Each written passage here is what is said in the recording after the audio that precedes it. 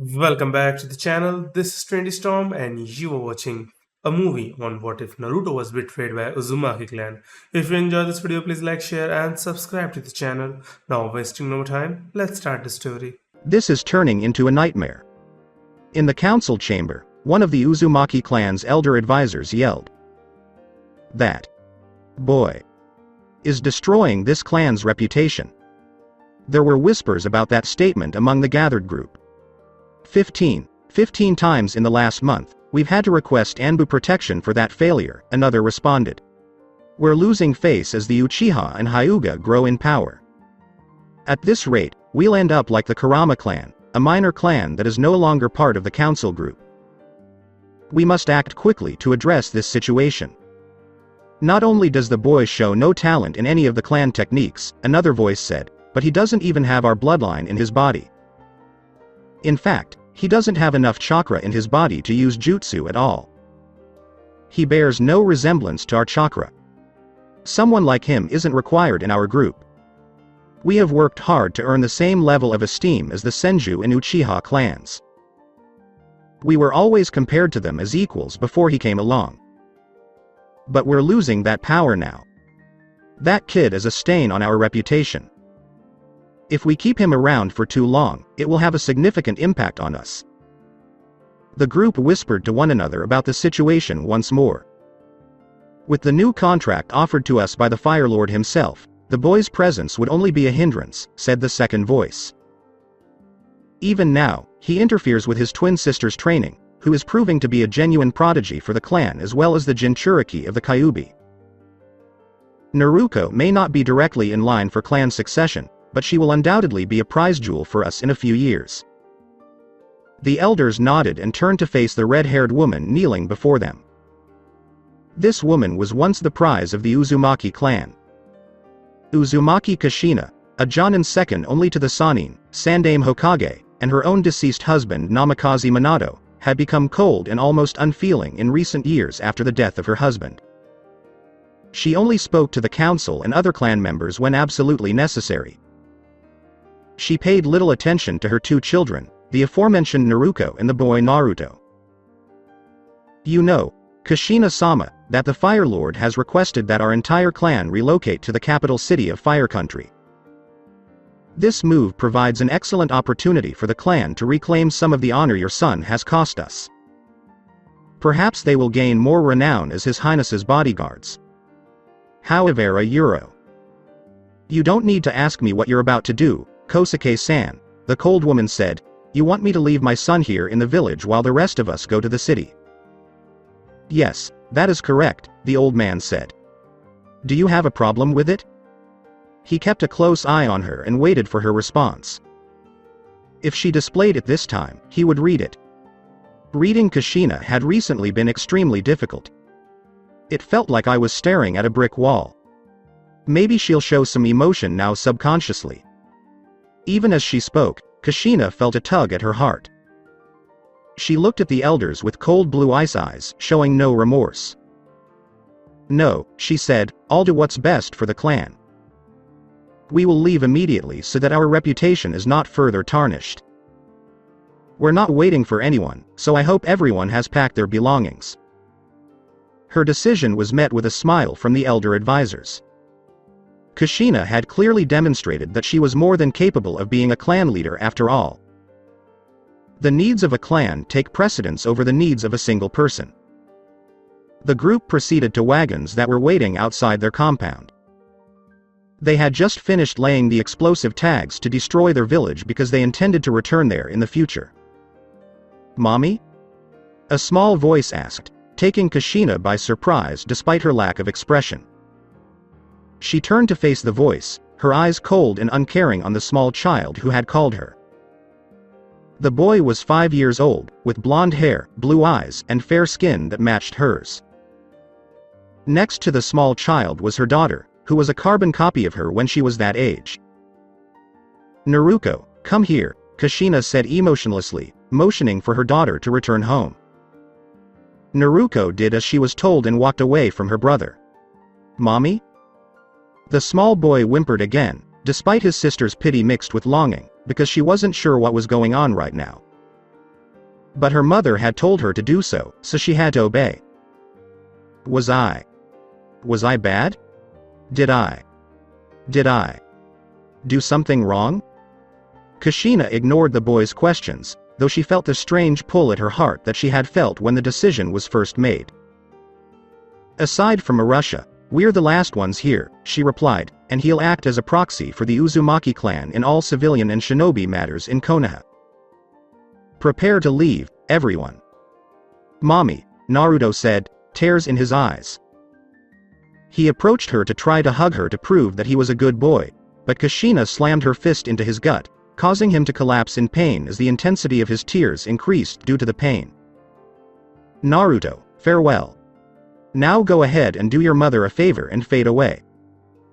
The woman finished and walked away. She and her daughter climbed into the wagon, and the driver lashed the horses to get them moving. As the wagon moved away from his house, the blonde boy stared at it. The thought of being abandoned broke his heart. His legs began transporting him to the moving wagon without his knowledge. He forced himself to run as fast as he could, ignoring the burning sensation in his chest at the time. Even as he began to yell his pleas, the wagon continued to move forward. Do not leave me, Mommy. He kept running until he reached the edge of the whirlpool. It was there that he tripped over his feet and fell. He was oblivious to the fact that he had scraped some skin. The wagon was the only thing that mattered. Mommy. As he was about to make another run after the wagon, he felt a hand on his shoulders. He was struck across the head hard enough to knock him unconscious as soon as he turned around to see who had grabbed him. As he lay there, the last Uzumaki left the village and detonated the exploding tags. Within minutes, the village was in ruins and would remain so indefinitely. Naruto finally awoke a few hours later. He looked around and noticed that his home had vanished, as well as the fact that he was now alone. Why did my mother and sister abandon me? Did I make a mistake? As his tears refused to stop falling from his eyes, the boy whispered. Because he hadn't eaten anything yet, his stomach grumbled. So he set out to scour the streets of his former home for anything edible. But no matter how hard he looked, he couldn't find anything to eat. The following week was the worst of his life, as well as his last. He spent an entire day looking for food before giving up, but he did find some salvageable tools to help him hunt, but he was a 5-year-old child with no survival skills. He tried and failed to hunt for food, and when that failed, he tried to walk to another town, but then he realized he was on an island with no way out because there were no boats to use.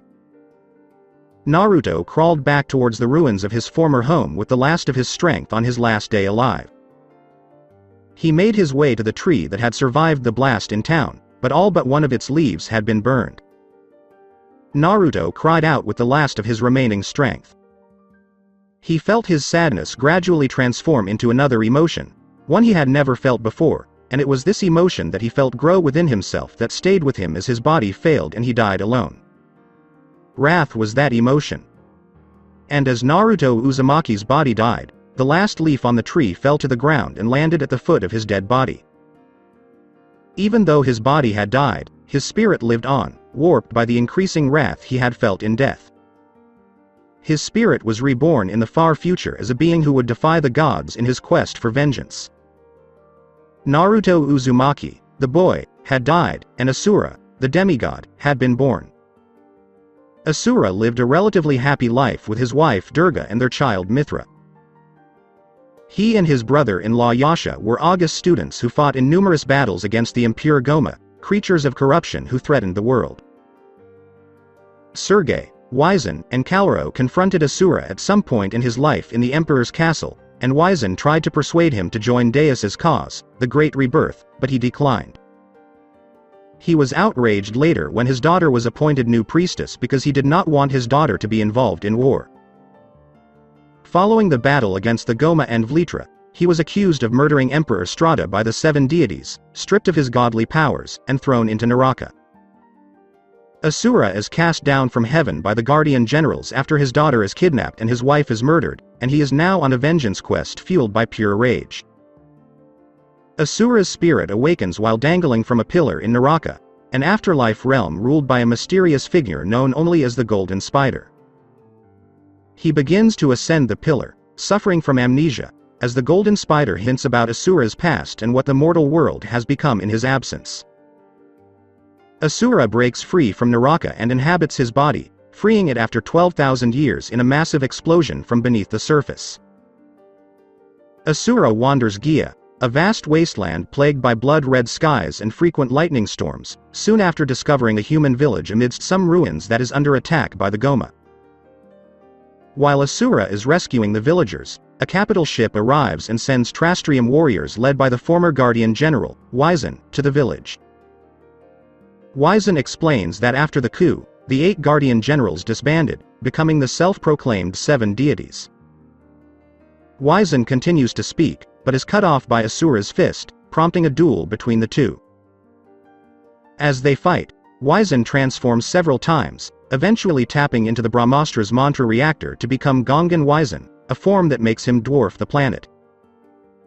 Asura recalls his entire past as he is about to be crushed under one of Wyzen's fingers, empowering him and activating his Vajra form. Asura's subsequent concentrated onslaught on Wyzen's finger is so powerful that Wyzen is obliterated. However, Asura's arms are completely destroyed in the process, and Asura collapses unconscious to the ground from exhaustion. When Asura awakens, he is confronted by Yasha, his former brother-in-law, who tells him to move on and forget about Mithra, mocking him for resurrecting and opposing the 7 deities. Despite the loss of his arms, Asura is re-energized by his own rage and attacks Yasha ferociously. Despite successfully breaking Yasha's mask with a powerful headbutt, he is eventually overwhelmed and literally cleaved in half by Yasha's final attack. Asura is awakened in Naraka for the second time by his uncontrollable rage and thirst for vengeance. Haunted by the sound of his daughter crying and fueled even more by anger, Asura climbs the pillar into the mortal world. Asura returned to his body 500 years after his second death. A shrine had been built around him, petrified in stone at the base of a mountain, by the descendants of the villagers he had saved. The remaining humans saw him as a protector against the absent Goma. The Goma finally attack, just as Asura manages to escape. A Goma chieftain kidnaps a girl who was visiting Asura's shrine a girl who bears a striking resemblance to Asura's daughter, Mithra prompting Asura to pursue it to the now besieged village.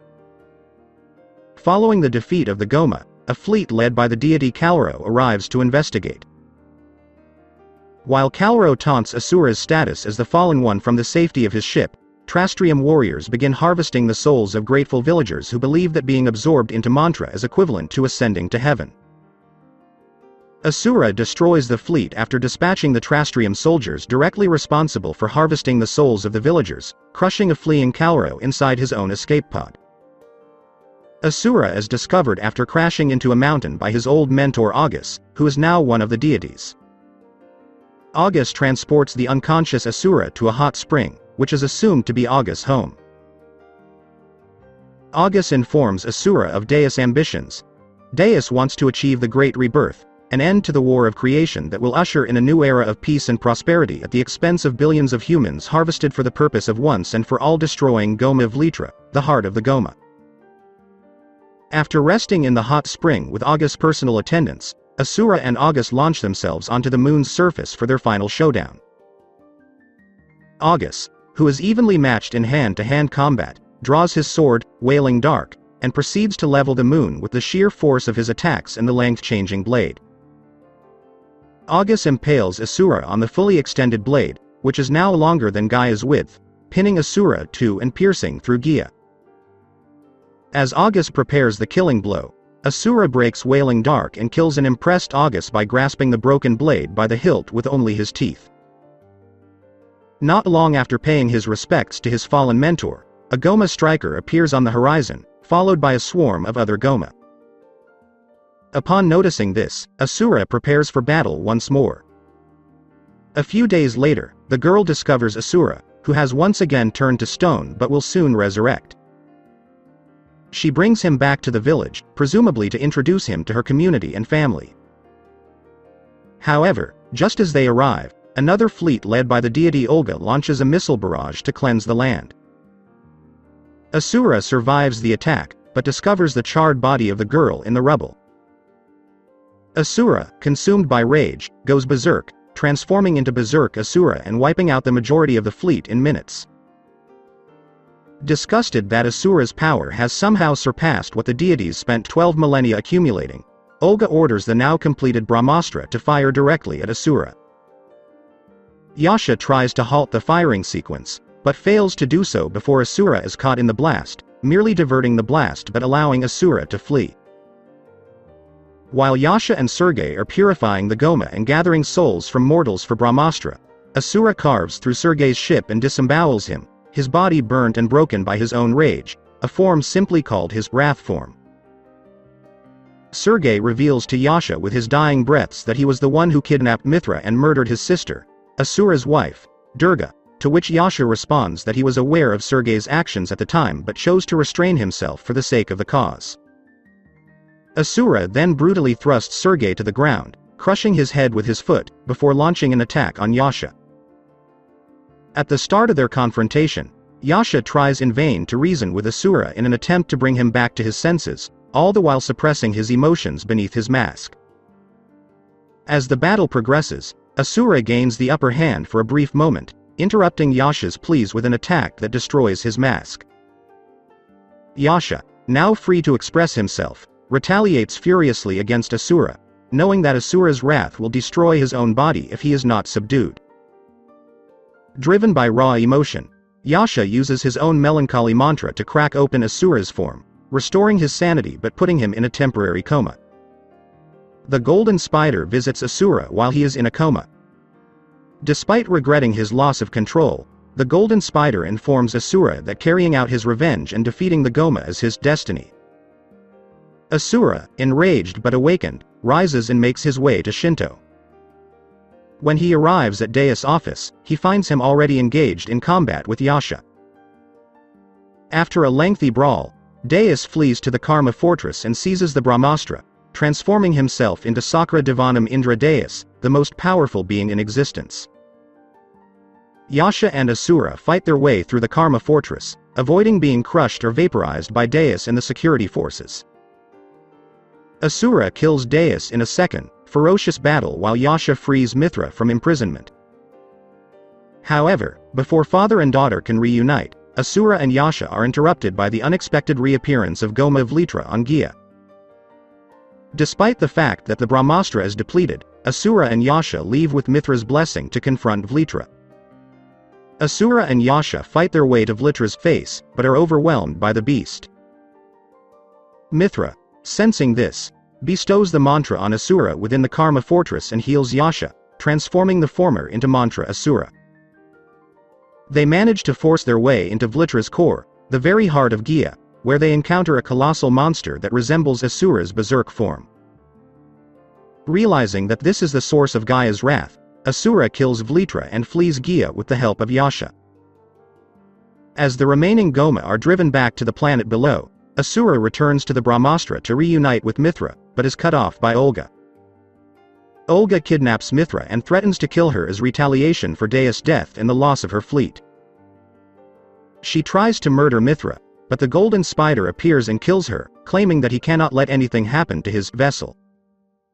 The golden spider spins a web around Mithra and himself. He reveals himself to be Chakravartin, the one true god and the spinner of mantra, now that he has been transformed. Chakravartin claims that he unleashed the Goma to test the inhabitants of Gia in the hopes of finding a successor and ceasing his need to keep watch over Gia. Even in mantra form, Asura is severely outmatched when attacking Chakravartin. Asura's rage grows by the second, and he unleashes his wrath form in the hopes of rescuing an imprisoned Mithra. Mithra, sensing that her father will destroy himself if he continues to struggle, throws him off the rapidly deteriorating Karma fortress and back down to Gia, pleading with her uncle Yasha, who had already launched after and successfully caught the falling Asura, to protect her father. Asura awakens on Gia to find a masked Yasha eager to battle him after unknowingly having the mantra reactor of the Karma Fortress and Yasha's own reactor implanted in him. Despite his confusion, Asura accepts the challenge. The two collide in a hail of blows, with Asura gaining the upper hand thanks to the activation of the mantra reactor. Before Asura can deliver the final blow to Yasha, he notices him smiling beneath his mask. Asura halts his assault, but the bandages covering Yasha's chest are blown away by the force of the onslaught, revealing Yasha's now heartless chest. Asura then realizes that Yasha revived him, and Yasha dies contentedly with a smile on his face, knowing that Asura is at his strongest. Asura gives Yasha's outstretched fist a fist bump, causing his rival's body to fade away. Asura meditates beneath a waterfall in preparation for his final confrontation, seeing visions of the other deities and reminiscing about Durga, which strengthens his resolve and purpose. He rides into space, presumably atop his own flagship, to confront Chakravartin. Chakravartin attempts to destroy Gia with a single blast, but Asura transforms into a godlike form called Asura the Destructor and deflects it with the power of the mantra reactor. Asura confronts Chakravartin, who again requests that Asura become the planet's new god, only to be rejected. As they fight for Gaia's fate at the edge of creation, the very fabric of time and space begins to unravel. Chakravartin is eventually pressed into his final form, but Asura's sheer force of will brings him to his knees. Mithra breaks free from Asura as he prepares to kill Chakravartin. Mithra claims that if Chakravartin is killed, all mantra in the world will perish. This renders all of Shinkoku's technology and demigod power useless, including the mantra reactor that keeps Asura alive. Asura chooses to destroy Chakravartin anyway, resigned to his fate and content to die as long as Mithra is safe. As the landscape around him crumbles, Asura says his final words to Mithra before disappearing, finally free of his wrath. At least, that's how it appeared. In reality, his story was far from over. What had actually happened was that after Chakravartin was destroyed, his powers found another host in Asura, which formed into another mantra reactor, allowing him to live on. And, while he did vanish, it wasn't because he died, as his daughter had assumed, but because he had just killed a god. He had ruptured the fabric of time and space and was instead sent back in time. Asura had returned to Naraka, where, like the previous two times, he had grabbed a hold of a pillar in order to climb his way back up and live once more. "Why am I here again?" grumbled Asura as he clutched the pillar and gazed down at the bottomless sea of darkness. "How do I know I'm still alive?" As he hung there, his head began to hurt as he imagined a child crying. He held his head with his free hand, yelling for the pain and the crying to stop. The agony increased as his long-forgotten memory returned to him. He was Naruto Uzumaki, and he had been abandoned at the age of 5. His family had betrayed him. His mother had hurt him, so he couldn't follow them, and his sister had done nothing to help or console him. Asura recalled the agony he felt as he starved to death. His rage took hold of him as he grabbed the pillar with both hands and began climbing it quickly. He began climbing so quickly that he began running up it once he had gained enough momentum. He screamed in rage as he ran up the pillar, knowing what he had to do once he got out of here. Whirlpool ruins a euro after 10 years. The ground exploded as the shockwave from his emergence into the world of the living leveled the ruins that had survived the destruction of the village. Asura rose to his feet and checked to see if all of his limbs were still attached, as he was no stranger to limb loss. He felt empowered like never before as he realized he was fully intact, thanks to the newly formed mantra reactor in his chest. As the last of his old memories merged into his mind, he unleashed his rage in an explosive surge of power felt by all within the elemental countries, and it caused each and every person within it to fall to their knees in fear, and they were right to do so. Since Asura, the god of wrath, had finally returned home. The elemental countries were in complete disarray because they had all felt a power unlike anything they had ever experienced in their lives. When they were able to move after being floored by such power, they called emergency meetings to discuss the same thing: what the hell had caused such power to do so? Many of the villages thought it was a biju of some kind, but many of the village's Jinchuriki told them that their biju were terrified of the power because it was not only an unknown type of it, but it dwarfed their own by orders of magnitude. So all of the meetings came to the same conclusion: find whoever or whatever had such power and force them to join their village through force or negotiation. Konoha, conference room. We need to find whatever it was that surged that power we recently felt, said a member of the civilian council, as the rest of those present nodded in agreement. And we have to be quick about it, too, another council member added, because who knows who felt that power. If any of the other villages gained such power in their own village, they would be able to dethrone us as the strongest of the 5 shinobi villages. The Hokage sat there and pondered the subject as they talked back and forth about how they needed to bring whoever possessed such power into the village to increase their own power. She had been Hokage for 5 years, since Hiruzen retired for the second time, and there had been so many changes to the village since she had become Hokage that the village had not imploded upon itself. Kushina Uzumaki was the Hokage, the former clan head of the Uzumaki clan, a position now held by Urusha himself because he had been in the village the longest while the rest of the clan was in the fire capital. Many of their clan remained there, but at least half of them were within the village, making them a proper clan. Since her appointment as Hokage, the academy has been completely revamped after she discovered that the previous civilian council had been stealing funding from the schools to line their own pockets and had been executed for treason while returning the money, along with the rest of their family's finances, to the schooling fund. Not only that, but the civilian council was barred from making such significant decisions in the future because the village obtained permission from the fire daimyo himself to do so, citing a sound reason as, why do civilians have such power within a shinobi village? With that money, they were able to hire the best teachers and provide equipment for their students. There were even after-school activities to help those looking for their true calling as shinobi figure out what they were good at. And it was evident in the caliber of the students who graduated from the academy. In the recently graduated class, 3 students excelled at their craft out of all the students in the academy. The first is her daughter Naruto, who mastered how to fully utilize the power of the Kyuubi sealed within her as well as both of her father's signature jutsu at a young age. She graduated first in her class, much to the chagrin of many. Satsuki Uchiha, the daughter of Kushina's best friend Makoto, was the second. During her first year as Hokage, she learned from Itachi, her former student turned Jonin, that the Uchiha were plotting a coup against the village in order to seize power.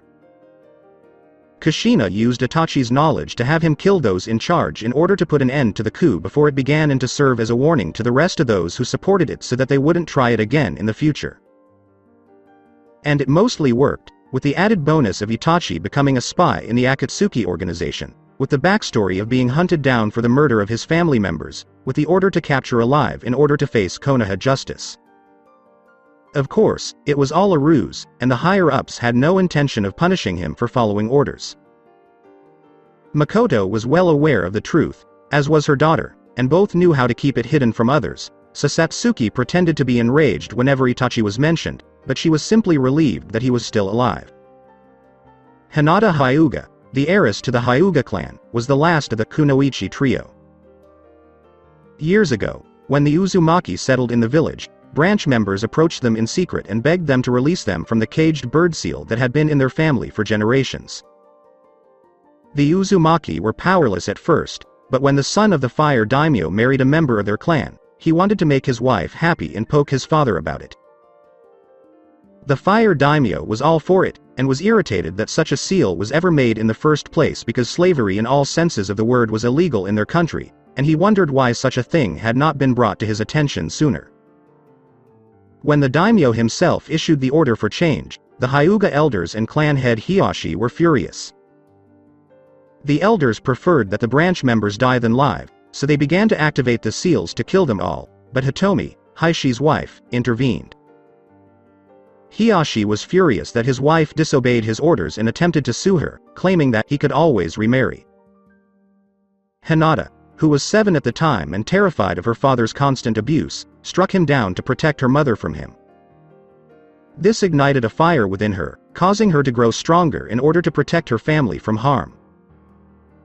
These were the 3 members of Team 7, with Kakashi as their Jonin instructor, and their first mission out of the village was to accompany a bridge builder named Tizuna back to his home in Wave Country. While there were significant changes in the education of future shinobi in their village, there was an even greater shift in their medical field.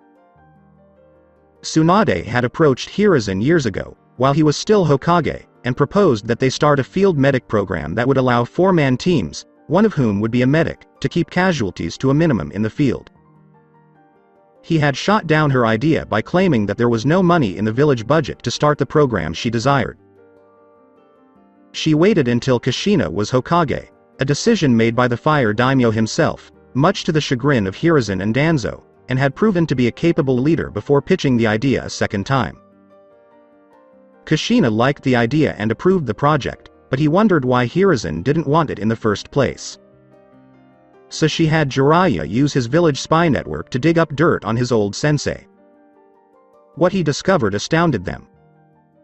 He discovered that his sensei had been secretly funding Orochimaru because he, like his old teammates, feared death and desired immortality.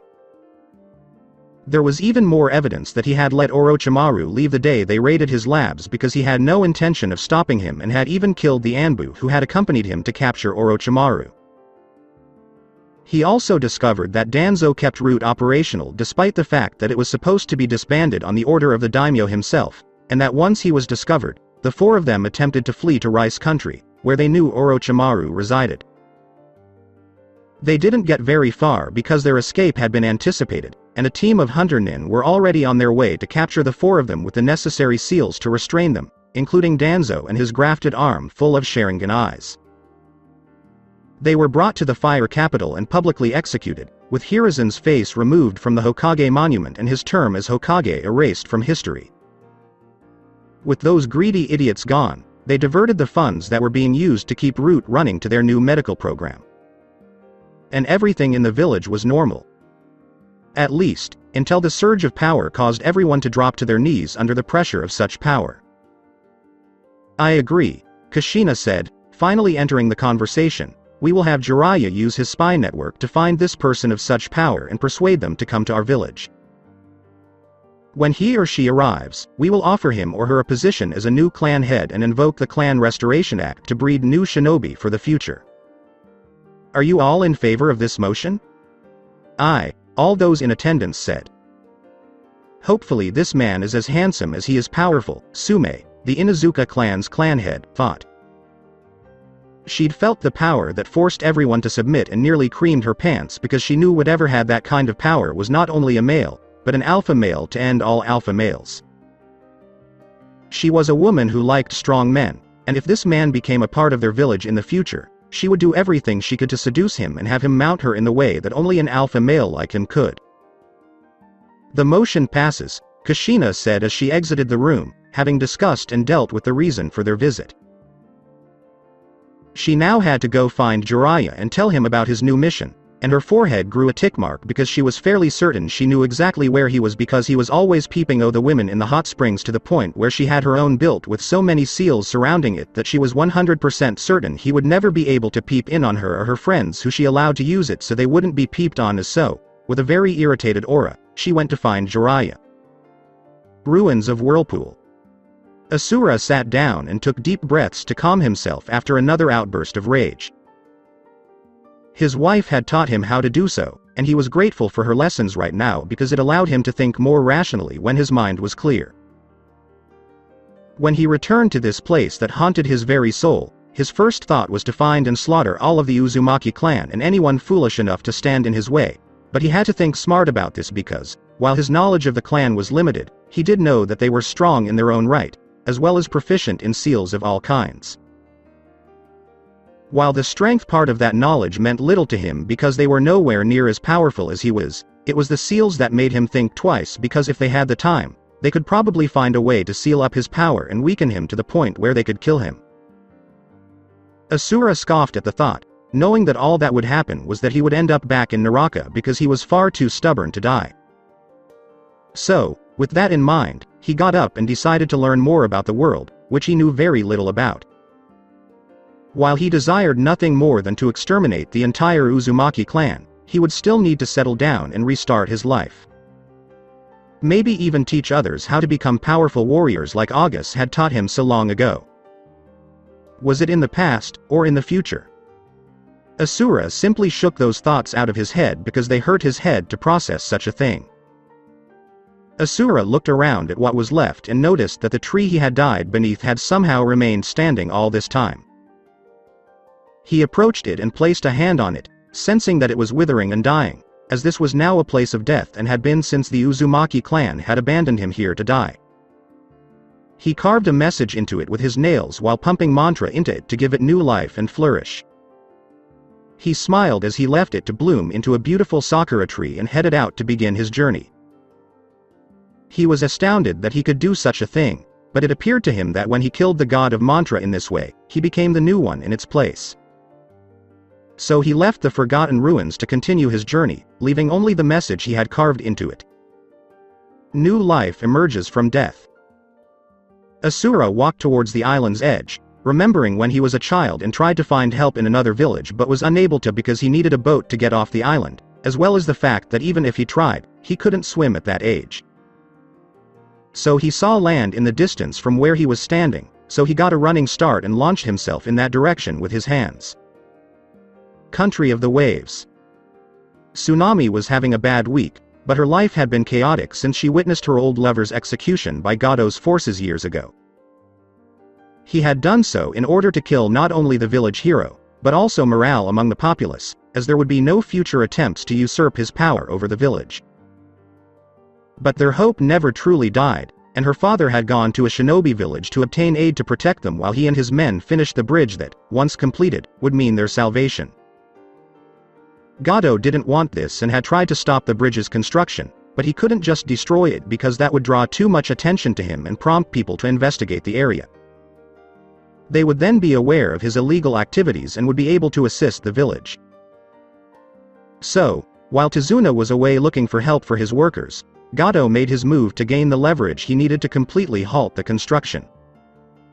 He directed his men to capture either his grandson Inari or his daughter Tsunami. And that is where we find her right now, being dragged out of her house kicking and screaming, attempting to flee the horde of men who had come to kidnap her and her son. "Oh, his bitch is a fighter," a goon with an eye patch said. "I like it when they fight back," another goon said, "it gets my blood pumping. How about we have some fun with her before we take her to Gado?" As he said this, the men all agreed and began ripping the clothes off her body in preparation for what they were about to do. She resisted at first, but one of the men forced her by grabbing her head and turning it to look at her son, because one of the goons was holding a flintlock pistol to his head with clear signs that he would use it if she continued to resist. So, with tears in her eyes, she gave up her resistance and assured her son that everything would be fine. As she spoke, a man crashed to the ground not far from the group, as if the heavens themselves had heard of her plight. The suddenness of the situation caused the goons to come to a halt because none of them had expected something like this to happen. Aside from the markings on his body, eyes, and arms, the man who literally dropped in appeared humanoid. He had tanned skin and spiky white hair.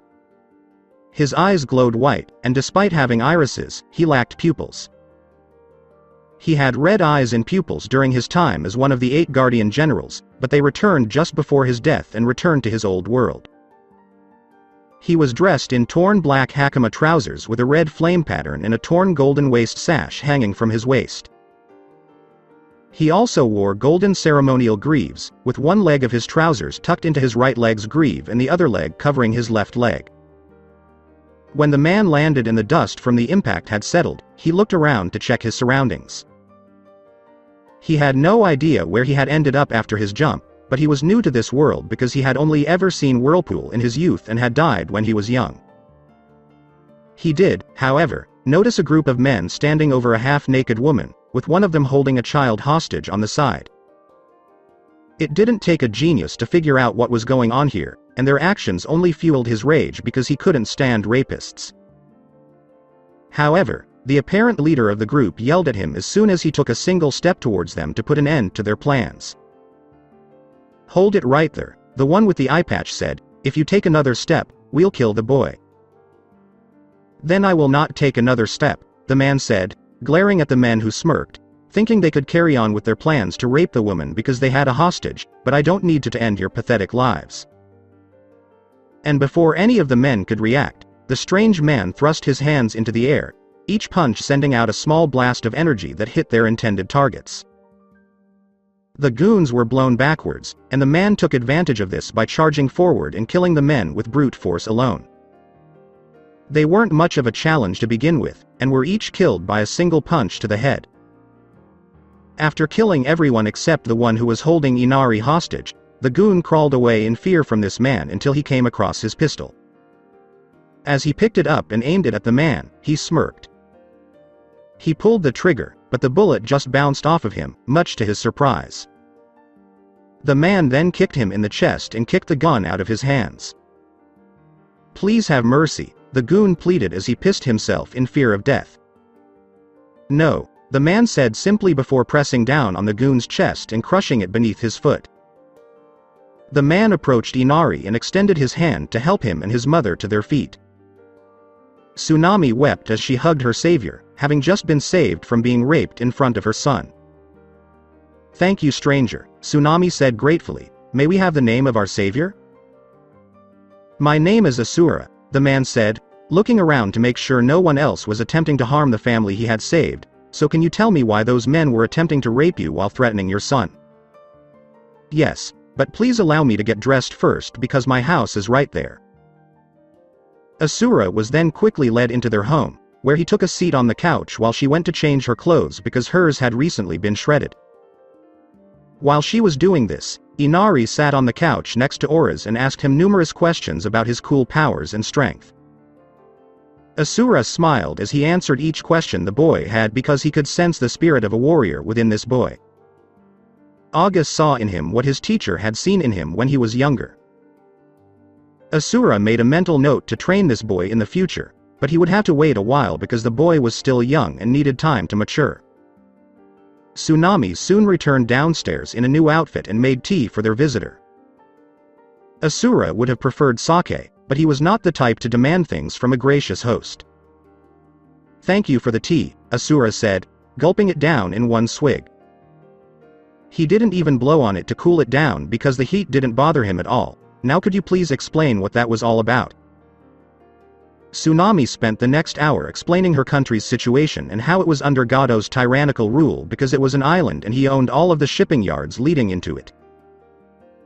She went on to say that her father had started building a bridge to the mainland, but it was taking a long time because Gado was constantly interfering. She told him that she and her son had been kidnapped because her father had gone to get help to protect them while they finished the bridge, but Gado planned to use her as leverage to halt construction completely once they returned. Asura screamed in rage when he heard this, but it was directed at Tazuna rather than Gado. What kind of father would leave their child unprotected when they were literally in hostile territory with a man who was well known for using various dirty tricks to get his way? When his daughter was imprisoned, he crawled his way out of Naraka's realm and fought a god alongside false gods to ensure her safety.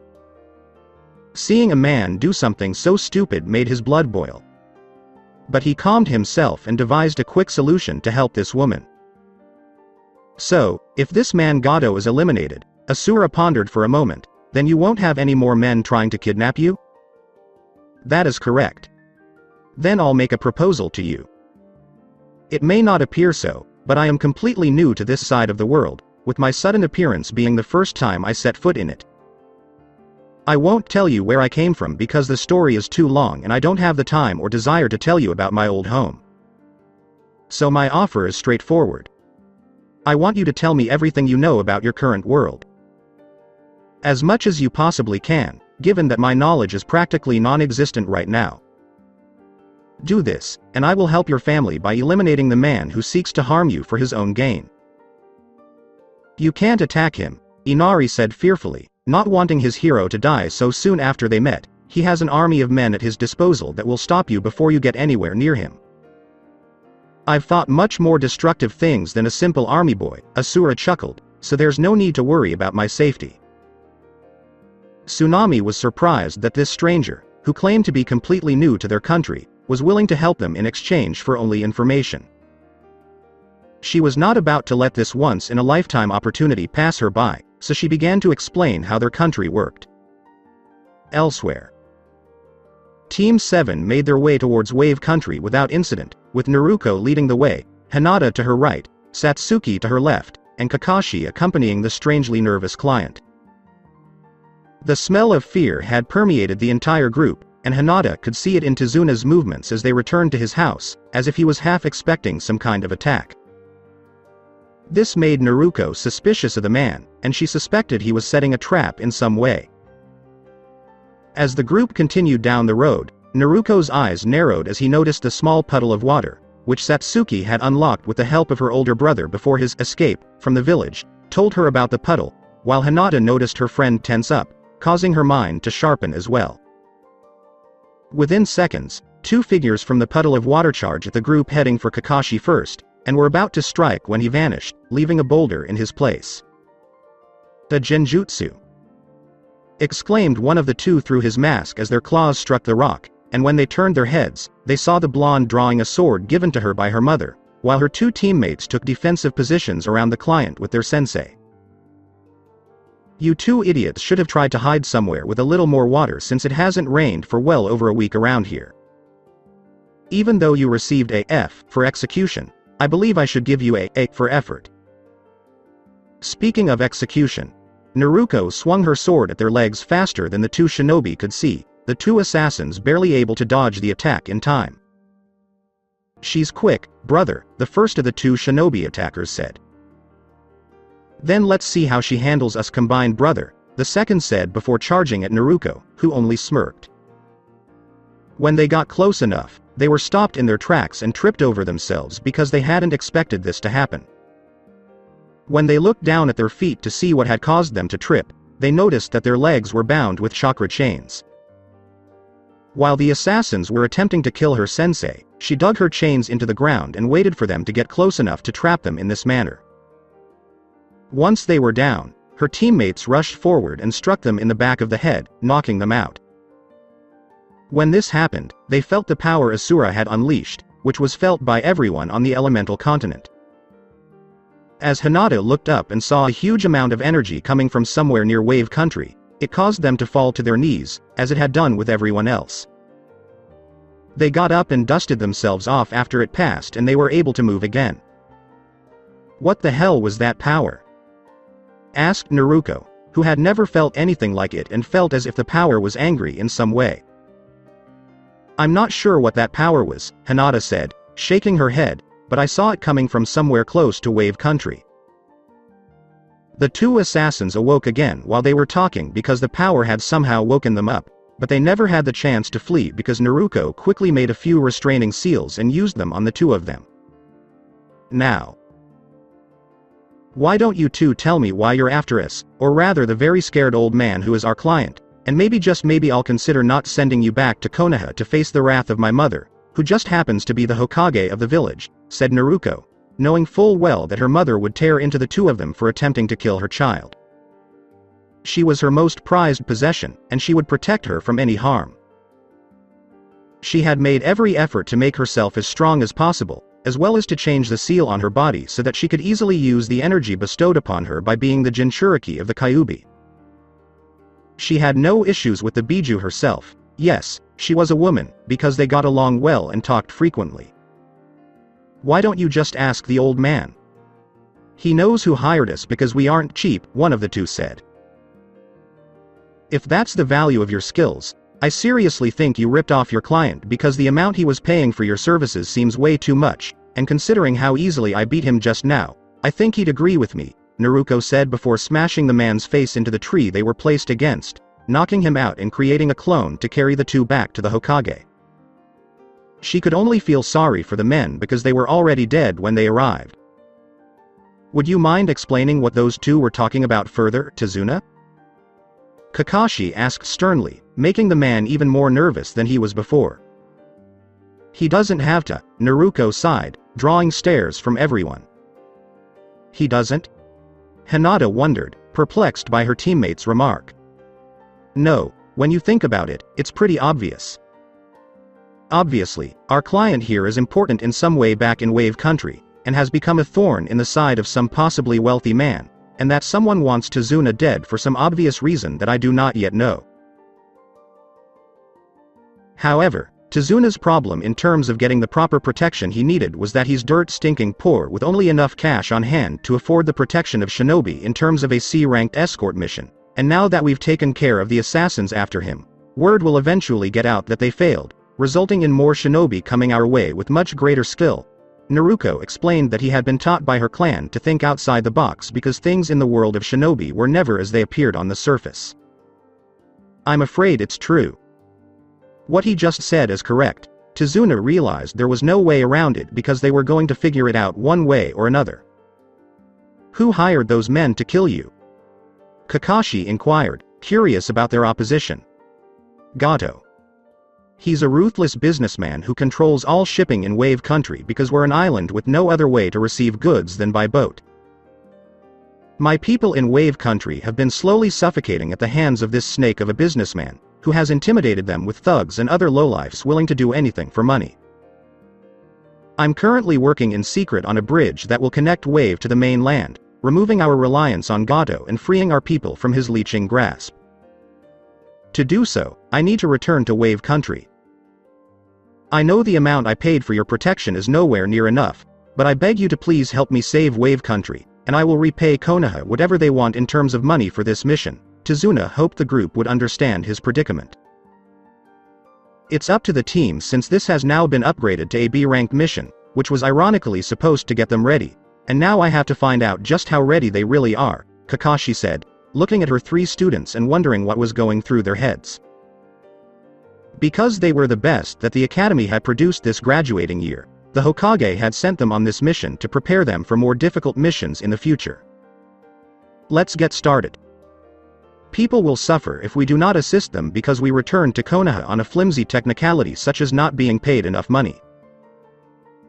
If every mission was like that, no one would stay with us, and the village would be screwed several times over, said Naruto, who mentally noted that as an Uzumaki, it was her sworn duty to help others because it demonstrated that the clan was honorable and deserving of the praise heaped upon them, and not just because they had friends in high places, as many have claimed.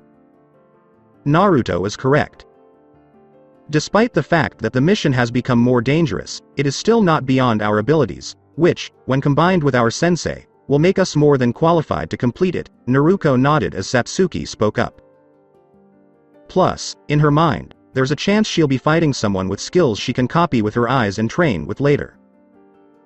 Her brother had taught her that just because you can copy a technique does not mean you fully understand it. To fully gain the power from it, one must train in it, and that lesson was always in the back of her mind as she copied various abilities. It would be cruel to abandon the client in his or her hour of need when the reward at the end for when we succeed will be well worth the risk, said Hinata, who wanted to demonstrate her strength and prove her deceased father wrong about her being worthless and weak. That's all right. If that's what you three want, fine. Tazuna, Team 7 will accompany and protect you until this bridge is completed, but I will have to request additional assistance from the Hokage because we have no idea where that power came from other than the fact that it was close to Wave, said Kakashi, emphasizing that while they could protect him from Gato's men, they had no idea what in the hell had caused that amount of power and would require assistance if they crossed paths with whatever had that power at their disposal. Thank you very much. Thank you incredibly much, Tazuna said as they prepared to continue their mission to Wave. Wave. Asura walked calmly towards Gato's mansion because he had been told exactly where to find it. He had learned enough about the ways of the world from the shinobi villages, as well as their cages, Biju, and Jinchuriki. He had learned a lot in such a short period of time, but it had greatly aided his understanding of the world. So, after Tsunami had told him everything she personally knew about the world, he set off to fulfill his end of the bargain. He was close enough to see the heavily fortified mansion with high walls and guard towers topped with barbed wire so no one could climb in. If one were to judge only by appearances, it appeared more like a prison than a home, but Asura was not one to do so and thought nothing of it. As he approached the mansion, he noticed a few guards by the front gate, one of whom was pointing in his general direction because he had clearly seen him walking towards him. Stop right there, the first guard said, unsheathing his sword in case this man turned out to be hostile. "What business do you have with my boss?" "My business with your boss is that I am simply here to kill him," Asura growled, "so step aside so that I may do so." Before the guard with the sword charged forward to cut this fool down where he stood, the guards just looked at him as if he were insane. Asura charged forward without hesitation, grabbing the man's head and crushing it into goo. "Stand aside or suffer the same fate," Asura said as he resumed his walk towards the gate. The other guard fumbled with his belt, attempting to unholster his pistol, but Asura never gave him the chance to use it because he grabbed the man with one hand and slammed him against the thick metal gate again and again, each pound against it turning the man further and further into a thick smear on the gate, and with the last of his corpse Asura put more power into the thrust, blasting the gate inwards and off its hinges. He could have simply jumped over it, but the alarm went off due to the intrusion, and Gato appeared with a frown on a balcony far up in the mansion. Aside from him, there were two shinobi, one with his lower ace hidden in a large sword on his back, and the other with their entire face hidden behind a mask. "I don't know who you are," Gato yelled, irritated that his men had not yet returned with the woman he had sent them to kidnap. "However, by coming here, you have just made the biggest mistake of your life." "I fear no man," Asura said as he approached one of the nearby gates, "and you are no exception to that." "Look around you," Gato said, holding his arms out, the entire area swarming with guards who surrounded the perimeter. "You are outnumbered. So why not make your death easier by simply giving up? Since you will not reach me, I will return inside and enjoy a glass of whiskey while listening to your pain-filled screams, which will be music to my ears." "I don't see that happening anytime soon," Asura said, grabbing the gate and hurling it at Gato. The two shinobi next to him quickly jumped out of the way, but Gato lacked the necessary skills and instead ducked. He was saved because of his quick thinking, but the only way back into his house was now blocked by the gate itself. Before Gato could express his rage over Asura damaging his property, Asura jumped up to the balcony he was on and landed directly in front of him. Gato tripped over himself backwards in fear because he was terrified at this point. "Wait a minute here," Gato stuttered, crawling backwards away from the man in front of him. "We can work something out here." "Set your own price." "My price," Asura said, his eyes glowed with the power of his rage. This man had caused so much pain and suffering, and now that he was near death, as he had forced so many other people to be, he had the audacity to bargain for his life. This enraged Asura, and anger meant power to him. "This is your life." Asura then proceeded to pummel the elderly man with his fists, increasing the speed with each punch.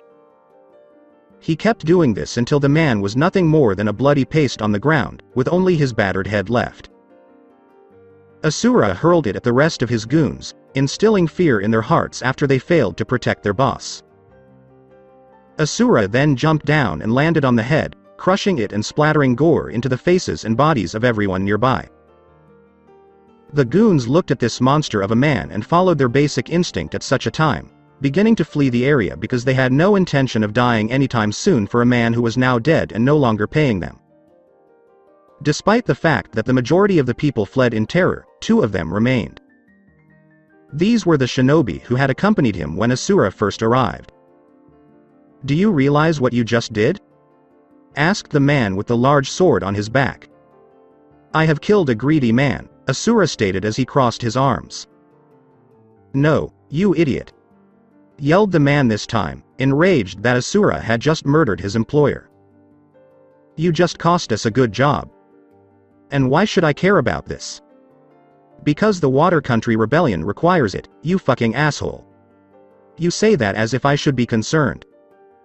The man had finished talking to Asura and instead made a few hand gestures before flooding the area with mist so thick that Asura couldn't see anything around him. Asura tensed up in anticipation of an attack, and he was not disappointed because there was a quick slash on his back, but his mantra healed him immediately to the point where there was no trace of any damage being done. Asura quickly punched the air in the direction of the attack. He stood there smiling because the thrill of battle excited him and his opponent was formidable. Not strong enough to kill him because the slash had barely nicked his skin due to all his training fighting the Goma, but the fact that he could pierce the skin at all with his blade let him know that there were those in this world who could actually hurt him in some way. For several minutes, the man slashed at him, and Asura tried in vain to retaliate, but Asura became enraged and just wanted the fight to end. As a result, he punched the ground hard, causing it to shoot upwards from the impact. When he noticed the man with the sword in midair, he grabbed him by the foot and slammed him hard into the ground. Asura then punched him in the head, but his rage only grew when he realized the man was a water clone. It was then that he realized he was surrounded by a large dome of ice mirrors. He saw a reflection of the masked shinobi who proceeded to throw senbon at him in them. The senbon simply bounced off of him as he became enraged and proceeded to punch the mirror from which they were launched. The mirror shattered into ice shards, but another immediately replaced it. Asura yelled angrily and stood firm. He then began punching all of the mirrors, each of which was destroyed but quickly replaced. This went on for 5 minutes, while shards of ice began to pile up around him. When there were a large number of shards, they took on their own life and began to circle around him. Asura was frozen solid in a large chunk of ice before he could do anything. "Good job, Haku," the sword-wielding man said as he reappeared next to his companion. "Thank you for the compliment, Zabuza," Haku said as the two of them approached the ice chunk and looked at the man frozen within it. "Now to figure out what to do with this man," Zabuza said as he pulled out his bingo book and flipped through the pages to see if he was wanted in any of the villages so that he could collect a bounty if one existed. But no matter how hard he looked, he couldn't find any. So who the hell was this man to be this strong and not have a village bounty on him? Who taught this man? Did you find anything? Asked Haku as he continued to use his power to keep the man frozen in place because he wasn't taking any chances on the off chance that he broke free somehow. No, Zabuza replied, shaking his head, and that begs the million-dollar question of who the hell is this guy? What exactly do you mean? If what we've seen is any indication, this man is clearly powerful, and some village would have tried to scout him because anyone with his level of power would be sought after. But take a look at him. He has no height on him, indicating that he is clearly not from a village, which would usually imply that he has refused to become a member of one, in which case he would be placed in the bingo book to eliminate him so that his power does not pass to another village. But there is nothing in this book about him, and that worries me. So, what are we going to do with him? I'm not sure what I should do here. Just give me a moment to think about it. But he never got that minute because they felt a power similar to the one they had felt before that had floored them as they saw the man in the ice begin to glow with a power aura. The ice surrounding him cracked, shattered, and flew in all directions. The only reason Haku and Zabuza were not harmed by the ice was because, even though Haku was floored on the ground next to his master due to the power this man was emitting, his bloodline over the power of ice worked on a level of mastery that didn't require him to be conscious to use it. If there was any ice coming at him, it would stop in midair and cause no harm to those around him. Asura quickly halted his power flow and approached the two shinobi who had frozen him in place. He grabbed their throats and squeezed them until it was difficult to breathe. "You dare to freeze me in place with your abilities," growled Asura as the two shinobi in his hands tried to break free but couldn't because his grip was so tight. "Do you know what I think about that?" The two shinobi had accepted that they were about to die, but what happened next shocked and confused them because he had let them go. "That was a good fight," Asura said, taking a step back and watching the two of them gasp for air. "I haven't had a fight that fun in a long time." "Who the hell are you?" Zabuza asked, getting his sword ready to fight again if necessary. "My name is Asura," Asura said with a smile on his face. "And now that you know my name, what is the name of the two warriors who have so long entertained me?" "My name is Zabuza Momochi, and this is Haku, my companion." "Well then, it's a pleasure to meet you, Haku," Asura laughed, having not had a fight he could fully enjoy since the co-op began and he died for the first time as Asura. He wondered if this was how his mentor August felt when he was fighting him all those years ago. "You are the first person to ever freeze me solid." I'll give you that it was a one-of-a-kind experience. Who are you? Are you some kind of god? No, Asura said, shaking his head, I am not a god, but where I come from, I was known as a demigod. Where are you from? Haku wondered, having never heard of a place where people claimed to be demigods. Alright. Let's go inside and take a seat, Asura said, walking up to the front door and kicking it open. He didn't mind the damage because it wasn't his house, and I will tell you. I hope the man I killed has some sake around here. Wave was in the grip of a deep depression. For years, they have been under the iron boot of Gado and his forces, who have made it their mission to put an end to any and all forms of resistance as well as joy among those who live there. However, their hopes were renewed when they saw Gado's men flee like they had seen the Shinigami himself as they ran to the docks and boarded ships. They all left once they were full, leaving the townspeople perplexed as to why they had just up and left. But they wouldn't have to wait long. A large muscular man came from the direction of Gado's heavily fortified mansion, carrying huge crates tied to his back.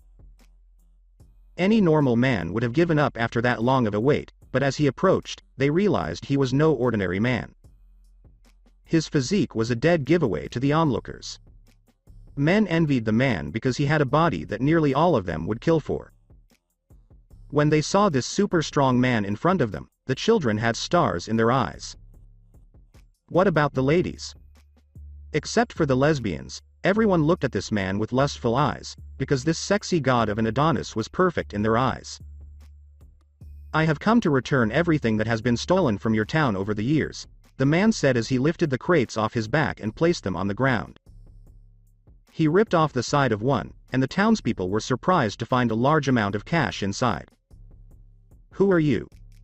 Inquired an elderly man who stepped forward with a cane.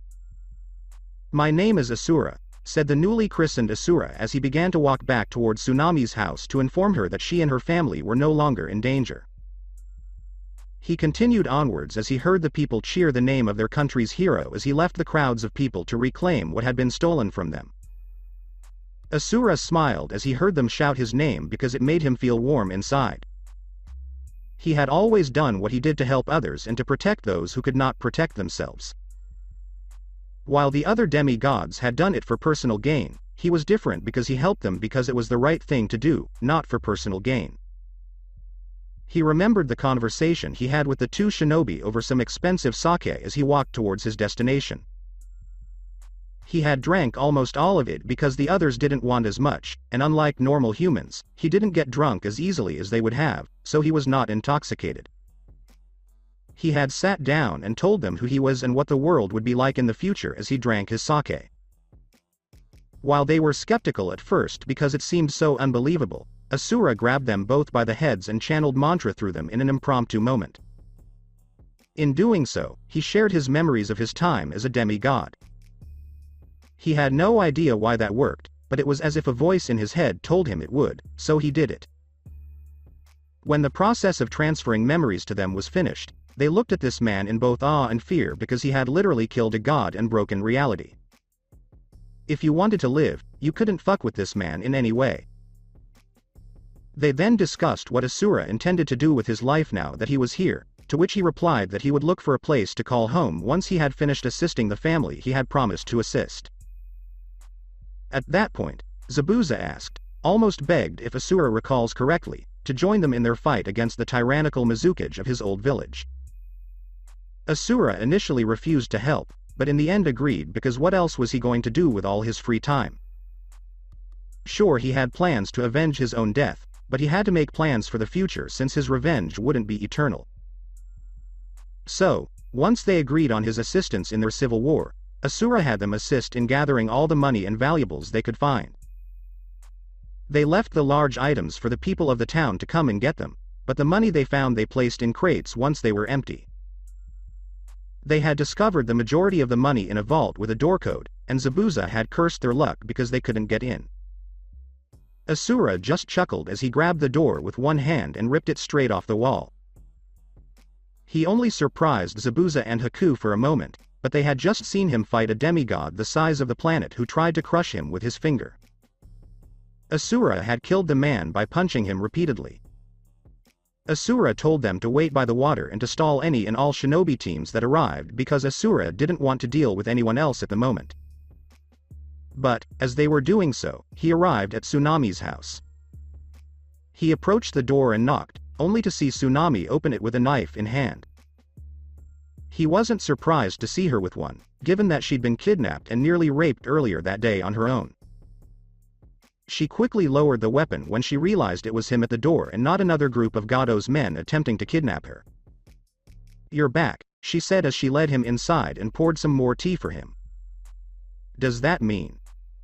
"Yes," Asura said as he sat at the table, arms crossed in front of him and eyes closed. "Gado is dead. His men have left the country, and the money stolen from the people has been returned, as well as the gate protecting his mansion, which has been destroyed, so feel free to claim whatever is within it as your own, as it is unimportant to me." "You really killed Gado?" Inari inquired as he entered the kitchen and sat at the table. "I have indeed, young man," Asura said, smiling and opening his eyes to get a better look at him.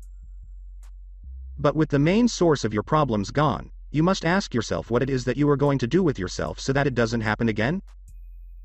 "I'm not sure," Inari said, thinking long and hard before coming up with an idea. "I know. I aspire to be a warrior like you. I want to be as strong as you so that I can protect everyone I care about and ensure that no one else, such as Gado, threatens them." Asura smiled as he stood up and approached the boy. He pats the boy on the back, but he uses a little too much force, and it knocks him out of his chair. "Well, I see you're well on your way," Asura laughed, "because the first step to becoming a warrior like me is to have a warrior's heart. Allow your convictions to grow over time, boy, and when you truly believe you are ready to train, come to me and I will train you." "Do you have to leave so soon?" Tsunami wondered. "Indeed, I must, because there is more for me to do in the world, and the longer I stay here, the more people suffer." Asura then started to leave the room, but was stopped by arms clinging to his legs in a hug. When Asura looked down, he saw Inari hugging him. "I appreciate you showing me that there are still heroes in the world." "It was my genuine pleasure, Inari," Asura said as Inari finally let him go. Asura then walked out of the house, feeling warmth in the depths of his soul, but that all came to an end when he noticed a group of 8 people standing outside the house. His mind quickly recognized that these were shinobi, at least 7 of them. There was also an elderly man who reeked of alcohol, but that didn't bother him because his own master had smelled the same way at times, and even when he was drunk, he could still kick his student's ass. While the warm feeling in his body had vanished so quickly, the hot feeling of his rage grew quickly because among the shinobi in front of him were 4 members of the Uzumaki clan, which he could easily identify due to their red hair. But it was one of them in particular who fueled his rage, as this person was one of the 2 people who deserved all of his rage and hatred. Naruto Uzumaki. She was a young carbon clone of the woman who had given birth to the 2 of them only to abandon him to die alone, hungry and scared. She couldn't even kill him so he wouldn't suffer as he had, or even make it quick enough for the pain to stop. But no. She didn't do it because she didn't want to suffer psychologically for killing her flesh and blood son, so she let nature do it for her. Naruto Uzumaki. Asura growled through clenched teeth because he couldn't even speak because he was restraining himself so much right now. "How do you know my name?" asked Naruto, who was not only surprised that this stranger knew her name, but was also terrified by the sheer amount of killing intent directed at her personally. Asura, on the other hand, charged at her with his fist raised, ready to pound her into paste. But Kakashi saw it coming and dragged her out of the way in time for her to avoid it. It was fortunate that he did, because the force of his punch blasted a crater where she had once stood. The group was taken aback because the only person they knew of who had this type of power was Mito when he was alive, as well as Tsunade, but since she was her granddaughter, it wasn't such a surprise to see her with the same type of power. But seeing this strange man do it was troubling. What the hell was that for? Raged Naruto, who was perplexed as to why this man wanted to kill her in this manner despite the fact that she had never seen him before. She was certain she would know the man if she irritated him at some point because he was massive and throbbing with pure muscle. "Of course you don't remember me," Asura said, more to himself, as he flared his power to the point where they fell to their knees. It was at this point that they realized the power they had all felt earlier had come from this man. The older Uzumaki in the group nodded at each other. Two of them were able to rise to their feet, while the third prepared a seal to restrain the man. They were given orders to bring back whatever had that power, using force or peaceful means at their discretion. They would have preferred a more peaceful approach, but he had attempted to kill Naruto, the Hokage's daughter, and that alone made them concerned for the man, because those who messed with her daughter faced her motherly wrath, and it was never a pretty sight. The last time they saw that was against the Haruno family, who openly mocked the Uzumaki clan as unwanted foreigners who should be subjugated and enslaved. For the most part, the Uzumaki ignored their words, but when their head on the civilian council was found guilty of theft of funds as well as other treasonous acts, things changed. Sakura was in Naruto's class and had always been envious of her and her friend's popularity. So she complained to her mother about it, and her mother decided to assist her with the help of a few of the last remaining root forces that she was able to keep hidden in order to use them in her quest for revenge against the bitch who had ordered her husband's death. These root had kidnapped Naruto, who, despite being a strong and gifted kunoichi, was still very young and inexperienced in the world outside of her village's walls. They had dragged her to a building where Sakura's mother planned to torture her until she became tired and gutted the little bitch. But she hadn't expected the Uzumaki censors to track them down so quickly. She had been rounded up with the other root members, tortured for days by Kushina herself, which no one in the village knew exactly what she did, which they were thankful for because Sakura's mother's screams could be heard for hours all throughout the village, despite the fact that she was in a cell deep underground. While her mother and her tools were discovered and removed from the picture, Sakura was never discovered and had decided to keep her head down and not cause any trouble until the right moment to avenge her parents presented itself. The two Uzumaki used similar hand signs to summon their jutsu, which took the form of water bindings that grabbed Asura's hands. Then they used the one hand that wasn't holding the water to summon electricity to their hand and grab the water. Asura was shocked as the electricity coursed through the water, and the third Uzumaki ran forward and slapped the seal he had made onto Asura's chest. His body was covered in long lines of text that began to encircle his entire body, and they thought they had successfully restrained the man, but they were sorely mistaken. Asura had allowed the three of them to do this because he wanted to see firsthand if their seals could restrain him when he was technically at his weakest because he wasn't using his far more powerful forms, and they couldn't. It appears that his power was immune to chakra countering seals because it came from mantra.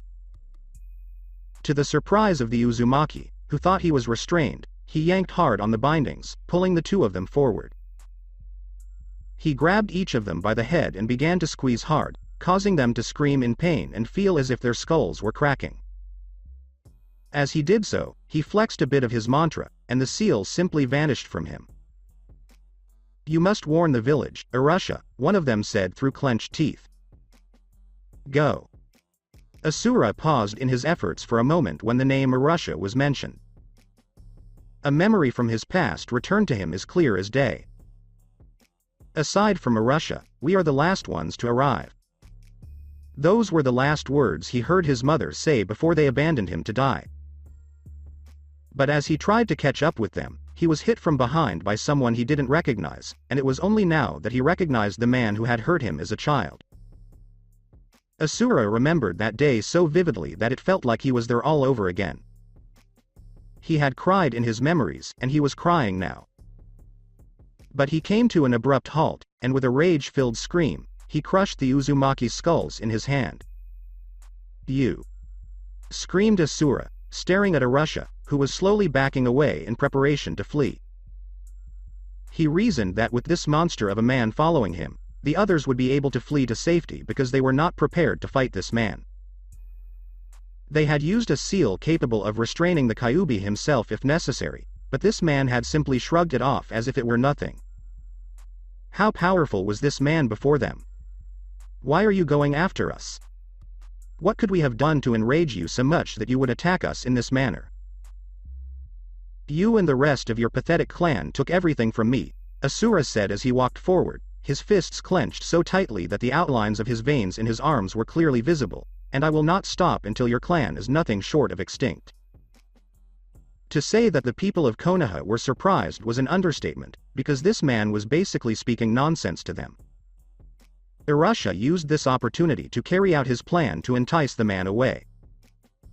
He hurled several chakra chains at the man, but the Asura simply caught them in his hand and yanked him forward, as he had done to the other two.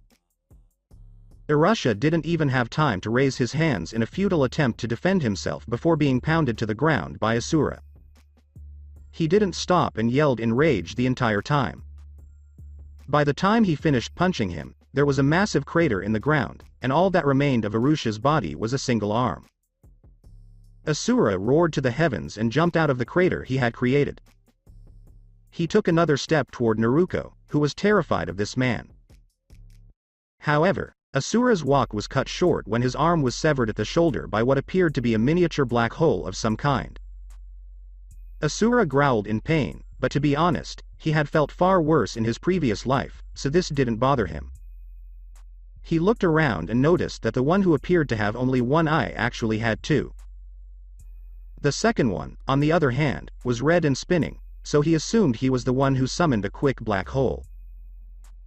You were under arrest for the murder of the clan head of the Uzumaki as well as the murder of two other clan members, Kakashi said as he stood in front of his genin team to protect them. Give up now, because you're crippled with one hand, and I'll take the other if necessary. Kakashi was bluffing when he said that last part because he could only use the kunai once a day because it drained so much energy from him. Even after years of training, it still did, but it didn't completely drain him to the point where he couldn't defend himself afterwards, which would defeat the purpose of using it. If you truly believe that this will stop me, Asura growled as he gathered mantra near his now missing appendage, you have never fought one like me. To everyone's surprise, Asura then blasted the energy outwards, forming it into a new arm.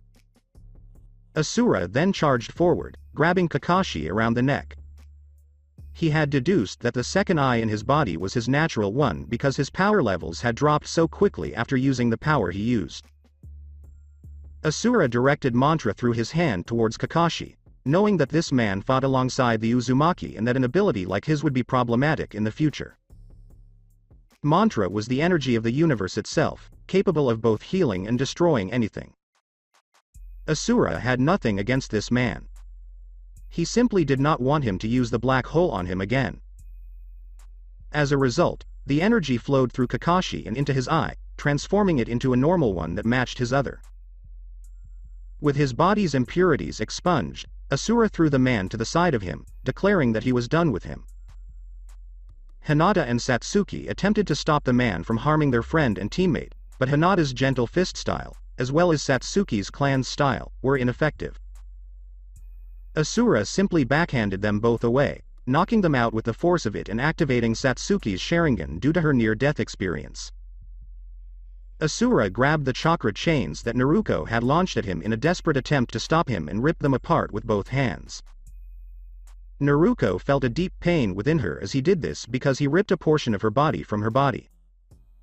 He snatched her throat and lifted her into the air. She started clawing at his hand in an attempt to break his grip, but he was too strong and she couldn't get him to let go. Please, Naruto begged as she struggled to take a breath, you don't have to do this. If you give it a chance, I'm sure you can work out whatever issue you have with my clan. My issue with them is that they are still alive while they have taken everything from me. The only way they could settle things and appease my rage is for them to die. But a feeling washed over him as he strangled her. It wasn't guilt or anything like that, but a sense that now wasn't the time to murder his former sister. So, based on this feeling, he let her go. Naruto coughed and took deep breaths to fill her empty lungs. Why did you let me go? Wheezed Naruto, surprised that he had just let her go like that. Because I want you to deliver a message to the rest of your clan on my behalf, Asura said with a scowl on his face. I'd like you to tell them about what you've seen here. Tell them I'll track them down and kill them all with my bare hands. Most importantly, I want you to inform your mother that her past, as well as your own, is catching up with you." Asura ended that last sentence by punching her so hard that she not only passed out, but also lost several teeth. He felt a power engulf her body and begin to heal it from the damage she had sustained, but he didn't care enough. He looked around to see if there was still one elderly man with gray hair and glasses on, shaking in his shoes in terror as he watched Asura rip apart his security detail. "Are you Tizuna?" Asura asked as he approached the man and began to walk backwards, but was stopped when he backed up into the wall next to his house's door. Because he was too afraid to respond verbally, the man simply nodded his head. "Then I have an issue with you." "Please," Tizuna said, covering his face with his hands, "whatever Gado is paying you to kill me, I'm sure we could match if you give us enough time." "I don't work for Gado," Asura said as he came to a halt a few feet from Tizuna and crossed his arms in front of his chest, glaring at the man who had left his daughter without protection. "You don't," Tizuna said, a cautious expression on his face. He quickly considered who else might want him dead, if there were any. "No," Asura replied, "I actually killed him myself." "Gado is dead?" Tizuna inquired, his face shocked. "So, what do you want to discuss with me?" "You are a father," Asura growled, his eyes closed, his power increasing as his rage grew. "Despite this, you left your daughter and grandson here alone, with no one to protect them from Gado's men. Your daughter would have been raped while your grandson was forced to watch if it hadn't been for my prompt intervention." "They did what?" Tizuna asked, his face pale from the shock of the information he had just received. "Their actions nearly defiled your daughter and traumatized your grandson. But I killed them before they could finish their sick act. So, what do you want to talk to me about?" Tizuna asked, his fear of death fading. "You don't have a daughter to protect if you're here." Asura erupted in rage when he heard this man say that. Tizuna felt his fear return as he saw the pure fury in his eyes. Tizuna was then lifted off the ground by Asura, who grabbed him by the neck. "You know nothing," Asura growled. "I was once a father like you, but my own daughter is forever lost to me due to events beyond my control. When those I had once considered friends betrayed me and took her from me, as well as murdering my wife in cold blood, I tore them all apart with my bare hands to ensure her safety. To keep her safe, I destroyed entire armies as well as armadas. To see a father like you not care about the safety of his own child makes my blood boil. So here is my one and only warning to you. If I ever learn that your daughter was put in danger and there was no way to keep her safe, I will personally kill you. Do you get what I'm saying?" Tizuna nodded his head once more, and Asura let him go. Tizuna rubbed his neck as he turned around and walked away. Tsunami and Inari came out of the house and hugged Tizuna as he walked away to meet up with Haku and Zabuza. 1 week later. The previous week had been a hectic one for both parties. When the news of Gado's death spread, there was much joy in Wave. Tizuna was relieved to learn that the man who had threatened him had saved his daughter from a terrible fate and had remembered his words for the future. So, since the Konoha team was no longer required to guard the bridge workers, Tizuna paid them for an A-class mission for their assistance and informed them that they were no longer required. Because Tizuna refused to grant them sanctuary in his house along with the rest of the citizens, Kakashi had to take his team and find a cheap inn to sleep in. They didn't know much about the Konoha shinobi personally, but they were wary if the man who had become their savior disliked them for whatever reason. Kakashi sought medical assistance for his team, which he easily obtained, but it took a few days for them to fully recover. While Asura had caused them great pain, it was not life-threatening in the long run. Once they were back on their feet, they made plans to leave the country and return home, but the main problem struck them then. There were no boats leaving because the news of Gado's death had not yet reached the main lands, and the man who had ferried them across had left to protect himself and his family from Gado, unaware of the tyrant's demise. Kakashi had asked for a way out, but Tizuna had explained that they were stuck there until the bridge was finished. So they had to wait for a week, and at the rate they were going, it would take another week because most of the townspeople were pitching in to help build the bridge as quickly as possible. Because there wasn't much else he could do while they waited, Kakashi had his team do tree climbing and water walking exercises. He taught Satsuki his Raikari because she was furious at being beaten so easily by that man, who made her blush because he was both incredibly handsome and strong.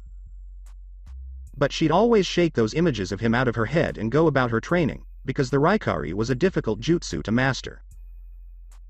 What Satsuki didn't realize was that both Naruto and Hinata had similar feelings about the strange man, despite the fact that he had nearly killed Naruto.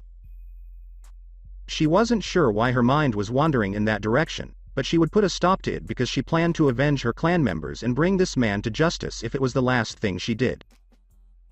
Hinata was fantasizing about this man being her boyfriend and beating the crap out of Kiba back in Konoha. He'd been trying to get into her pants for years, and no matter how many times she rejected his not-so-subtle advances, he wouldn't give up. She hadn't told her mother about it because she'd been able to handle it so far on her own, and she knew her mother would use their clan's gentle fist to neuter him painfully, which would cause a slew of problems between the Hyuga and Inuzuka clans. While they trained, Kakashi wrote his report, which he would hand in when he returned to the village, along with the scrolls containing the remains of their fallen Uzumaki comrades. He groaned to himself because he was bored and wanted to be home by now, and he mentally grumbled at the fact that only he had a summon animal, but it wasn't much use because it couldn't leave the country to find someone to ferry them out of here because it was a dog. He'd asked Naruto about her father's toad contract, but she'd told him that Jiraiya was going to train her in it during the 1-month Chunin exam preparation period so she could try to master Sage Mode. They would have come in handy at this point, but there was nothing he could do, so he finished his book and pulled out his Icha Icha book to pass the time. Asura and his companions made their way to Water Country while stuck on the island country of Wave. When Asura met them, he almost demanded to know why they didn't stall the Konoha shinobi as he had requested.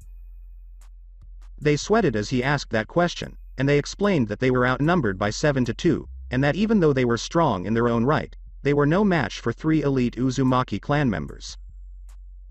Asura simply growled and said that he had easily killed them, to which Zabuza chuckled and said that they were not god-killing demigods. Asura came to a halt in mid-step as he heard this and laughed because Zabuza had gotten him there. It was then that he began to consider that, since he apparently possessed the powers that Chakravartin once possessed, albeit greatly diluted because he was incapable of creating the universe, he might be able to grant others the power of mantra as well in order to help humanity as a whole grow stronger. But doing so would necessitate the use of an intelligent mind to experiment, and he would have to inquire about such a person in the near future, but now was not the time. Zabuza had attempted to take Asura to the Resistance headquarters to assist them from there, but Asura demanded to know where Kiri was so that he could confront the problem head-on. Zabuza was not one to argue with him, so he told Asura where to go and dashed off with Haku to gather the rest of their resistance.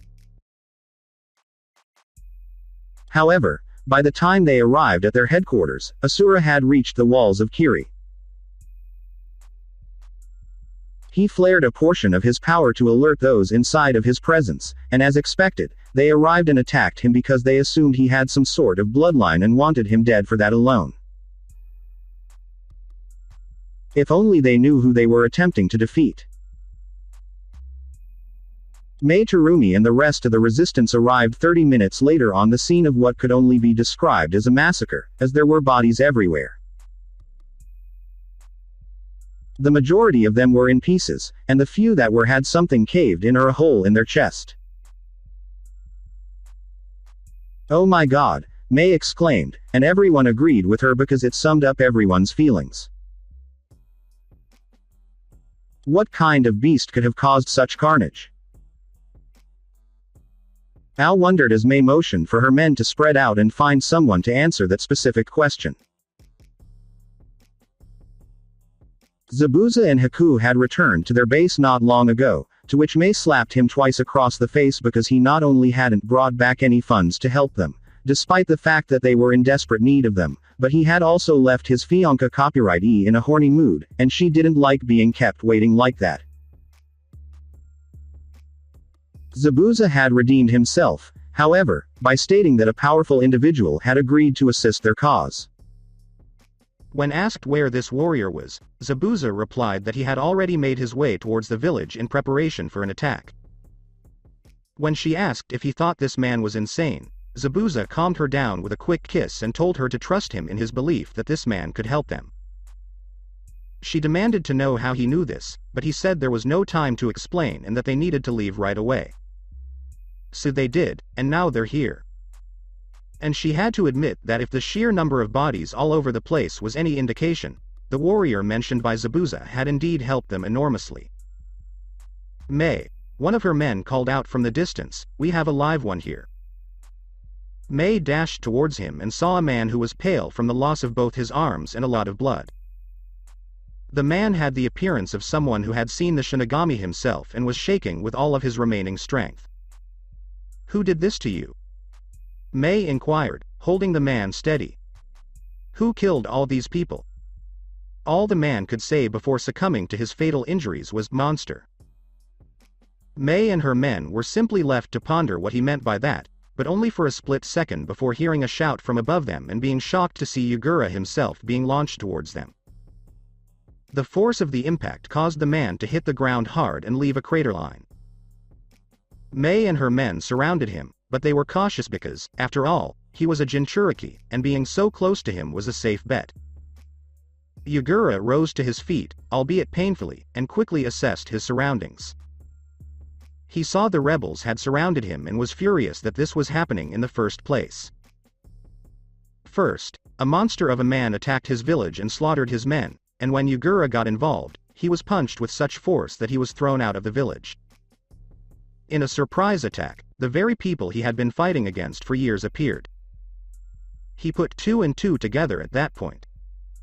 "So you send your loyal pet after me to weaken me," Yugura said, spitting blood to the side, "but I will not go down easily. I will put an end to your rebellion right here and right now." Yugura then quickly transformed into his tailed form, which terrified the men around him because they knew the power he could wield when he used it. He took a step back and charged up a Biju bomb to launch at the rebels, primarily at May, knowing that without her leadership, the rest of them would lose morale and crumble over time. May knew that dodging was pointless because the attack was massive, so she stood there with a smile on her face, ready to die because it would at least be a warrior's death. Yugura launched his attack, but what happened next stunned everyone, including Yugura. A man appeared out of nowhere in front of the Biju bomb and grabbed the attack with his bare hands. Because he had his feet firmly planted in the ground, the force of it caused him to skid back a little.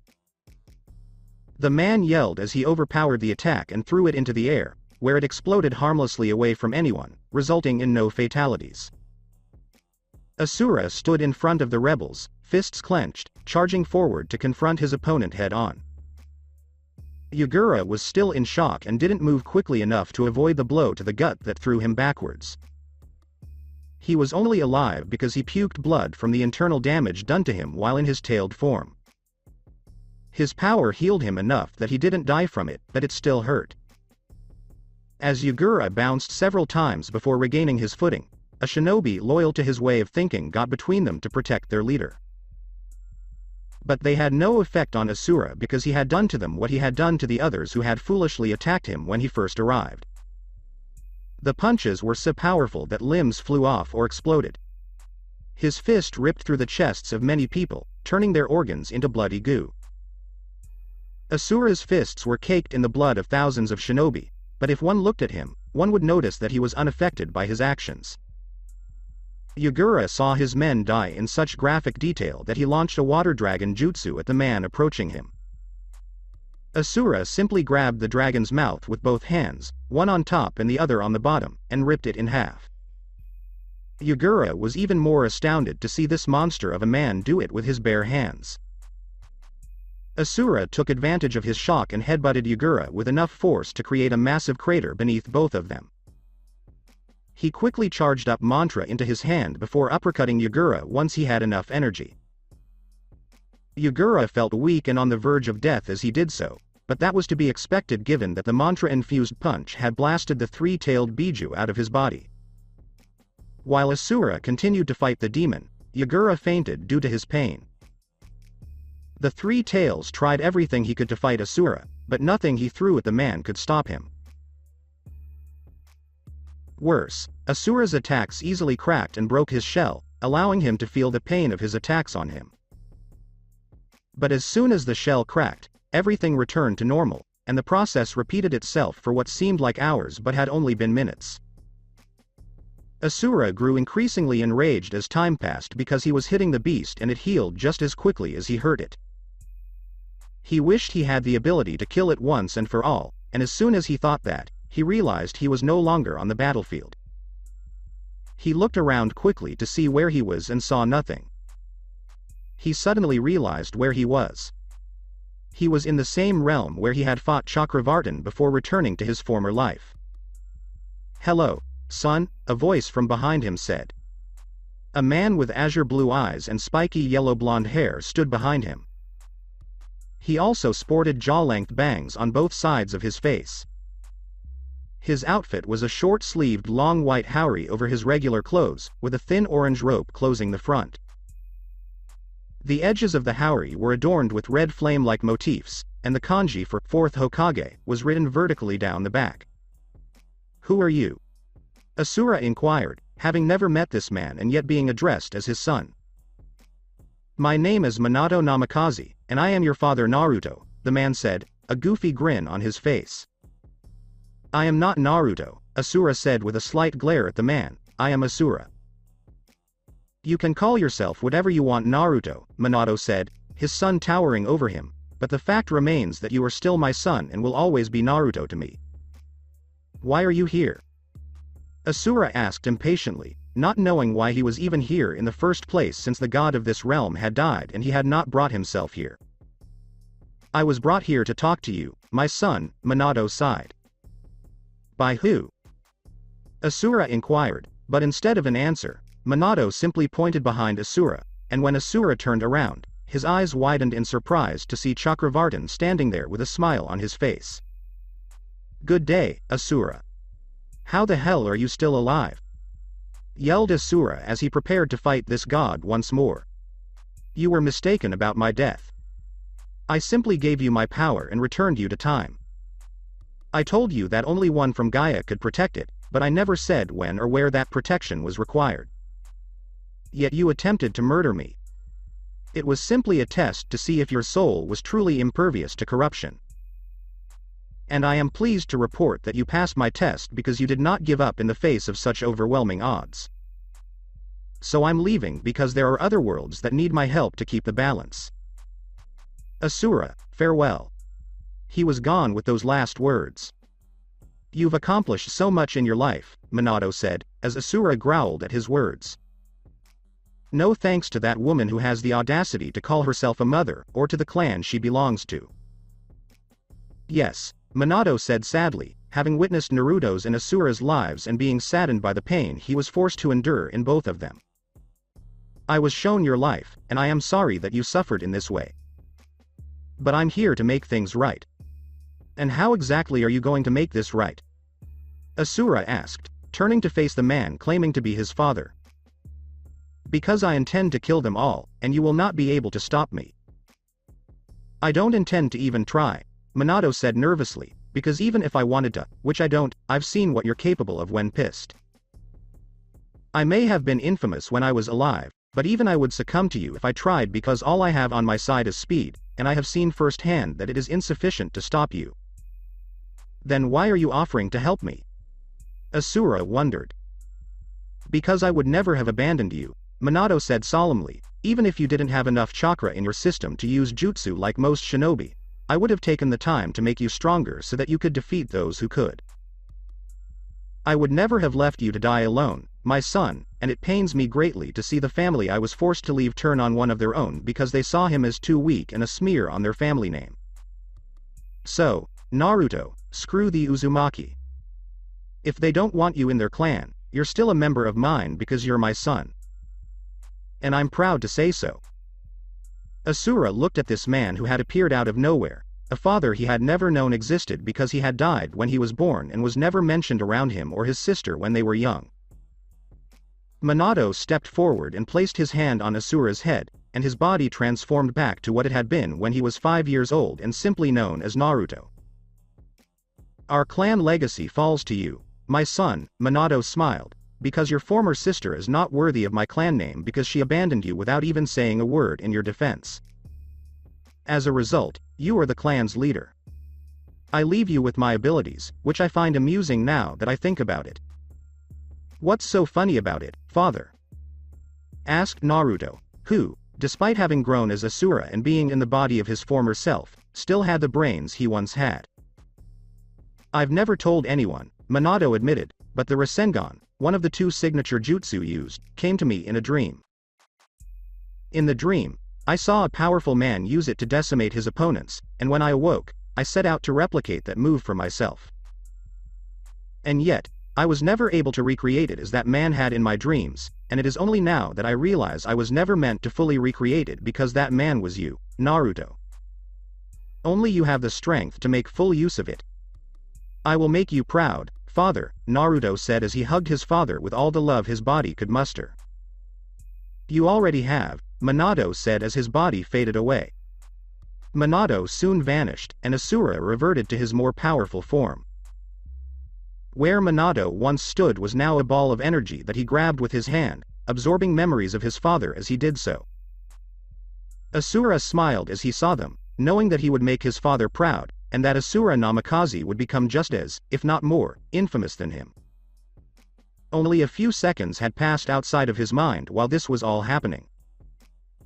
The 3 tails attempted to swipe at Asura with his tails, but Asura grabbed them and yanked them off of him. The 3 tails screamed in agony as his body grew more painfully to replace the ones that had just been violently ripped off like that. I wasn't expecting that today, Zabuza said as he and the rest of the rebels witnessed this. I don't think any of us did, Haku said, and the rest of them agreed silently. At this point, Asura was sick of the fight and knew exactly what he needed to do to put an end to it once and for all. He charged forward again, uppercutting the beast into the air, and the demon prepared to fire another Biju bomb 10 times the size of the one Yagura had tried to use against him. Asura clapped his hands together and slowly pulled them apart, channeling mantra through them. The energy took the shape of a sphere, and once formed, he pumped more mantra into it, causing it to rapidly expand in size. Asura finished charging his attack when the 3 tails launched his, and he kneeled down and kicked off the ground to face the attack head-on. Rasengan. Asura yelled as his attack collided with the Biju bomb. The Biju bomb exploding from the force of the attack that ripped through it created a massive shockwave that decimated the entire village. However, Asura's attack was still in full swing, and he continued to fly forward while yelling in rage. The Rasengan collided with the 3 tails, and the demon screamed as he felt his body fade away in a way that his power could not heal. The 3 tails vanished in a matter of seconds, but his power coursed through Asura's arm and into his mantra core. Asura rose to his feet and yelled to the heavens, and as he stood there, a large pillar of light shot upwards into the sky, the power emanating from it causing everyone in the elemental countries to fall to their knees once more. When the power went out, the rebels were able to get to their feet, and they saw Asura walking towards them with a grin on his face from the ruins of their village. As he did so, he flexed his new power a little and formed a water dragon to entwine against his arm, and he laughed as he saw this because he now had the power of water to add to his already enormous strength. And, like his father before him, Asura Namikaze's name would soon be known all over the world. 1 week later in the Konoha Council chamber. Ladies and gentlemen, Jiraiya said as he stood before the council members, mentally preparing himself for the news he was about to deliver to them, I come bearing bad news of a grim nature. Does this have anything to do with the energy that brought us to our knees not once, but twice? Shikaku inquired, assuming that it was a safe bet that that was the reason they were all here because the last meeting they had was when it happened the first time. Yes, I'm afraid, Jiraiya admitted, but what's the news? I have discovered the man who wields such power as his own. This is fantastic news, one of the civilian council members said. We just need to invite this man to settle in Konoha and we'll be unstoppable. I'm afraid your plan is impossible, Jiraiya said. How come you say that? Because the man known as Asura is now Kiri's Mizukage. As soon as he said that, the room fell silent. That was the worst thing anyone could have said about the man with that power, because he was now an enemy rather than an ally and shinobi of their village. And it only gets worse from there, Jiraiya said, taking a deep breath because he didn't want to say what he was about to say. How can a man with the power to make an entire village of people kneel become the cage of a rival village? This man assassinated 3 Uzumaki members, including clan head Arusha. The people in the room's faces darkened as he said this, because Arusha was one of their most powerful shinobi. The news that he had been murdered filled them with dread. "We must execute this man for what he has done," one council member said. "Yes, seal him away and use him as a stud to breed more powerful shinobi. Even if it's only a fraction of it, we'll be the undisputed strongest village for generations." "It's not that simple," Kushina said as she decided to engage in this conversation. "And how come?" "It's because we don't know the full extent of this man's abilities. According to the reports from Team 7, this man was bound and sealed by the Uzumaki Jonin I sent to help them, but he shrugged the seal off as if it didn't exist. It was designed specifically to restrain a Biju if necessary, but this man broke through it. And that's not even the worst part of it. Does it get any worse than that?" asked Inoichi, who was terrified of this man at this point. A picture of him had been circulated, and he could tell by his appearance that Asura was indeed powerful. However, hearing what he was capable of painted a far more vivid picture of the man than the actual picture did. Yes, Kushina agreed, because this man not only single-handedly ended the civil war in Kiri, but he also managed to kill the 3-tailed Biju. The room erupted at this revelation because a man who could literally kill the unkillable was someone they needed to make peace with right away. "So what do we do now?" asked Sume, who had literally come in her panties the entire time she had listened to what this man had been able to do because her instincts were going crazy right now. The image only fueled her desire to track down this godlike alpha male and present herself to him in the slim chance that he will accept her. She was starting to feel uneasy because the wet spot on her pants was getting bigger the more she heard about this man. She'd have to go home after this meeting and deal with these urges on her own, but with the fantasies going through her head right now, it'd be a massive orgasm when she was done. And she wasn't alone because Hitomi and Makoto were in the same boat because it had been years since they had sex since both of their husbands were dead, and even then they weren't very good at it. When they saw this man in the picture, they knew instinctively that Asura could please them like no other man could, but the question of how to seduce this man arose. "Our plan is to bring Asura here to discuss an alliance with our village," Kushina stated solemnly. "Our main offer will be a political marriage in order to gain at least one child of his blood so that his power will be contained within our village. This meeting has come to an end." As she said that, the council members all left the room, hoping beyond hope that whatever their Hokage had planned to ensure an alliance with Kiri worked, because their very lives depended on it. It had been 6 months since the elemental countries had learned of Asura Namikaze, but only as Asura because he had never told anyone his last name. Nobody, not even his advisors. He'd tell them in due course, but he knew exactly when he'd do it and not a second sooner. Kiri's village had been in shambles for 6 months after being destroyed in the battle between Asura and the 3-tailed Biju. When the smoke cleared and the shock of seeing a man kill what the rest of the world thought was unkillable wore off, they unanimously agreed to elect him as the new Mizukage. Mei had wanted the position when she led the rebellion, but it was reserved for the village's strongest, and she knew she was nowhere near his level of power, so she didn't even try to argue about it. And in the end, she was glad because she wasn't stuck doing paperwork of various kinds, which Asura did, but he had his assistant Yagura do the majority of it because he wanted to find redemption for what he had done. Most people in Kiri, including Yagura, assumed he would die because the Biju inside him had been violently blasted out of him. Nonetheless, he survived, albeit weaker than before because the demon was no longer sealed within him.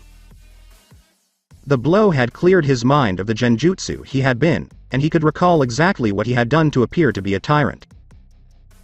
He had basically fallen to his knees in tears and begged forgiveness from those he had sought to destroy for their bloodlines, which they eventually granted him because Asura was willing to.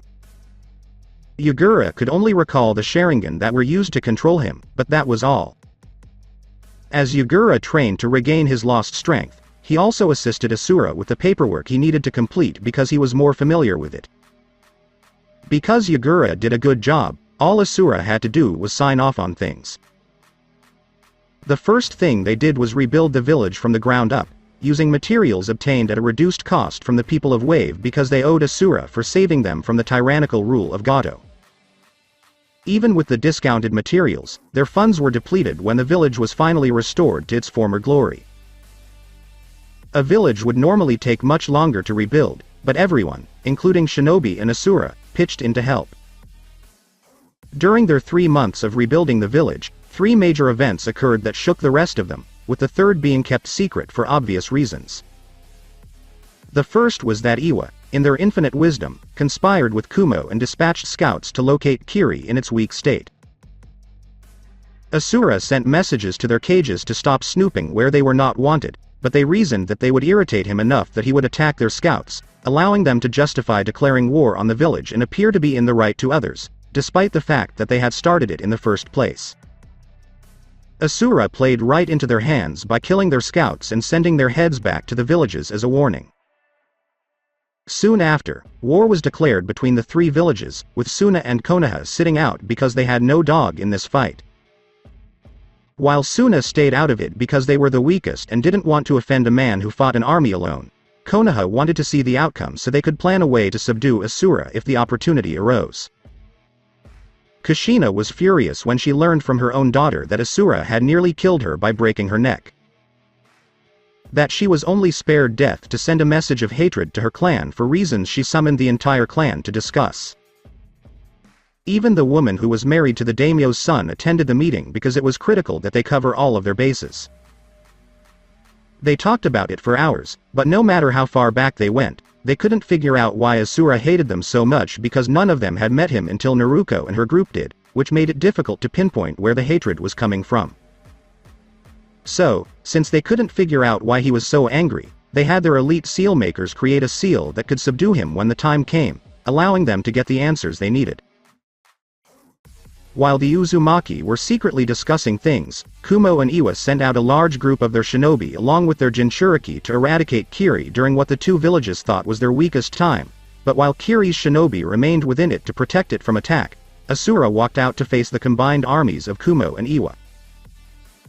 Ai and Onoki had laughed at his bravado and demanded his immediate surrender under the threat of death, but Asura simply laughed as he cracked his knuckles and activated his unlimited mode form. Because of the mantra flowing through his body and leaving a trail of orange mantra as he moved towards them, the markings on his body emitted a bright orange light. Asura became completely invulnerable to any kind of attack or damage while in this state, and what happened next horrified the few survivors of what became known as the 10-minute war. Because Asura showed no mercy and slaughtered all who attacked him, the name said it all. Nothing they threw at him hurt him at all. All of the jutsu used against him didn't even scratch him. Weapons thrown or swung at him broke on impact, and summons were no better off because Asura shrugged off their attacks as easily as he did the rest of the shinobi. In the end, even the 4 Jinchuriki were no match for him. They were among the few survivors, albeit traumatized by the sight of their comrades being ripped to shreds and scattered all over the place. Even Onoki and A died in the fight because they thought their teamwork would suffice. But it wasn't the case. It's not even close. When Onoki tried to rush Asura by using wind jutsu to fly at him, Asura simply dodged it, grabbed him by the leg, slammed him to the ground, and then stomped his head into paste. A had been punched through the gut with enough force to blast the lightning he had been covered in off his body, causing it to strike a group of shinobi behind him. Those shinobi received paralyzing shocks, but they survived the slaughter. Roshi attempted to use lava, but Asura simply used his newly acquired power from killing the 3 tails to cool it down and break the rock it solidified into. Han had tried to use his steam, but it seemed to have done nothing but irritate Asura even more, which didn't seem possible. Yugito had tried slashing him, but it didn't work because even though she made contact, her claws barely nicked the skin, and her flames were no better because he simply walked through it, making him look demonic. Killer Bee tried his hardest, but he, too, failed when he was hit in the face with a punch infused with so much mantra that it blasted not only him, but everyone in the immediate area backwards. He beat the 4 of them into submission as they were, forcing them to use their tailed forms to compensate for their power level deficiencies. They were able to push him back with their combined might, and as they did so, the thought of victory entered their minds, but it was quickly erased when Asura transformed into his 6-armed Vajra form and grabbed them all with a hand and slammed them repeatedly into the ground until their powers faded and the demonic energy they were using receded into them once more. Asura had intended to kill them as he had the other shinobi who had attacked his home, but memories of the abuse the Jinchuriki Yagura had suffered as a child flashed through his mind. He couldn't blame them for attacking because they were nothing more than weapons to the people of their village and fought because it was the only way to gain acceptance.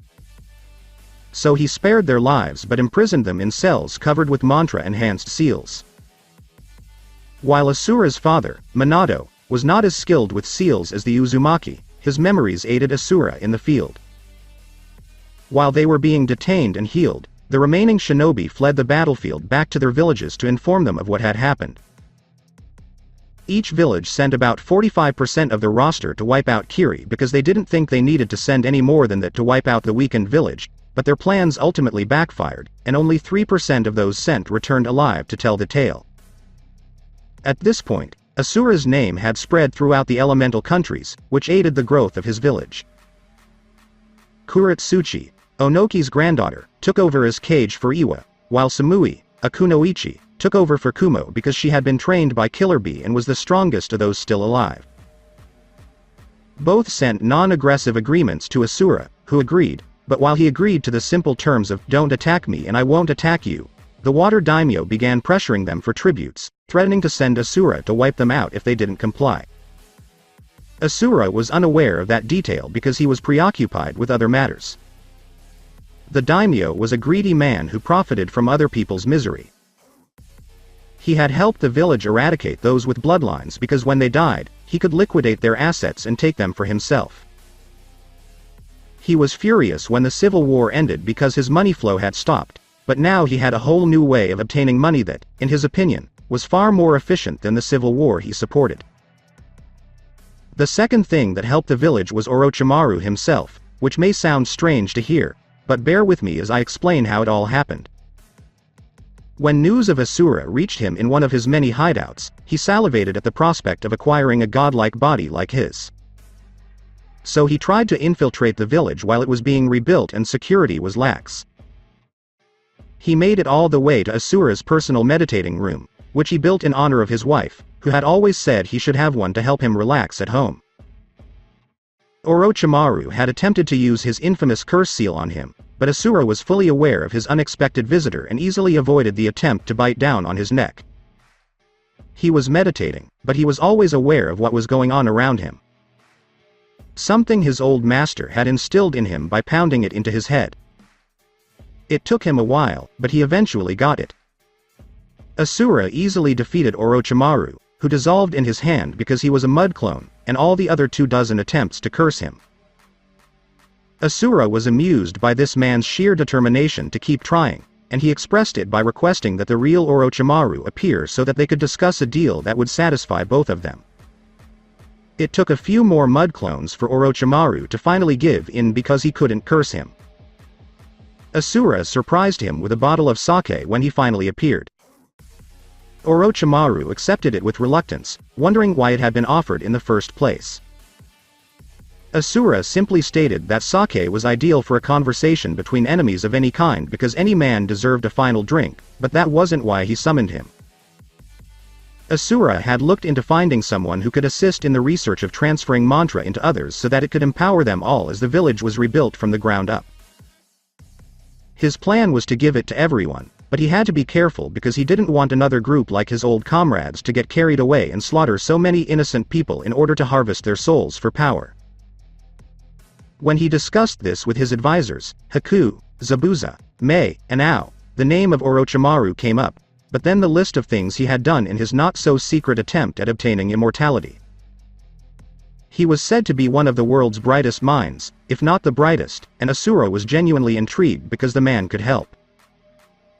Now he was here, and Asura offered him power, but only if he used his intelligence to help others rather than just trying to keep himself alive for as long as possible.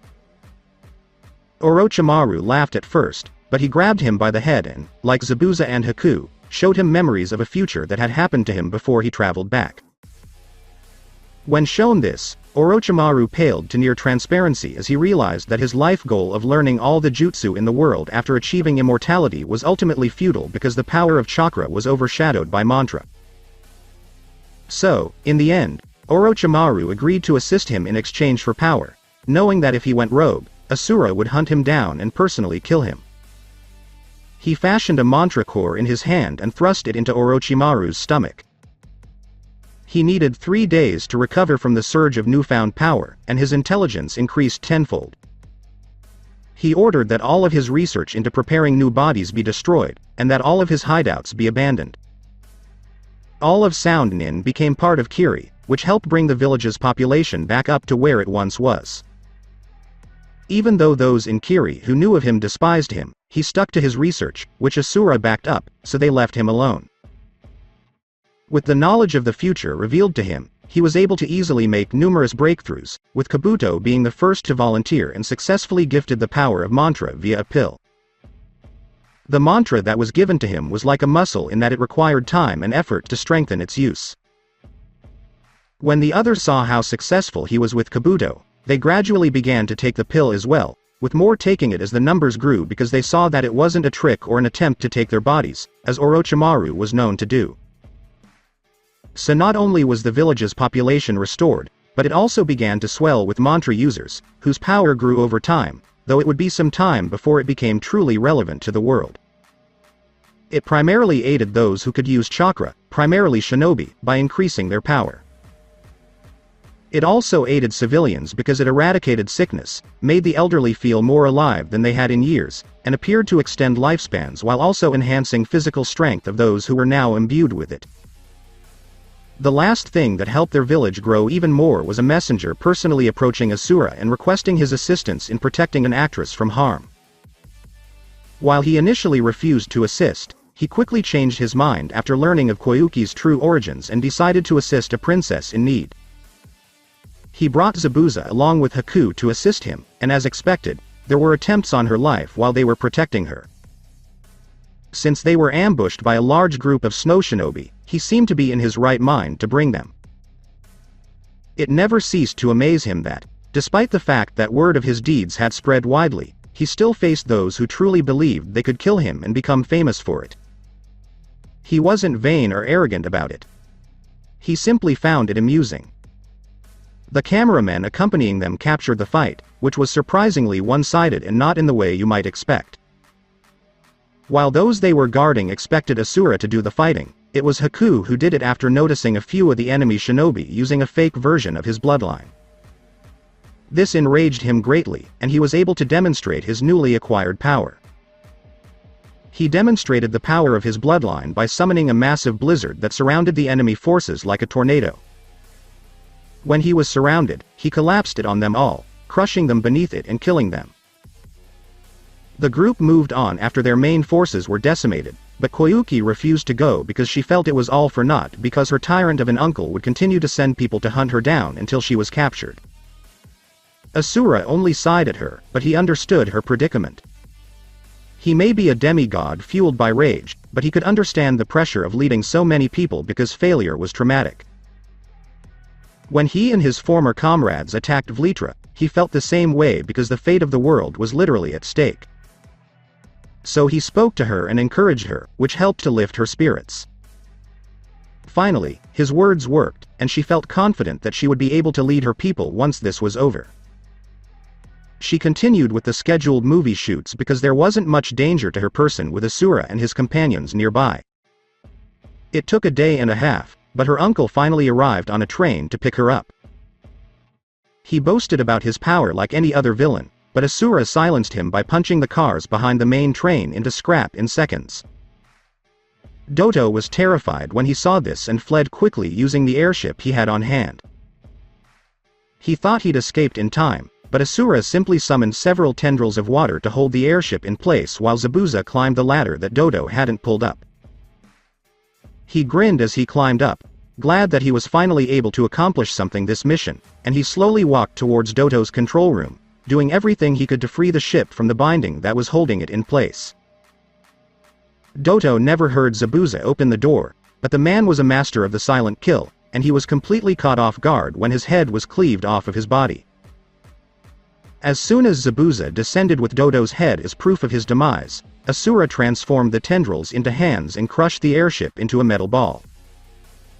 He then took a step back and threw it into space, making sure it didn't hit anyone.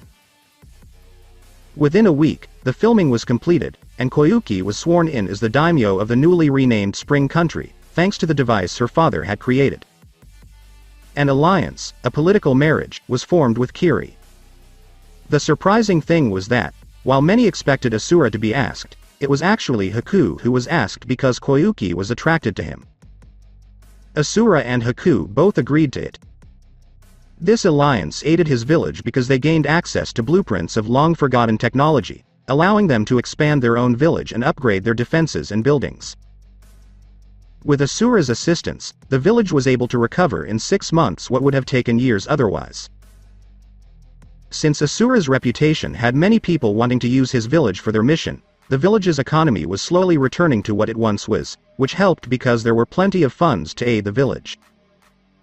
Asura was in his office today, signing off on paperwork and missions assigned to his shinobi. He reviewed the revised school curriculum's plans for grooming the next generation of shinobi. The training would be rigorous, but if one wanted to become a warrior, they knew their opponent would never pull punches, so they knew they had to train to overcome most of what came their way, but without the final test of killing a classmate, as Zabuza had to do. He was drinking sake when he heard a voice calling to him. He had heard this voice for several nights but had no idea where it was coming from, but each time it spoke to him, it became clearer. And now he was certain it was coming from the moon itself, which made him wonder how that was possible given that there was no ship capable of leaving the planet and no people capable of getting there as quickly as he could. Ao, who came into his office with 2 scrolls with markings to represent Iwa and Kumo, jolted him out of his reverie. Ao admired Asura as a leader because he valued his advice and wisdom, in contrast to Mei, who threatened to kill him half the time for simply opening his mouth. He handed the scrolls to Asura instead of Yugura, indicating that they were extremely important. Asura thanked him for delivering the scrolls, which he read. What he read made him growl in rage because he was being portrayed as a monster acting on the orders of another, and Asura was no attack dog. The scrolls were from the 2 cages pleading with him to spare their villages because they were short on funds and unable to pay the tribute demanded by the water daimyo. Asura was enraged because he was no fool and realized his leader was using him as a threat to extort people for his own greed. As if that wasn't enough, he didn't even use a single cent of that money to help repair his shinobi village. Asura would deal with him in due course, and he wrote and sent messages to the 2 villages explaining that he had given his word that he would not attack them if they did not attack him. He told them to refuse payment of tribute because he was unaware of it in the first place, and to tell the man to go fuck himself because it would only irritate him that those he thought were too scared to deny him what he demanded did just that. So, while he awaited the obvious message from the daimyo, allowing him to order Asura to attack them, he had to deal with the voice he heard because he was genuinely curious as to why he heard it in the first place. Yugura, Asura said as he drank the last of the sake in his bottle. The man at the store had his own method of making it, which Asura supported by giving him a discount and large bottles of it specifically for him because he drank a lot of it. I'm going to take a short break. Can you deal with what's left? I'm fairly certain I can, Yugura said, looking at the pile that still needed to be sorted through and seeing how small it was. However, before you leave, you should be aware that Konoha has sent you another message requesting a meeting with you. They never stop, do they? Asura grumbled as he heard this. They had been sending him messages for the past 6 months to set up a meeting, but Asura didn't feel ready to face the woman who had abandoned him to die when he was only 5. Should I toss it out with the others? Yes. But why are you so hesitant to meet with them? Yugura inquired, as he and the rest of the village had picked up on his dislike of the village but were still in the dark as to why he disliked them in the first place. I have my reasons, Asura said as he walked out of the office, and I will explain them to you in due course. But I have a matter to attend to outside of the village. Should I summon Mei and Zabuza to accompany you? Yugura wondered as he followed him outside. No, Asura chuckled as he walked with Yugura to the village's front gate. He had created the seals that rendered the walls virtually indestructible, which he had tested with large summons like Orochimaru's. Since the snake, Asura had remembered that day. Manda, if he remembered correctly, had demanded sacrifices when he was summoned. When Asura refused his demand, he became enraged and attempted to devour him. Asura didn't even flinch, and he let him do it. Asura made his way to the tail on the inside and grabbed a hold before kicking his mouth open and running out the mouth. He then yanked on him and turned him inside out. Manda then returned to his home realm, threatening to kill him if he ever demanded sacrifices again. And he hasn't done so since he was terrified of Asura. They can't follow me where I'm going. And where are you going? Yugura wondered, because where could he go that others couldn't? It's the moon. Sir. Said Yugura, his face flushed at the remark. Not to be rude, but I don't see how you could possibly get there since there was no way to do so. Perhaps for you, Asura smirked, but I can. Asura then bent his knees and jumped up, causing the ground in the surrounding area to crack. Yugura could only look up with bulging eyes and a, what the fuck, expression on his face. He never, and I mean never, imagined that someone would simply jump to the moon in a million years. Who the hell was Asura in the first place? Is Asura around?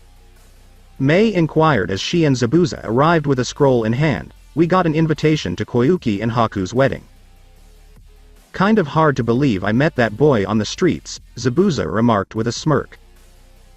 And now he's getting married to a real princess. When you think about it, it sounds like the plot of a fairy tale. Yugura?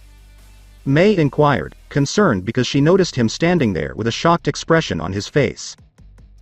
Are you all right? Moon, he finally managed to say. What do you think? Asura took a leap to the moon. Wait a minute, what?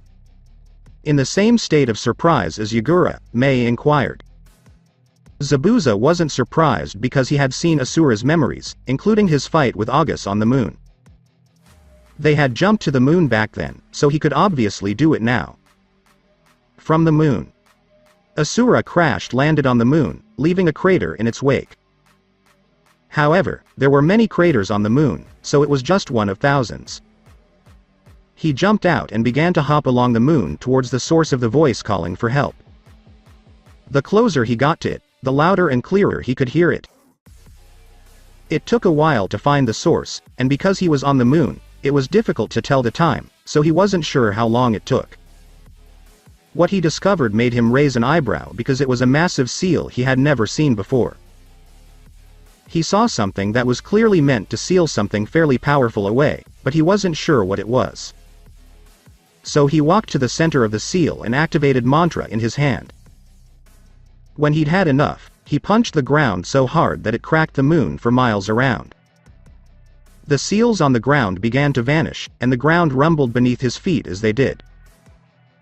The rumbling suddenly stopped, but he was blasted backwards by a massive explosion of power that sent up a blinding pillar of light.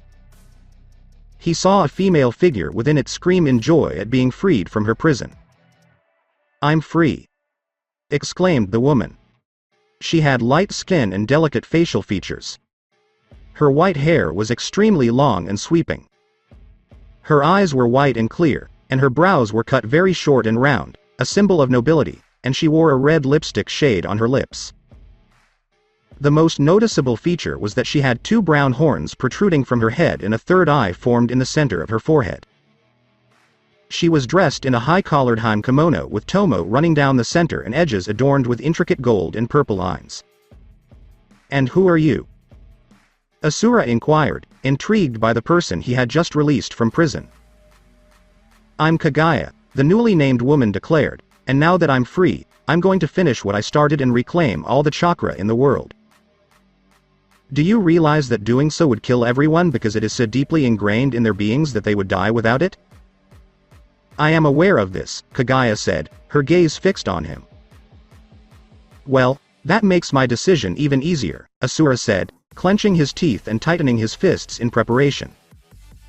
"And what choice is that?" Smirked Kagaya, hoping that this pathetic mortal would make her day by attempting to attack her. Asura didn't even respond because he charged forward faster than she expected and punched her in the face with enough force to knock her back. She left a long trench behind her, which she had to recover from and get back on her feet from. She screamed angrily and charged forward herself. Her hair shot forward like tendrils towards Asura, who deflected all attacks aimed at him. He waited for the perfect moment before grabbing her hair and swinging it over her shoulder and slamming her into the ground before slamming his fist into her face, causing another crater to form. She was enraged that this man had the audacity to strike her, and she let her rage be known with a blast of power that made Asura skid back a little, but it wasn't anything he hadn't seen before. "Allow me to set the record straight," Asura growled, crossing his hands in front of him. "As long as I breathe, the world is under my protection, and since you have stated so boldly that you wish to commit genocide, I must kill you. And you think you're going to be able to stop me? I believe I can and will." As she stared at him, Kagaya activated her Byakugan and opened them quickly in surprise. A normal person's chakra were represented by lines of energy, but this man had no lines because his entire body was flowing with energy, and it hurt her to look at him with her eyes activated, so she turned it off. Because she was a bit of a strategist, she decided to change the scenery because the moon wasn't the best place for their fight. She teleported them to the heart of an active volcano, where they stood on a large hot stone that was the only thing between them and the liquid magma beneath it. "I shall erase your existence here where you stand," Kagaya said as she launched a massive chakra fist at him. Asura caught the fist with his bare hands, but his strength wasn't enough to stop it, and the force of the blow pushed him backwards. He was about to fall into the lava when he activated his unlimited mode and had enough power to push her back. Asura had previously held her chakra fist in one hand while charging his own attack into the other. When it was fully charged, he transformed it into a mantra-infused Rasengan into which he stuck her attack and charged forward directly through it. Her eyes opened wide in surprise because she didn't think he had that kind of power, and she wasn't expecting his attack to blast her into the far wall of the volcano with earth-shattering results. Asura felt her power fade away, only to reappear behind him. He turned quickly enough to grab the hand she had used to strike him from behind. He looked at her face and was surprised to see her looking at him with tears in her eyes. "My child, with whom I shared my chakra," she said as she pulsed power through her hand to begin the process of siphoning his chakra. "I'm taking it all back to make up for the mistake of gifting it in the first place." She quickly covered his body in darkness, intending to suck him dry of all the chakra in his body, but she quickly realized that she wasn't able to extract his chakra, which made her wonder how that was possible. Asura was enveloped in darkness when he saw images that told her life story. Kagaya arrived on Earth millennium ago in search of the fruit of the God Tree. She was discovered by the people of the Land of Ancestors, who brought her before their emperor, Tenji, upon her arrival. Kagaya, posing as the God Tree's guardian, used her mysterious power to erase Tenji's memories of the encounter and later settled among his people, becoming known as his concubine. As she grew closer to the emperor, she became pregnant with his children. When the land of that threatened the Land of Ancestors over a border dispute, Tenji tried to prevent war by declaring that anyone who attacked the larger nation's representatives would be executed, an order she broke when she was threatened by them, resulting in her and her assistant Aino being hunted to be executed by their land. Kagaya, who had lost all faith in humanity at this point but still desired peace, believed that she needed to attain godlike powers in order to put an end to all of humanity's conflicts. As a result, she defied the fruit's taboo and ate it. As a result, she awakened the Rinne Sharingan and became the planet's sole person endowed with chakra. Kaguya used her newfound power to end the wars and take control of the nations. She received the people's blessing and was worshipped as the rabbit goddess for her deed of putting an end to the conflict.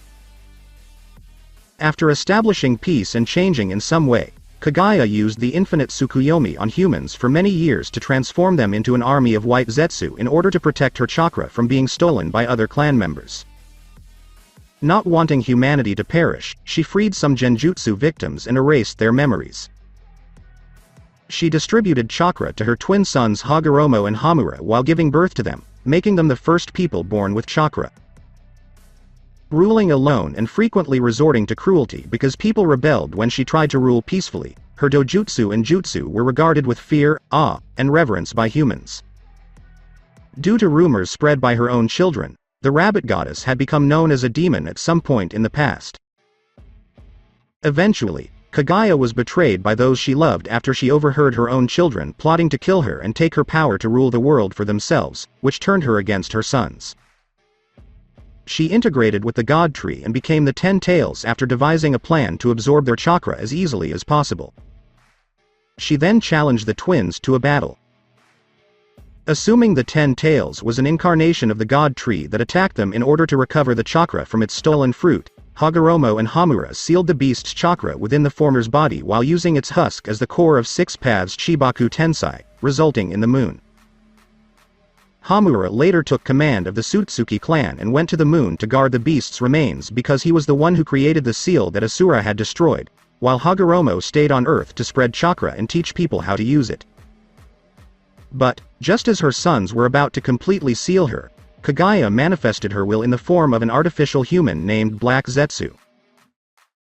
Black Zetsu attempted to manipulate Hagoromo's eldest son, Indra Sutsuki, with the goal of resurrecting its mother, but his attempts failed and he was destroyed, leaving Kaguya forever sealed within the moon. As the images faded, Kaguya gave up trying to take his mantra because she couldn't extract it from him. She then threw him into the lava below while releasing the darkness that had engulfed him, causing him to fall in. Kaguya smiled as he fell in because she had thought she had won and had stood there to ensure she was correct. Asura chuckled as he sank into the magma because he wasn't hurt in the least. He'd been submerged in magma before and survived. Yes, it had taken him 500 years to return, but he had been greatly weakened by fighting Wizen and losing his arms before his brother-in-law split him in half while fighting. He was at full power here, not even using a full 10% of it, and he wasn't bothered because he was whole and had no missing limbs. "Heal my mother's heart," a voice Asura couldn't place said. He was getting irritated because he was wondering why the strange disembodied voices were all in his head instead of others. Asura looked around and noticed a figure appear in front of him. Asura recognized him as her son Hamura's ghostly form. "Heal my mother's heart," he said again as he stroked Asura's hair. As he repeated the sentence one last time, his spirit began to fade. Asura wondered what he meant by that and why he, of all people, would say that after attempting to murder their own mother for power. He'd worry about it later, because he needed to strike now. He felt as Kaguya used her power to shift the area she was in, with the destination being the moon they had just left. But before she could finish the transport, she was unexpectedly punched upside the head with a lava-covered fist, which severely burned her cheek but healed quickly. The punch broke her concentration, forcing her to change the location of her teleportation. Instead of the moon, they teleported to an ice dimension, where they were frozen solid. Kaguya slid into a portal she had opened. She reappeared outside the glacier Asura was still trapped in. She summoned another chakra fist to crush him once and for all, but she had to cover her face when the glacier he was frozen in shattered due to the amount of power he was pulsing with. Since he was only warmed by his wrath, steam was pouring from his body. She became enraged by his persistence and used her power to shape the terrain into weapons, summoning a swarm of razor-sharp icicles to rise up toward him. Asura charged through the air at her, his fists charged with mantra. He punched through those he couldn't avoid and dodged those he could. She shattered in midair before he could punch her, which surprised him for a second, but not as much as the icicles that appeared in all directions and pinned him in place. While Asura was trapped for the time being, Kaguya appeared from another portal she created in front of him. Kaguya extended her nails into razor-sharp blades to slash his throat, but Asura used his affinity for boiling water to cause the entire area to fill with steam, weakening the icicles holding him in place. She was surprised and was punched in the face again before being launched back towards a mountain. The impact created a crater as a result of the force. Kaguya was furious that this man had beaten her, and she let her rage be known by forming multiple purple tendrils that ended in fists and punching Asura all over his body. Because there were so many fists moving so quickly, Asura couldn't escape the attack. He was forced to enter his Vajra form to counterpunch her punches, which irritated her even more, so she made more fists to compensate. But no matter how many she made, he could match her blow for blow. He eventually got the split-second reprieve he was looking for and used it to charge forward. Kaguya was able to deflect the blow aimed at her face, but it took the majority of her power concentrated in her hand to do so. At this point, Asura had had enough of the fighting and decided to put an end to it once and for all. He channeled 6 different mantra frequencies into his hands, one for each. He had been practicing this technique in case he encountered another godlike foe in his life because it paid to be prepared for the worst. With all of his power concentrated in his hands, he slammed all 6 of them into Kaguya, shattering the air behind her and launching her back onto the moon orbiting the Earth. Kaguya felt her body weaken as she expended so much energy fighting this monster that challenged her. She had no choice but to use the last of her chakra and pulse it around herself to form a massive Susanoo 1/4 the size of the moon. She punched Asura again, who could only smirk at the sense of da copyright Yavu and punched the fist multiple times, causing it to glow red. The damage caused the fist to explode, and the shockwave alone blasted Kaguya back onto the moon. Asura arrived with her throat in his hand before Kaguya could even move, having reverted to his basic form. She waited a split second for him to finish it once and for all, but when he still hadn't, she looked up into his eyes. What she saw astounded her. He was hungrily staring at her. Asura wasn't sure why he was in such a good mood. Perhaps it was because he hadn't had any in over 15,000 years, or perhaps it was because of his love of battle, but he wasn't sure and was relying on instinct right now. He was on her in an instant, his hard and lustful mouth covering hers. To be honest, Asura rubbed the back of his neck. I wasn't expecting that in the least. Neither did I, Kaguya admitted, blushing as it all began to sink in. But I have no regrets. But now that we've cleared that up, could you please tell me why I couldn't absorb the chakra from your body? Because I don't use chakra, Asura explained as he retied his pants. I use a more powerful energy known as mantra. Mantra? It's a long story, Asura grumbled. However, do you still intend to commit genocide? I must correct my error and recover all of the chakra that my children have spread throughout the world. But what if there was another way to do it that didn't involve killing everyone? How? Kaguya inquired, his face befuddled. Come with me and I'll explain. Asura said as he extended his hand to her. He wasn't usually this calm, but the sex had done wonders for him. How are we going to reach Earth? In our fight, I used up almost all of my power. Could have fooled me, Asura said as he smacked her behind. This made her face flush crimson with embarrassment. We had been at it for hours. But I can easily get us back. Who are you? Kaguya inquired, as the question was bothering her. We had sex, and now you want to know who I am, Asura chuckled. I am Asura, the god of wrath. After answering the questions, Asura piggybacked Kaguya onto his back and jumped back towards the Earth, leaving another crater on the moon. But, given the dozen they'd already made, it wasn't too bad. Elsewhere. During their epic battle on the moon and other dimensions, a woman appeared from a rift in space and time. After she fell out, the rip closed again, and she looked around in disbelief because she had expected something different. But she wasn't sure what would happen after her father murdered Chakravartin. The woman is a lovely young lady with long black hair. She has her hair braided and is wearing a headdress and a long light blue dress. Her clothes are similar to those of a priestess. Mithra, Asura's daughter, began walking in a random direction in search of her father, whose energy she could faintly feel in the air. 1 week later. Asura had been filling Kagaya in on the way of the world from this time as well as his own time for the past week before he was sent back to this time. She had been skeptical of his plan for extracting chakra from the world, but when he demonstrated that once a person fully developed into their mantra, the chakra in their bodies was expelled because it was the weaker of the two. All Kagaya had to do was sit back and watch. She had been staying in the village and enjoying her freedom up until that point. She stayed mostly to herself, except on nights when she had an itch that she made Asura scratch, and he scratched it hard in one of the various dimensions she could travel to because otherwise the village would be destroyed all over again. There was no love there, only sexual desires that she knew only Asura could relive, and she felt better after they were done because it calmed her down. Another thing Kagaya had helped with was extracting the Biju from their Jinchuriki without killing them. Asura had sat them down and explained what was going to happen, which they were initially opposed to, but Asura explained that the demons within them were not their friends and were constantly looking for a way to escape their seal in order to wreak havoc on humanity. They all went into their own minds to confirm this, but the demons lied and said it wasn't true.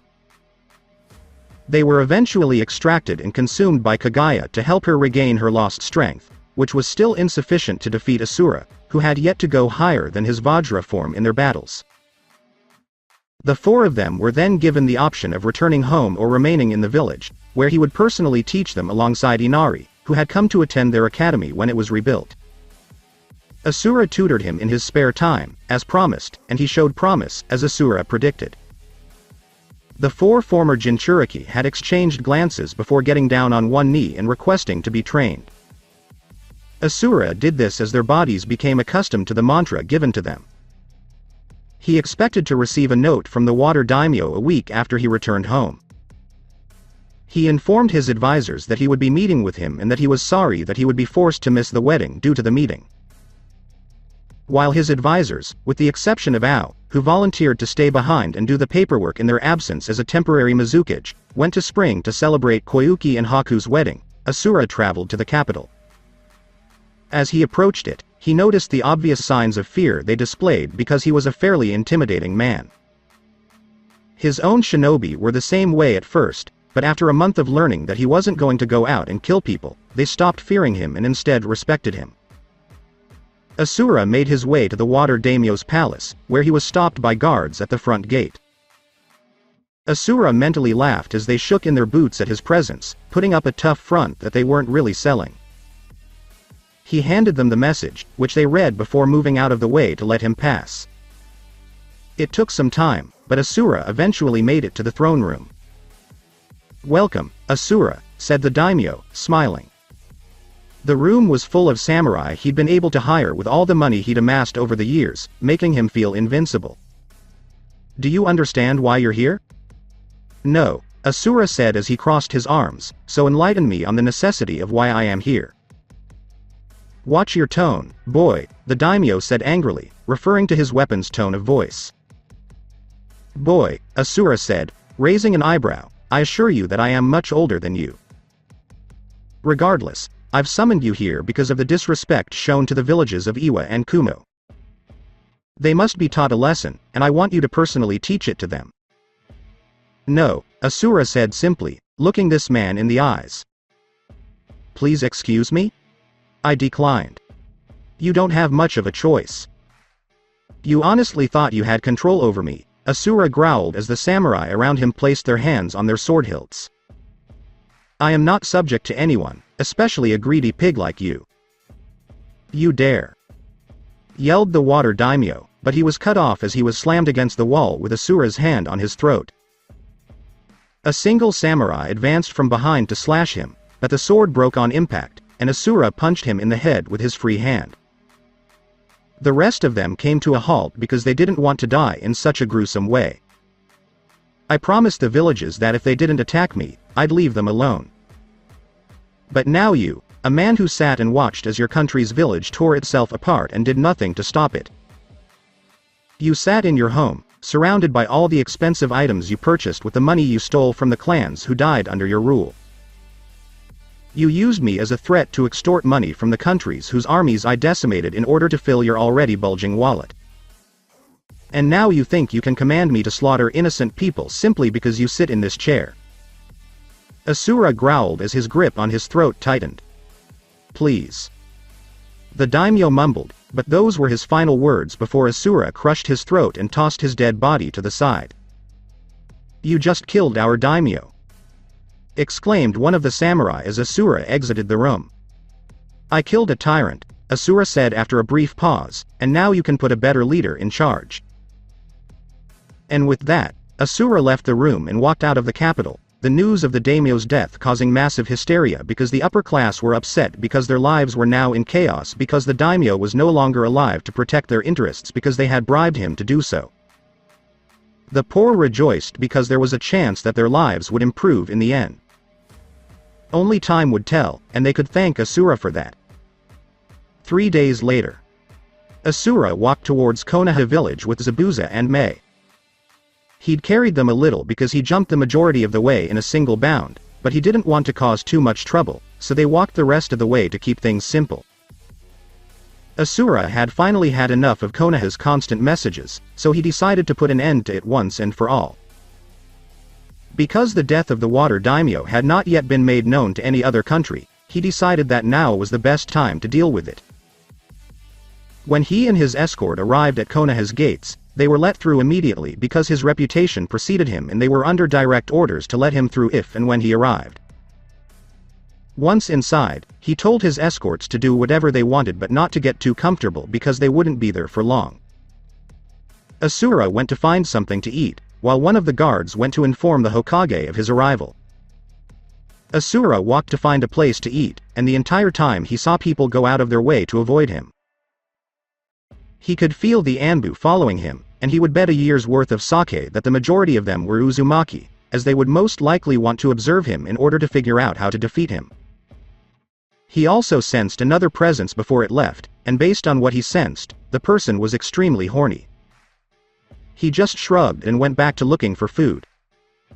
He passed by a ramen stand but decided against it because he wasn't in the mood for it, so he went to a barbecue restaurant instead. He ordered pretty much everything on the menu because he was starving. As he ate, he noticed the other customers staring at him, but he just shrugged it off because he didn't care.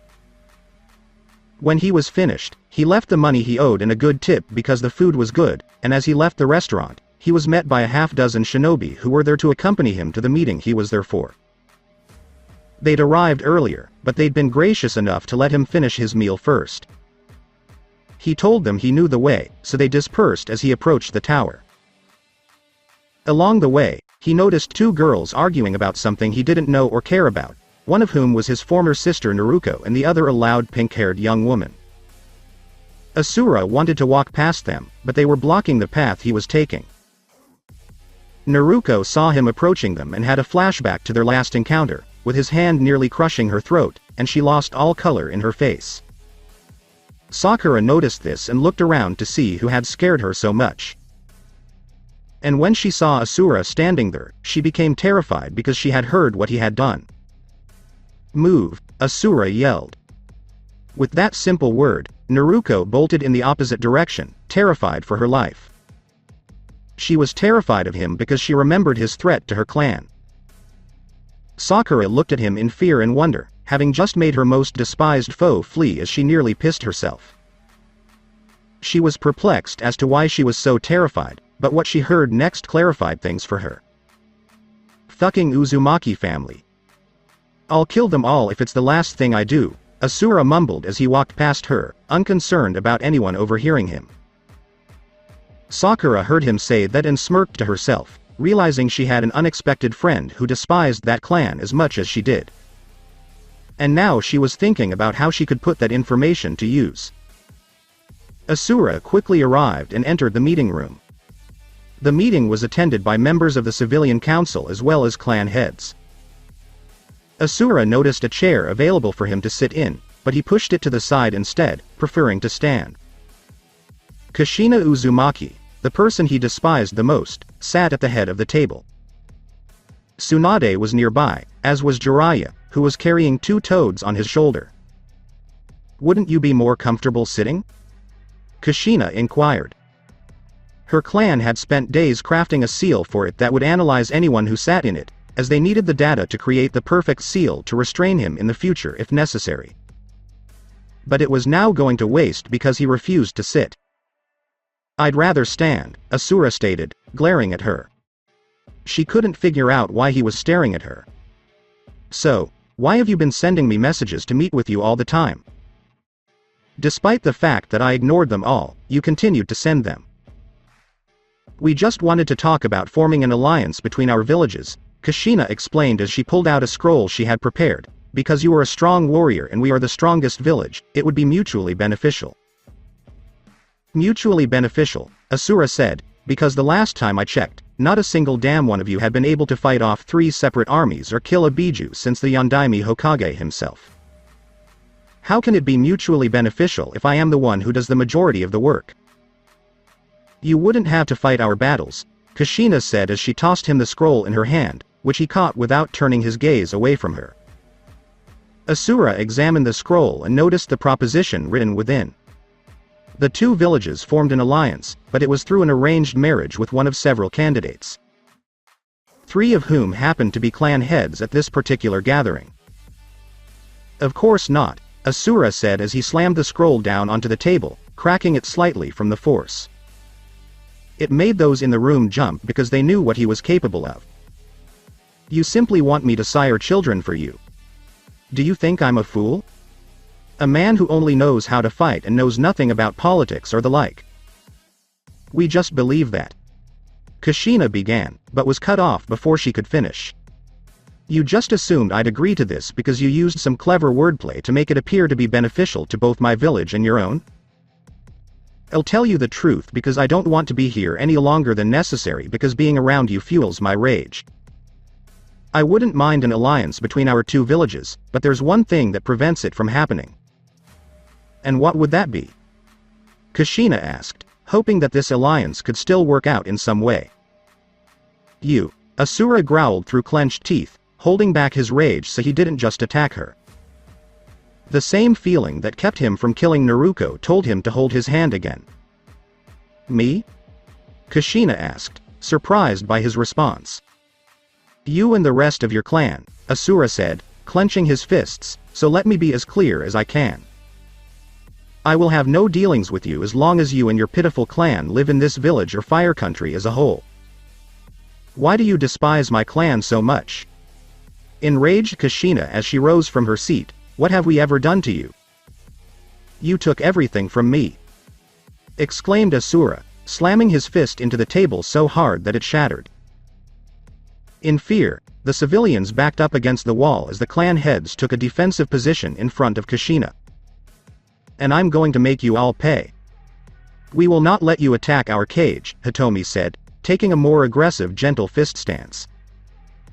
"I have no plans to fight you today," Asura said after taking a deep breath and calming himself down, "because I have no beef with the rest of the village. It was only her clan."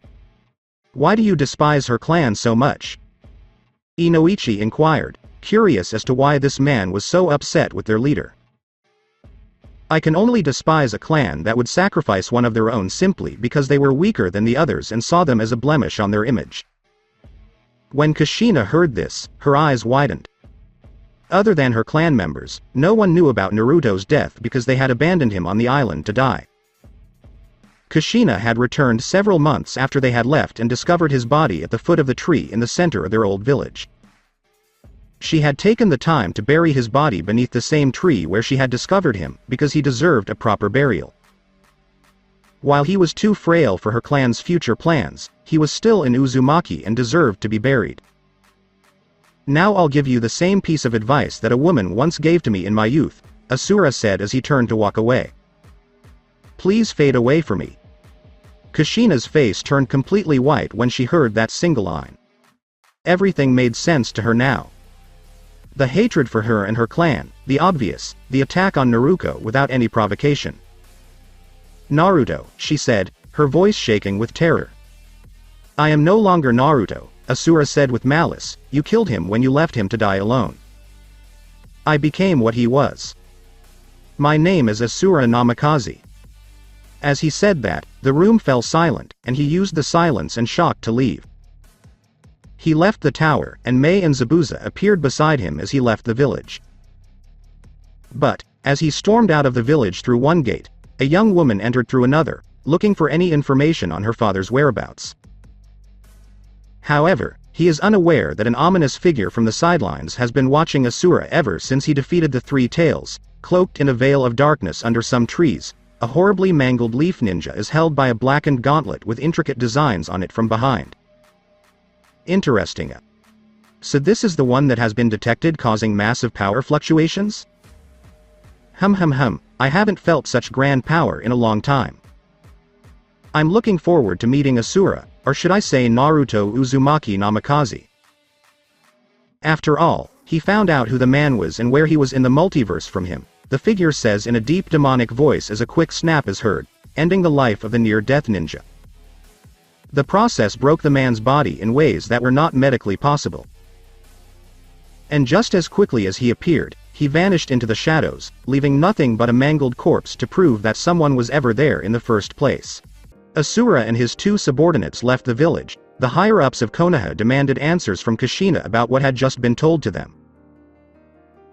They wanted to know how Asura was both her son and the son of Minato, the most infamous shinobi of their era, whose record had been literally ripped to shreds by his son after he had single-handedly decimated two armies shortly after the end of a civil war.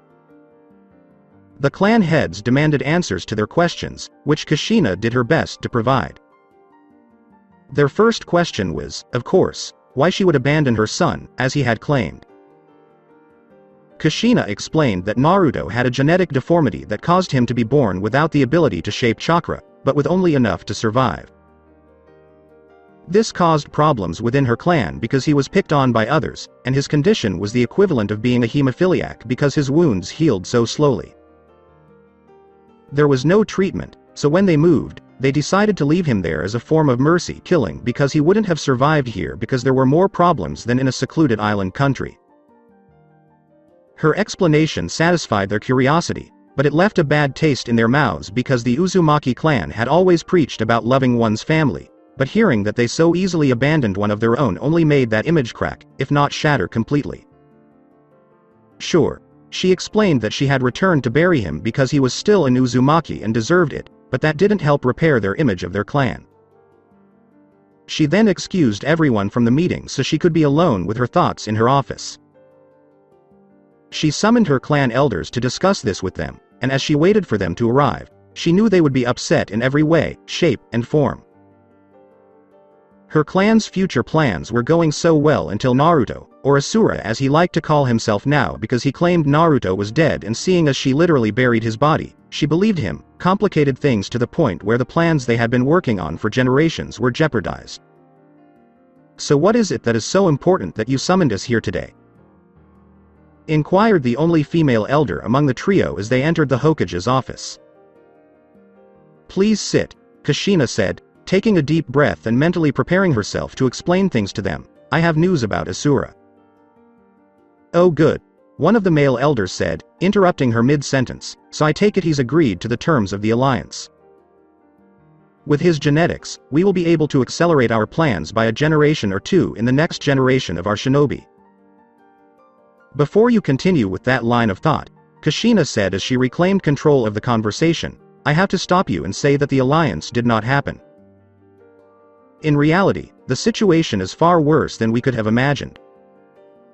"What?" said the three elders in unison, surprised that the alliance had failed. "Why would he deny us such a thing?" "Because he saw through the ploy the moment he saw the terms," Kushina growled, having spent countless hours with the three clan heads who had offered themselves up to be used to breed new members of Asura's clan if he accepted the terms. They thought they could entice him and used basic male instincts to persuade him to agree. They were irritated when they left the meeting because they had spent hours preparing to make themselves more appealing to the man who didn't even look in their direction, and it had all been for naught. However, that reason pales in comparison to the real reason he declined our offer. And what possible reason could someone have to refuse the possibility of being allied to the village with which our clan is associated? Asked the female elder, noting that many people had allied themselves to their village for that very reason over the years. Their clan was notoriously powerful, and many people relied on them to protect their homes and families. Except for Wave Country, who refused to do business with them no matter what was offered or said. They owed Asura for liberating their country from Gado's tyranny, and to make matters even better, he had done so out of goodwill rather than being hired to do so, as the Konoha shinobi had. They even named the bridge, the Great Asura Bridge, in honor of his selfless act, as he had asked for nothing in return. Asura is Naruto, Kushina stated flatly, as there was no other way to sugarcoat or explain this better. Do you mean the boy who was too weak to help us with our future plans is now the most infamous warrior in all of the elemental countries? In shock, the other male elder inquired. That's exactly what I said, Kushina said. But how does this happen? He died years ago, and you personally buried his body, so how is Asura Naruto? It could just be someone playing a joke on you. No, Kushina said, shaking her head in disbelief, because no one else knew we had abandoned him to die when we abandoned our old home. He even repeated the last words I said to him before we left, so I have no doubt that he is Naruto. But how he came back puzzles me because, as far as I know, there is only one jutsu that can bring back the dead, but this is obviously not the Edo Tensei because he is not under the control of another person, and even if he was, the jutsu revives the person back to the way they were when they died, which was not the case with him. The power he wields is unlike anything we've ever encountered. So he's an Uzumaki, the female elder reflected, and we have the legal standing to have him brought back here to face our judgment. We could take advantage of this and petition the water daimyo to have him returned here. Have you gone senile?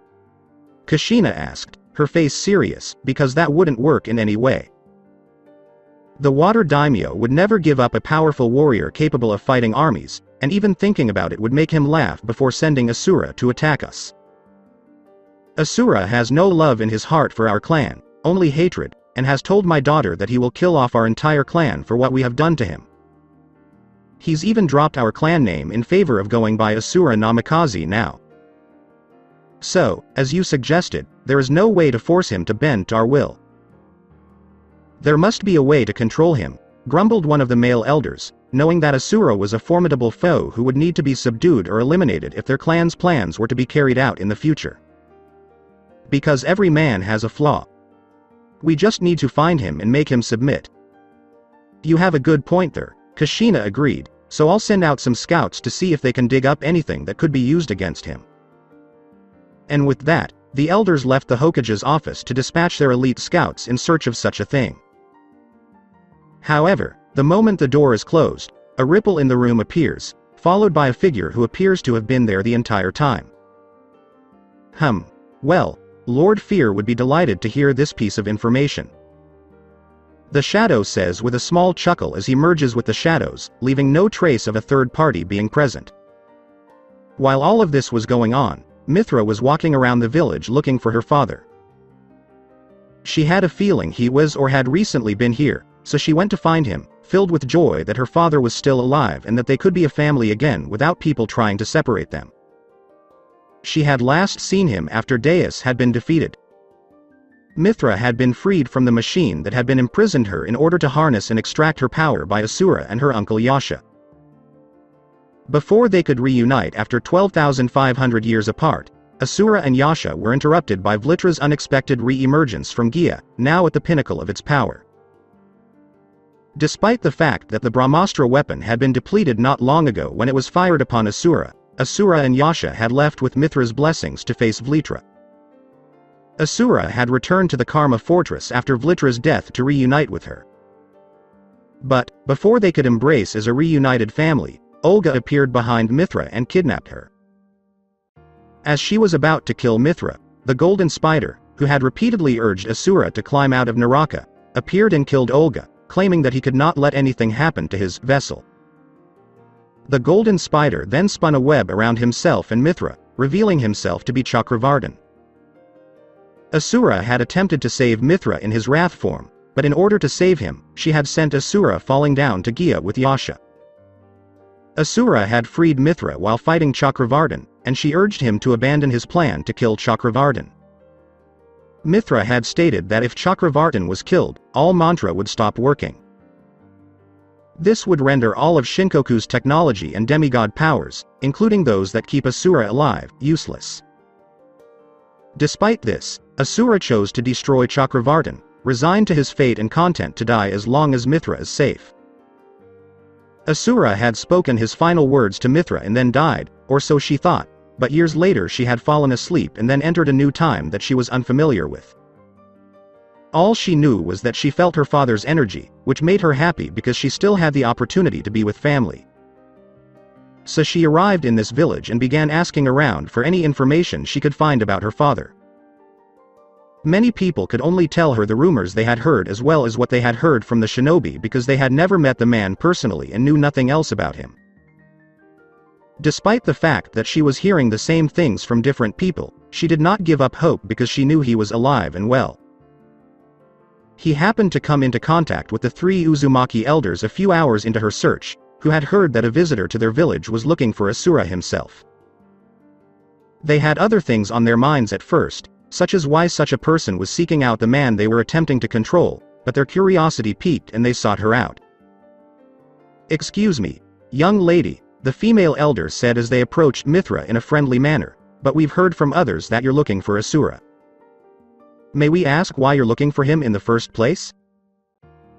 "I'm looking for him because he's my father," Mithra said with a smile, knowing that these elderly people, who were in reality far younger than her because she was a demigod and as such was blessed with eternal youth, but she wouldn't say that out loud because it would only cause confusion, would be able to help her find Asura.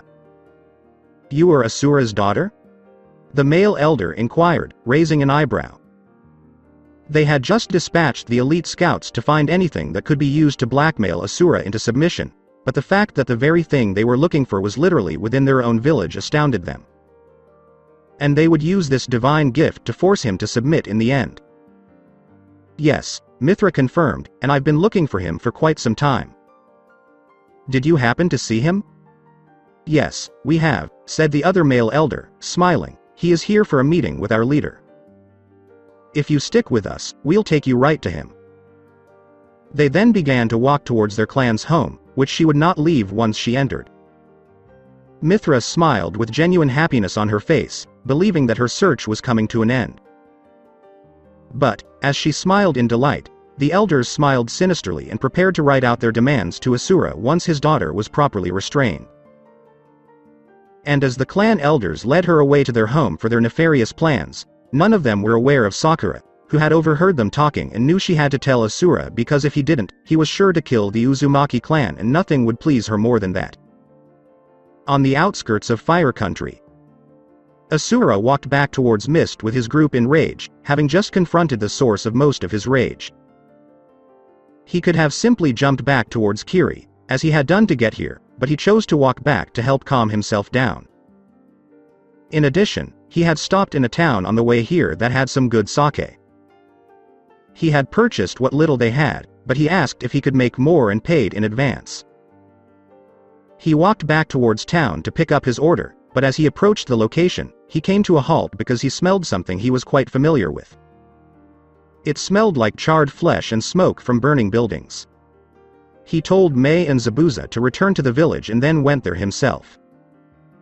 When he arrived in the village, he was enraged because the carnage that had befallen the town was inhumane. There were pikes all over the place, each with skewered severed body parts of various shapes, colors, and sizes.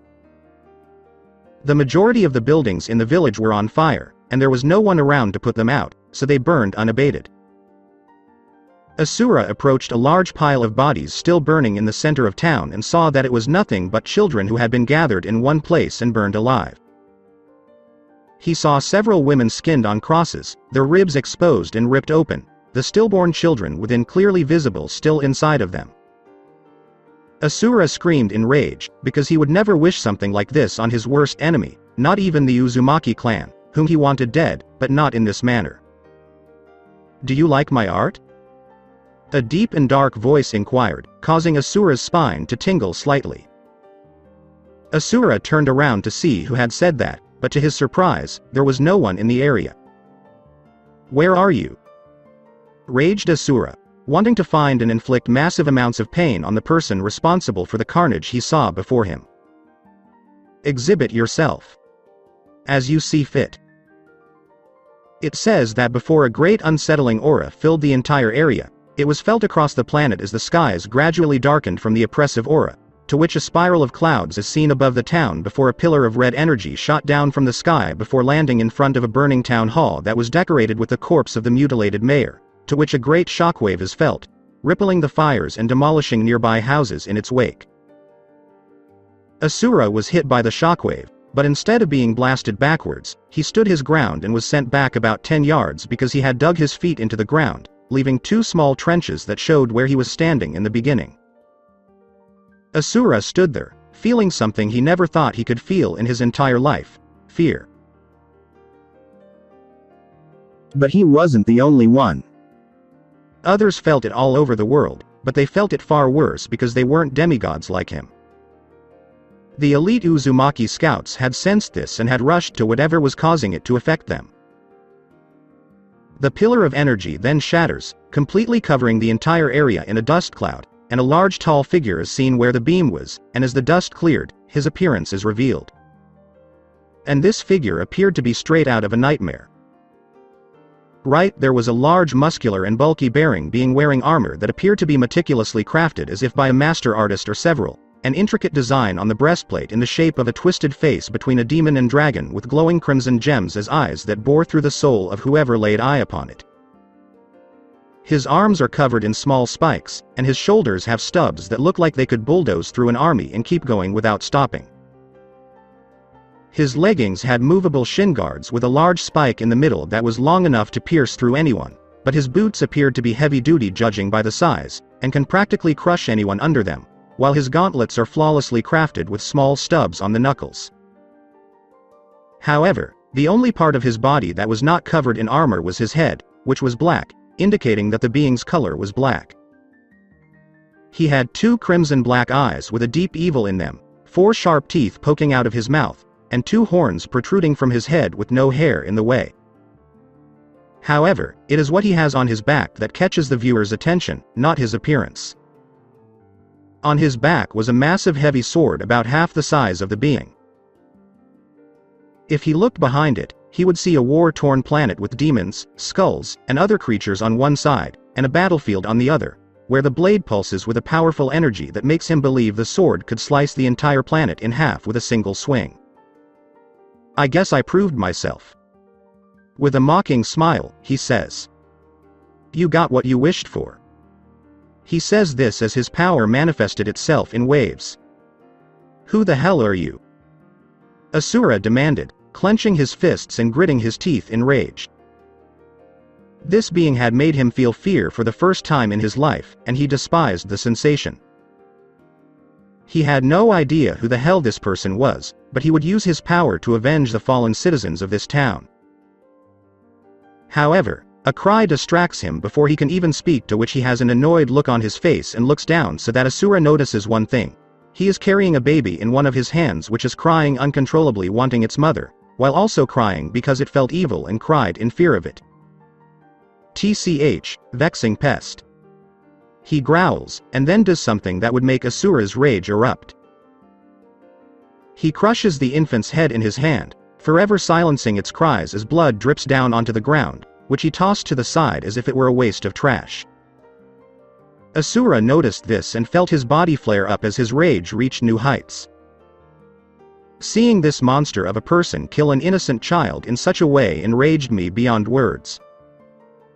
His body began to steam and his skin darkened as his power and anger grew stronger. "Why?"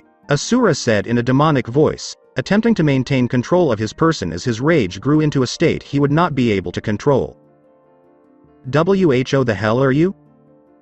The unknown person simply smirked, knowing that Asura's rage had reached a boiling point. "I am the demon lord Fear." Fear then unfastens his sword and stabs it into the ground, causing a small fracture in the middle of town, which, while it could do much more damage, he didn't use enough strength in the stab to cause a massive crevice. And, besides, he only used it if his opponent also used a sword, and he knew Asura didn't. "You will pay for what you have done," yelled Asura as he lost control of his rage and the energy in his body surged out, turning scorched black as he took on his wrath form. He screamed an ear-splitting screech that shattered the windows of buildings for miles in all directions. He bent his legs enough to launch himself at Fear with a balled-up fist charged with massive amounts of mantra, attempting to kill him right now. Fear simply raised his hand and grabbed the fist as it was inches away from his face, causing a massive shockwave that created a crater where they are from the force behind it. HMPH, the force from that wasn't half bad, but you're going to have to do more to scratch me than that. He mockingly says this as he twists and hurls Asura into the town hall, causing it to collapse on him. Asura charged again towards Fear, but this time he had two separate Rasengans in each hand, each glowing with dark orange energy, and thrust them forward in an attempt to damage the demon before him in a way that his fists couldn't before. Fear simply smirks as he flawlessly dodges both Rasengans and appears behind Asura. "What do you call those energy attacks?" "Here's an example," he yells, at which point he forms a black orb of energy and fires it point blank, causing a massive explosion that leveled the town and uprooted several trees. Asura was hit square in the face with the attack, but his rage overpowered any pain he felt and actually increased it. And the more enraged Asura became, the more power he possessed. He channeled this power into his Rasengan, inflating them exponentially like balloons. But, like overfilled balloons, they blew up in his hands, but instead of blowing up his hands, the energy blasted forwards in a dome shape that surrounded the area where Fear was standing in mantra energy that then exploded upwards in a massive pillar similar to Fear's, but while Fear's pillar was red, his was dark orange. Fear, on the other hand, was unaffected. Clever move. He snarls and snaps his boot right into Asura's gut, launching him a good distance away and out of what was once a town and into a large pond. Asura bounced several times before summoning the power he gained after killing the three tails and engulfing himself in massive amounts of water, which slung him back towards Fear with twice the force he was knocked away with.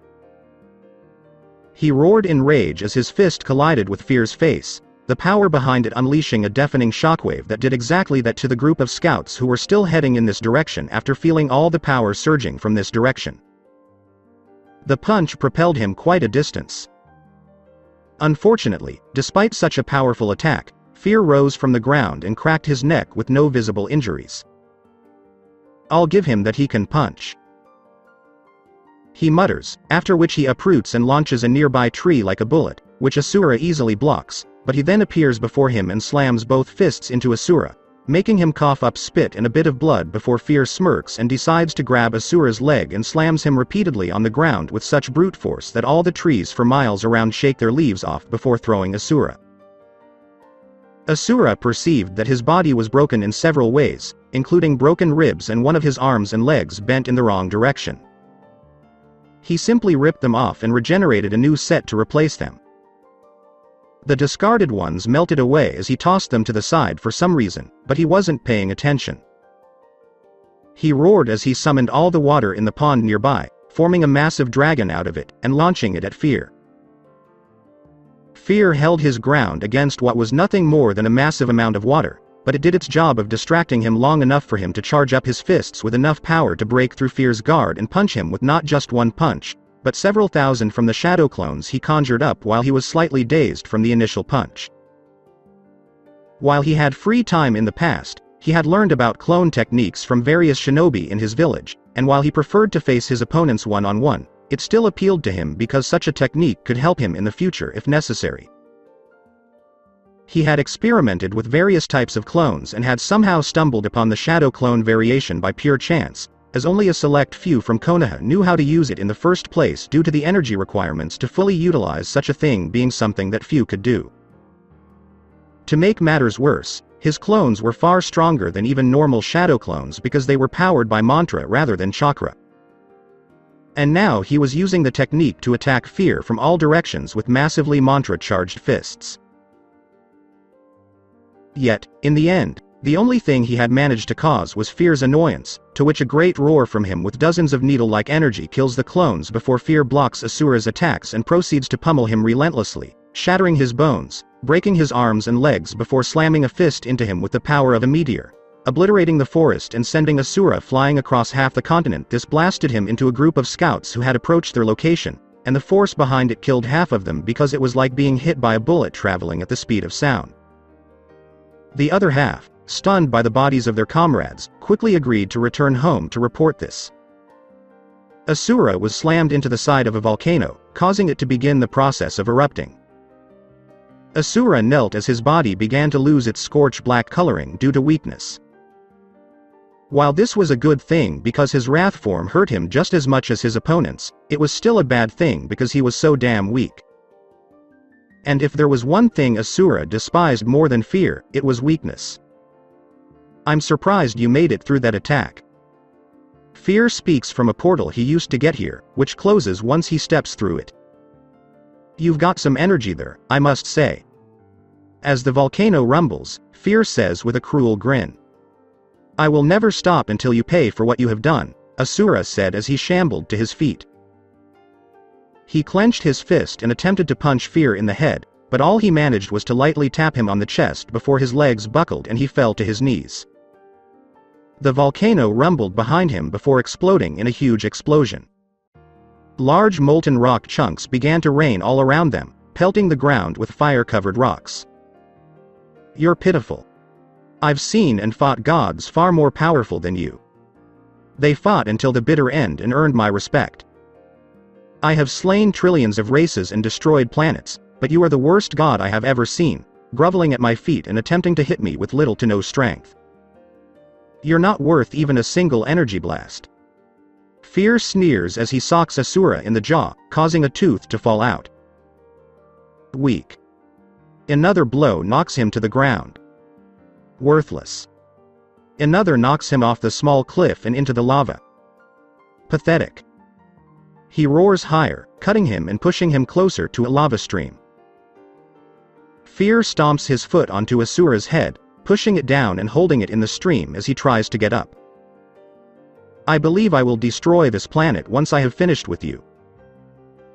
Maybe I'll slowly murder your loved ones, HMPH, maybe I'll keep you alive and force you to watch as I slowly murder them right in front of your eyes.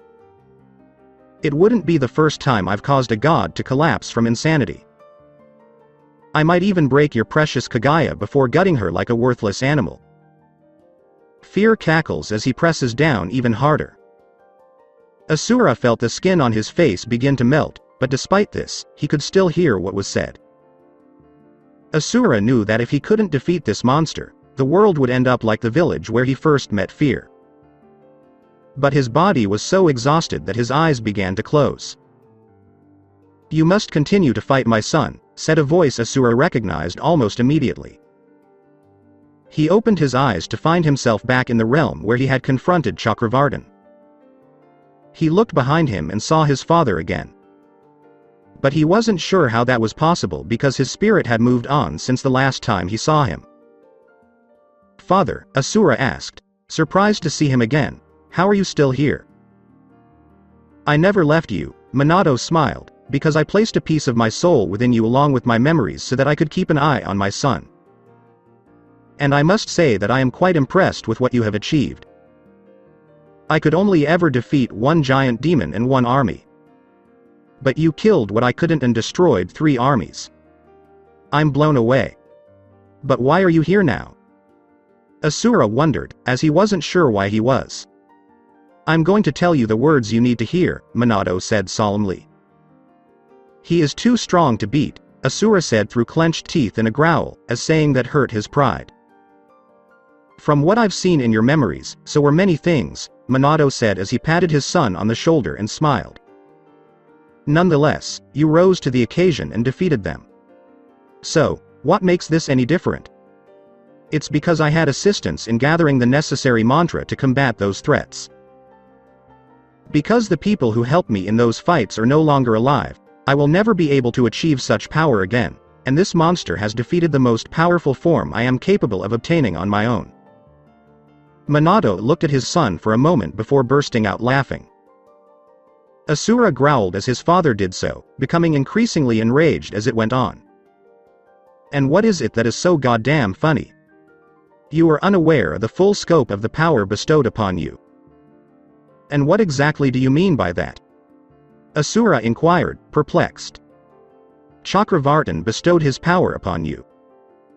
And, while it is insufficient to influence an entire galaxy as he was capable of doing, he entrusted you with such power because he knew you were worthy of it and would use it to protect your home." Asura heard his father say this and mentally scolded himself for becoming stagnant in his own power because he had not needed to use more than what he had previously used, future. Now his father was there to remind him that he had power that he had forgotten about because he had never used it. "Now, Naruto, stand tall," Minato said solemnly, "for you are my son. A samurai. And we refuse to submit. We fight until we can't anymore because we're dead. So get up and show this demon our clan's might." Outside of his mind, Fear grew tired of holding Asura down and simply kicked him into the lava itself, then began to walk away as he opened a portal to teleport away, but he was cut short when a massive amount of power blasted the very island they were on into smithereens. Fear looked up to see Asura in his mantra form floating in the air. Asura's rage was at its peak in this state, harnessing the excess mantra into power and expanding the size and armor of his arms to hulking, armored proportions. "Ho? I see my threats of what I was going to do infuriated you, so whenever you're ready for round 2, let me know," Fear says with a smirk and his arms crossed. Asura punched his smile off as he moved faster than Fear expected and punched him with enough force to launch him far off into the distance, causing Fear to growl in rage because this arrogant creature didn't know when to quit and stopped midair before flying back towards Asura, who was flying towards him at breakneck speeds. Fear gained strength halfway through, knowing that this battle could be deadly.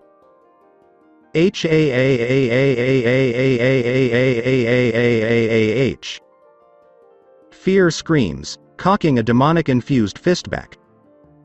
His fist collided with Asura's, shattering Asura's arm, but it didn't stop him because it regenerated almost instantly. They went on for a few minutes like this, with Asura and Fear punching each other's fists and Asura's being destroyed in the process. He went through a few hundred before becoming enraged that his attacks were failing and transforming into his 6-armed mantra form. Only then did his attacks begin to hit Fear because he had 6 arms while Fear only had 2. Fear takes a step back, spitting out a tooth with a glob of blood trailing behind it. He spit out blood that was an unfathomable black color. Now that he's taken on that form, his attacks are ferocious. He mutters to himself as he crushes the tooth in his hand. Fear, on the other hand, is able to adapt to his opponent's fighting style, making him feared across dimensions. "Right. Time to amp up my power and finish this, I'm never going to hear the end of this from the Angel Mira." He mutters angrily as he roars, his power increasing significantly, not enough to destroy the planet, but enough to shake it from the sheer force. And with that, he charges forward, and Asura is an open book when it comes to his attack moves. Fear attacked him so quickly that he was unable to fully defend himself. He attempted to block his attacks, but Fear quickly grabbed his arms and ripped them off painfully. While having an arm shatter was one thing, it took him longer to heal one that had been literally ripped off of him due to factors such as pain and regenerating nerves deeper in his shoulder area. So he was left without arms for the time being and attempted a headbutt on Fear, which he easily avoided. "Really? Here's a genuine one." He says this, to which he delivers a full-on headbutt, the force of which propels him straight into the ground that they were now burying him deeply in. "Have you had enough, or do you still have enough energy to foolishly fight me, Asura?" Fear mocks Asura by peering down into the hole where he is. Asura leapt from the earth and landed on his feet. He kept staring at Fear, who was still floating above him with that sneer on his face. "I don't know how I'm going to do it," Asura declared angrily, "but I'm going to destroy you."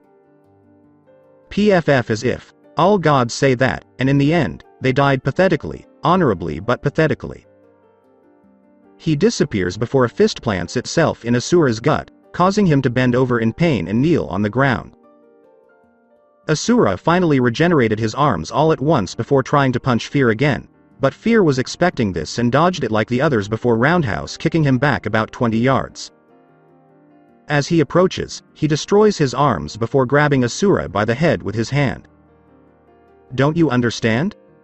You're too predictable, Asura. You're an open book, and even a child could easily avoid your moves like I did. He mocks as he begins punching him in the gut, using him as his personal punching bag. He began to smirk as he was punched by Fear because he was in the perfect position to do what he did next. He activated and powered up his mantra core until he was in his mantra reactor form. And before Fear could respond, Asura blasted him with a pure laser of mantra energy from his chest, launching him far off into the distance with such force that he was blasted out of orbit and into space itself, rather than going around the planet due to its gravitational pull. Asura followed suit, leaping into space and flying to where he was floating. I can feel my aura not affecting him. It appears that he is immune to it when he is in that form.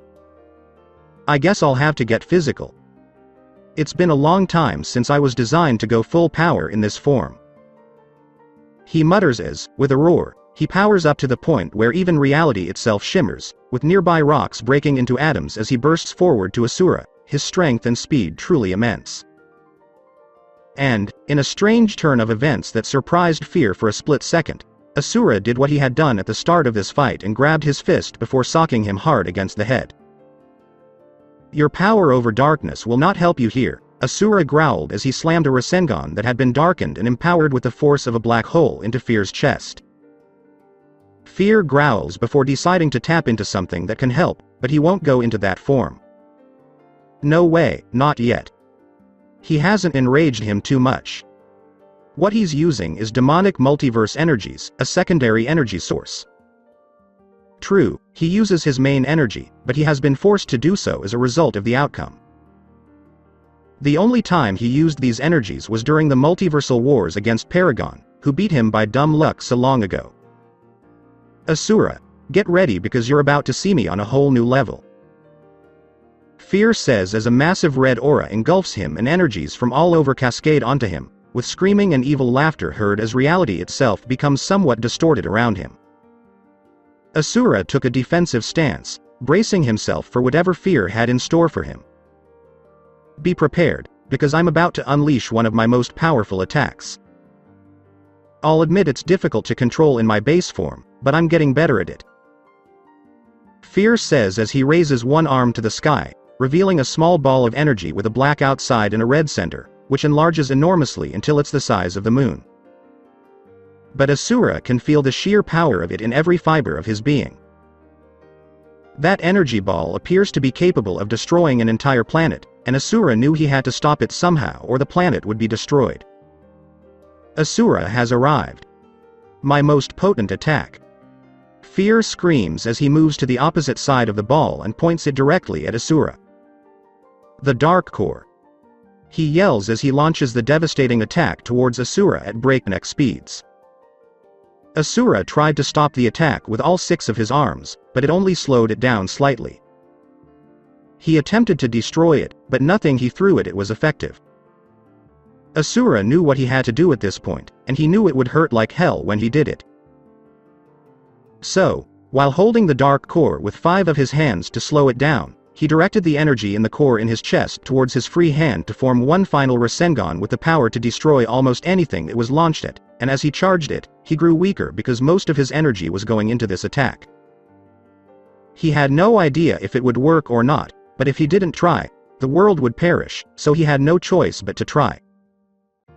He slammed the attack into the Dark Core hard once it was fully charged, and saw it sink into it towards the center.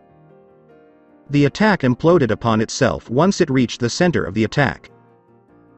The shockwave of its implosion separated the reality of the immediate area from the power of their attacks.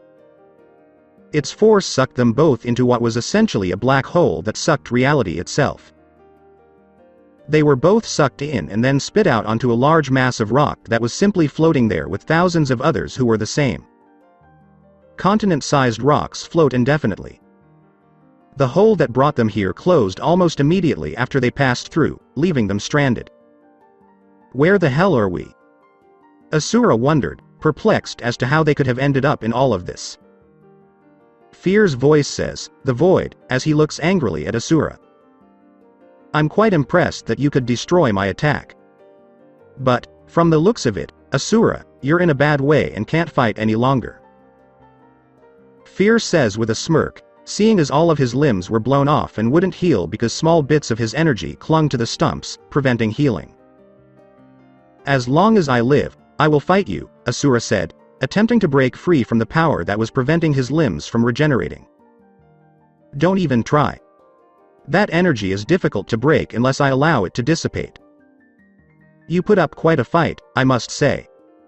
It's a shame it comes to an end here." Fear says, looking down at him, as he snaps his fingers and his sword appears, stabbed in the ground, next to him. Asura began to channel whatever power he still had within him to try to break free from the energy impeding his regeneration, but even though he could feel it gradually weakening, it was moving so slowly that he wouldn't be able to break free in time. But, while he expected Fear to finish this with a slash of his sword, the end did not come as expected. "Did you know your daughter Mithra resides in that dimension?" Fear claims to have his attention. When Asura heard that, he stopped struggling and looked at Fear. "How do you know about my daughter?" Asura wondered as Fear rubbed the tip of his sword across his shoulders, near his vulnerable neck. "Oh, please, I've known about you since the creation of the multiverse. Even though I don't care about my opponent's history, it gives me an advantage against them and allows me to exploit their weaknesses. I am aware that you were once Naruto Uzumaki Namikaze and that your mother and sister abandoned you to die," he says casually. "Why are you interested in who I was in the past? What practical application does it have for you?" "It simply allows me to demonstrate my infinite knowledge, demonstrating to you that I can know everything, from your fights, battles, and love life. It's common protocol to know about the ones you're up against in order to gain an advantage in battle." With a smirk, Fear says, "How is Mithra even alive?" Wondered Asura, who had thought he would never see his daughter again, but hearing that she was alive only made it more dangerous for him to win and return home to be with her once more. Respond. "I'm afraid that's information even I don't have, but you might never see her again because of one hurdle you've been trying to overcome." Fear says this as he walks away from Asura and turns to face him, his sword tip at his feet, a look on his face that says he would crush everything Asura knows. "And exactly what is that?" Asura growled angrily, vowing to find whatever this impediment was and destroy it once and for all if it meant reuniting with his daughter. He smirks as two flat clear crystals appear to his left and right. "This crystal on my right will reveal what they intend to do with her after my shadow spies uncovered everything, while the one on my left will reveal what her current state will be in a number of years as a result of them," Fear says with a sly grin as he snaps his fingers and the one on the right lights up. Asura's rage grew as he saw what he had done in the crystals. He saw her tied up in a fortified room, pleading with him to save her. The crystal then shifted to his former mother and a few older Uzumaki clan members, who were all discussing the demands they would make of him, using his daughter as a bargaining chip because they knew how much he loved her. They had a Yamanaka dig through her mind, and while she was strong in her own right, she had never had such a thing done to her before and was unprepared for it.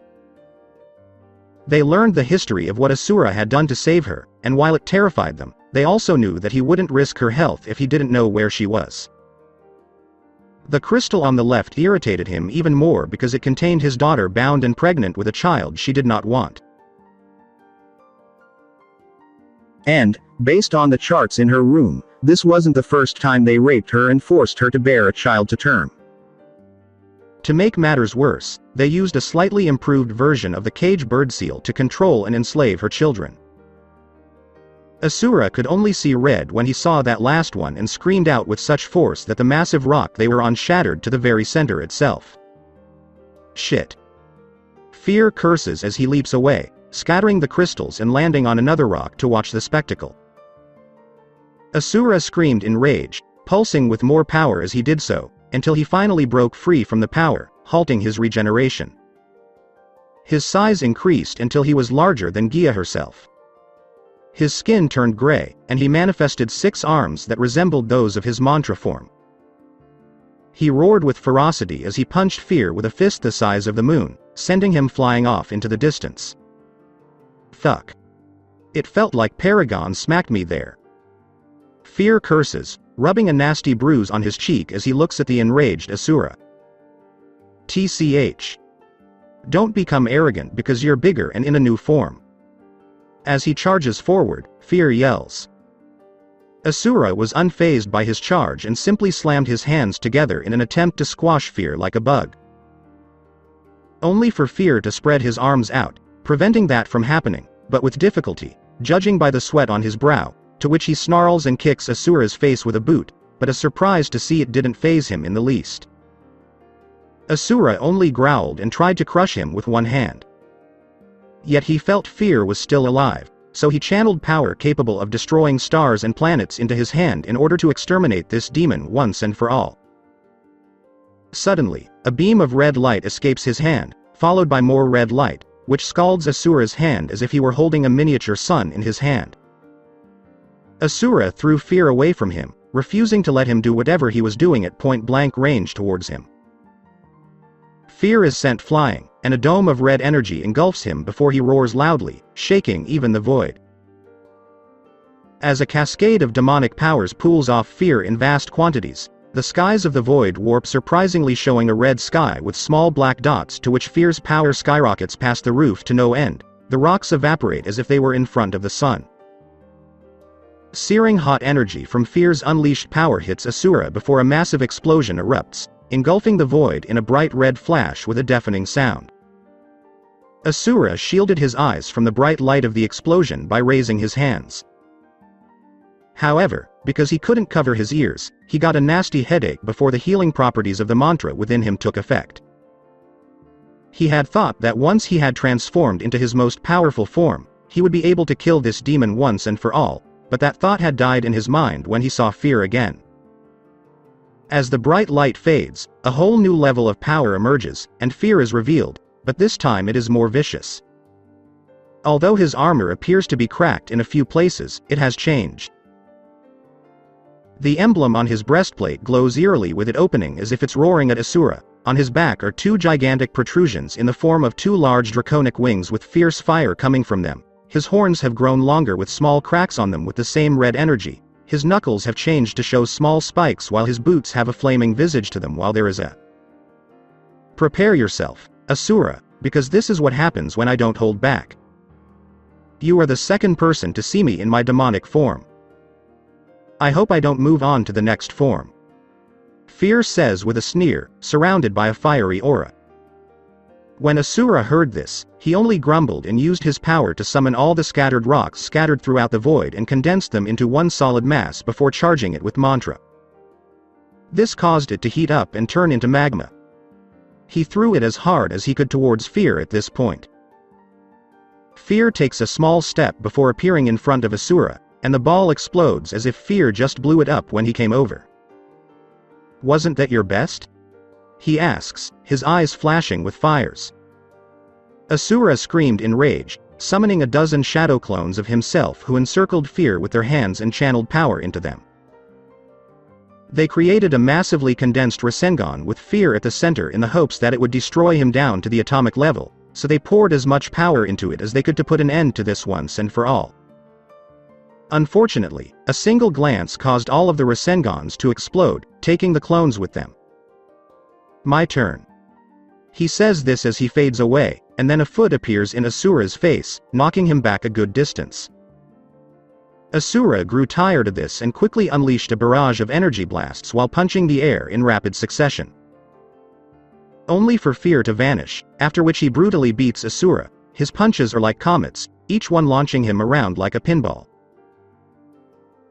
He begins to shatter his arms, shattering them like glass as he tosses them away, followed by him dodging any last-minute fists and catching them before wrenching the offending arm off, breaking what bones it has, and after that he charges a significant amount of energy into his fist and thrusts it into Asura, causing him to cough up a good amount of blood, to which he is blown through a dozen rocks before landing on the final one, leaving nothing but.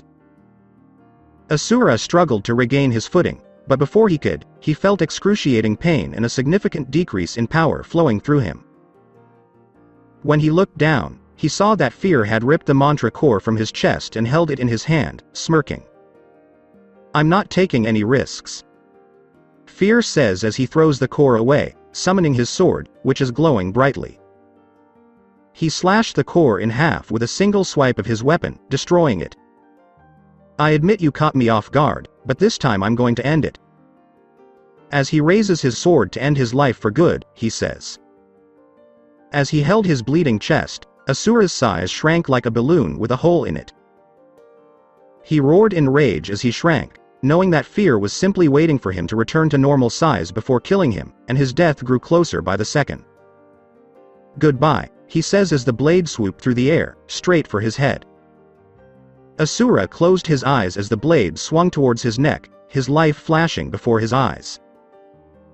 All the pain he had endured as a result of the actions of others, the family he had lost twice due to events beyond his control.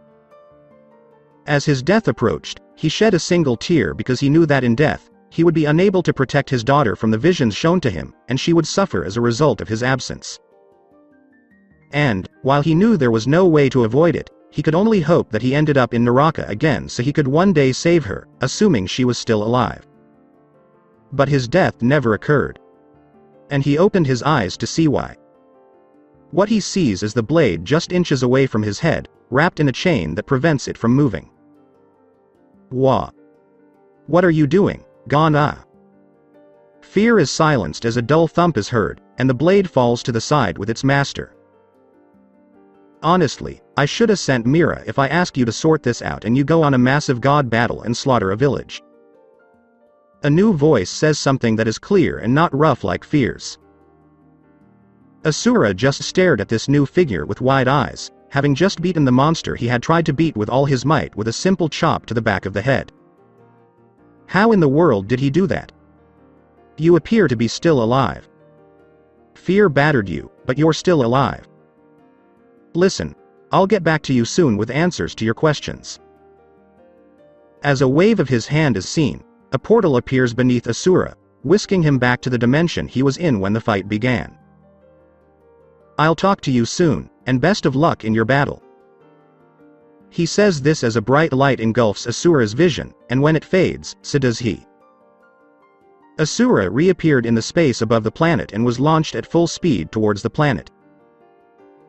It felt like deja vu to him because this had happened before, but unlike the previous time, he still had some of his power within him, which he used to protect himself from death as he hit the water and bounced several times until he reached solid land. Asura lay there for a minute, using some of his limited energy to regenerate two of his arms, which were no longer needed because he was no longer fighting a strong opponent. Asura felt his chest bleeding from the hole in his chest, so he put both of his hands in the wound before using steam to cauterize his wound and burn it shut. He screamed in agony because the procedure was excruciatingly painful. He began to walk further inwards once he was certain that he wouldn't bleed to death because there was nothing here for him and he needed to head towards the nearest town to see what had happened since he had gone and where the hell he was exactly in the world. He finally saw a massive city in the distance with multiple tall skyscrapers and airships all over with what appeared to be messages of some sort after several hours. He was too far away to see what was on them, but he'd figure it out in time. As he got closer to the city, he passed through vast farmlands and walked down predetermined paths. He was walking by a barn when he noticed something on the side of it. On the building's side was a high-tech wanted hologram with his image on it. It was stated below that he was wanted alive with a massive bounty on his person and that if he was seen, he should report to the nearest overseer. Asura had no idea what an overseer was, but he knew he needed to avoid them for the time being if he wanted to get home safely. But when he saw the Uzumaki clan's symbol on the bottom corner of the wanted hologram, He drooled because it seemed like the Uzumaki clan had gained a lot of political power if they were in charge of bounties like this. To conceal his identity, he took a few sheets that were drying on a clothesline and wrapped one around his wound while the other covered his person. He continued walking towards the city once he was satisfied that he was sufficiently disguised. Once there, he noticed that the airships were showing propaganda videos claiming that the Uzumaki were in charge and constantly watching the citizens. That all crimes would be dealt with harshly and without mercy. Asura looked around and wondered what year it was because none of this existed in his time, either past or future. So seeing such things now made him wonder what the hell had happened. Asura walked down the crowded streets of this city, noticing the citizens' hopelessness, as if they were dissatisfied with their lives. It was common to see a few people with that look, but seeing an entire city with it only added to the confusion. As he walked around, he kept his head down to avoid detection because many people assumed he was a homeless vagrant based on his clothes. This was fortunate for him because they didn't give him a second look. He had been walking around for several hours before anything happened to him. He saw a child running out of a store with a few cans of food in his hand, but he was only a block away when these white creatures, which the citizens whispered were called Zetsu, appeared and attacked the boy. Asura became enraged when he saw that no one was assisting this child and decided to do so himself. Asura charged forward and easily dispatched the several Zetsu who had been attacking the boy, but instead of grateful people surrounding him, they all ran away from the area shouting about how an overseer was on his way. The boy he had saved took Asura's hand and led him further into an alley, where he moved a few boxes next to a dumpster away and indicated a hole to go through. Asura responded to his gestures and entered through it, which the boy followed as he repositioned the debris to conceal the hole. Asura followed the boy deeper into the dark tunnels, and after about 20 minutes of walking, they came to a massive well-lit clearing with several dozen makeshift huts made of scrap. Asura was walking closer to this makeshift village when he was stopped by several guards, each wielding a sword. "Who are you?" asked the lead guard, his gaze fixed on Asura, who was a stranger to them all.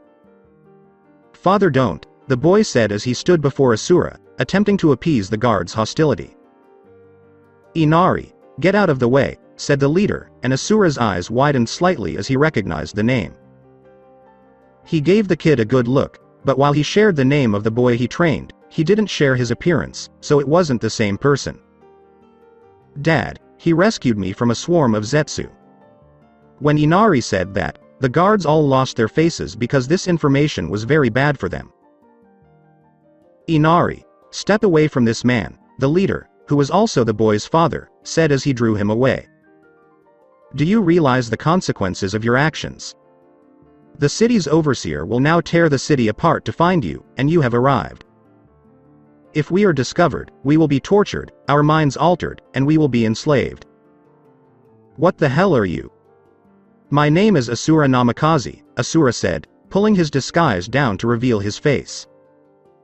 When the people saw his face, their faces lost even more color. "You must leave now, traitor!" exclaimed the father, raising his blade to attack Asura. "What?" Asura asked, perplexed, because he had never betrayed anyone in his life, neither as Naruto, who died when he was only 5, nor as Asura, whose former comrades betrayed him. "How do I become a traitor? You deserted us just when we needed you the most.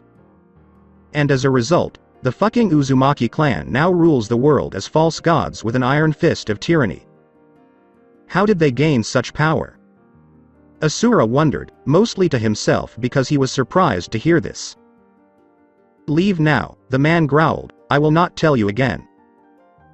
"I did not abandon you," Asura said as he stood his ground, "because I was forced to fight a being of enormous power. I had to use more power than I wanted to, which ripped time and space and transported us somewhere else. I made it back and found myself running out of time. So, how long have I been gone? According to what my father Inari said, the man in thought, you just vanished about 100 years ago." "Was your father one of my students, Inari?" "Yes. And right up until the day of his execution, he hoped that you would return. But you never did, leaving us to fend for ourselves. Please explain everything that has happened since I left." The man led him to a table to sit and talk about what had happened while he was gone, and what he heard was not a happy story. The world was a very different place 100 years ago than it is now. But such a thing is to be expected, so let me rephrase that statement and say that the world was different in the way it was because it went in a far different direction than it was naturally intended to go. Mei and Zabuza had left Asura on his orders to deal with whatever he had left to deal with, knowing that it was probably something they couldn't handle even at their best. Sure, they had been trained in the use of mantra for some time, just as Asura wanted everyone in their village to be, but the power they felt shortly after leaving came from the area they had just been in made them realize that they were nowhere near the level of power that they needed to be to face off against such an opponent on even equal terms or the like. They returned to Mist faster than they had originally, but as they continued on their accelerated pace home, they felt and saw powerful bursts of energy appear in the sky, which they assumed and easily guessed were caused by Asura's fighting with whoever he was fighting against. Their eyes had opened wide as they witnessed a power that could not only be felt, but also seen in the form of a massive destructive orb that was slowly approaching them. Just when they thought all was lost, there was a massive surge of power that stunned everyone on the planet with its destructive power. While those who witnessed this thought the force behind the blast would be the end of them all, it ended up turning into what appeared to be a black hole that consumed itself after collapsing on itself. There were no further bursts of power after that. Mei and Zabuza returned to Kiri and immediately placed the village on lockdown as a precaution. From there, they waited for Asura to return to the village, but years passed with no word from him. But no matter how long they waited, he never returned. They sent multiple scouts over in the early months to find him, but no matter how hard they looked, no one could find even a hint as to where he was. Even Kagaya was concerned about him and searched for him in space, but she found nothing no matter where she looked. What made matters worse was that Konoha had begun to make demands for surrender as well as the surrender of all research into mantra, which Mei, who had taken over as Mizukage in Asura's absence, refused. Konoha as a whole became far more daring when they realized Asura was no longer in Kiri, and even more so when they realized they couldn't find him, so he wasn't defending them. A few years after his disappearance, Konoha unexpectedly attacked Kiri with a large powerful force of white creatures known as Zetsu, capable of pushing the residents of Mist to their limits. The enemy was eventually routed and destroyed, but it was only then that the true purpose of the surprise attack was revealed to them. It was nothing more than a large diversion to keep them occupied so that the shinobi sent by Konoha could steal the mantra research they had while fighting off the Zetsu. Mist attempted to retaliate for the unjustified attack, but Konoha still had a large number of Zetsu to defend their village, and the cost of lives was too high for so little ground in the end, so they retreated to plan accordingly.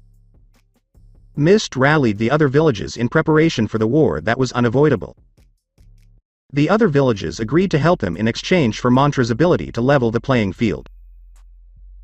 Mei agreed to this primarily because it had always been Asura's intention to share it with the people when they were ready, and the situation seemed to call for it, as Konoha would not hesitate to attack once they had completed their own research into the energy.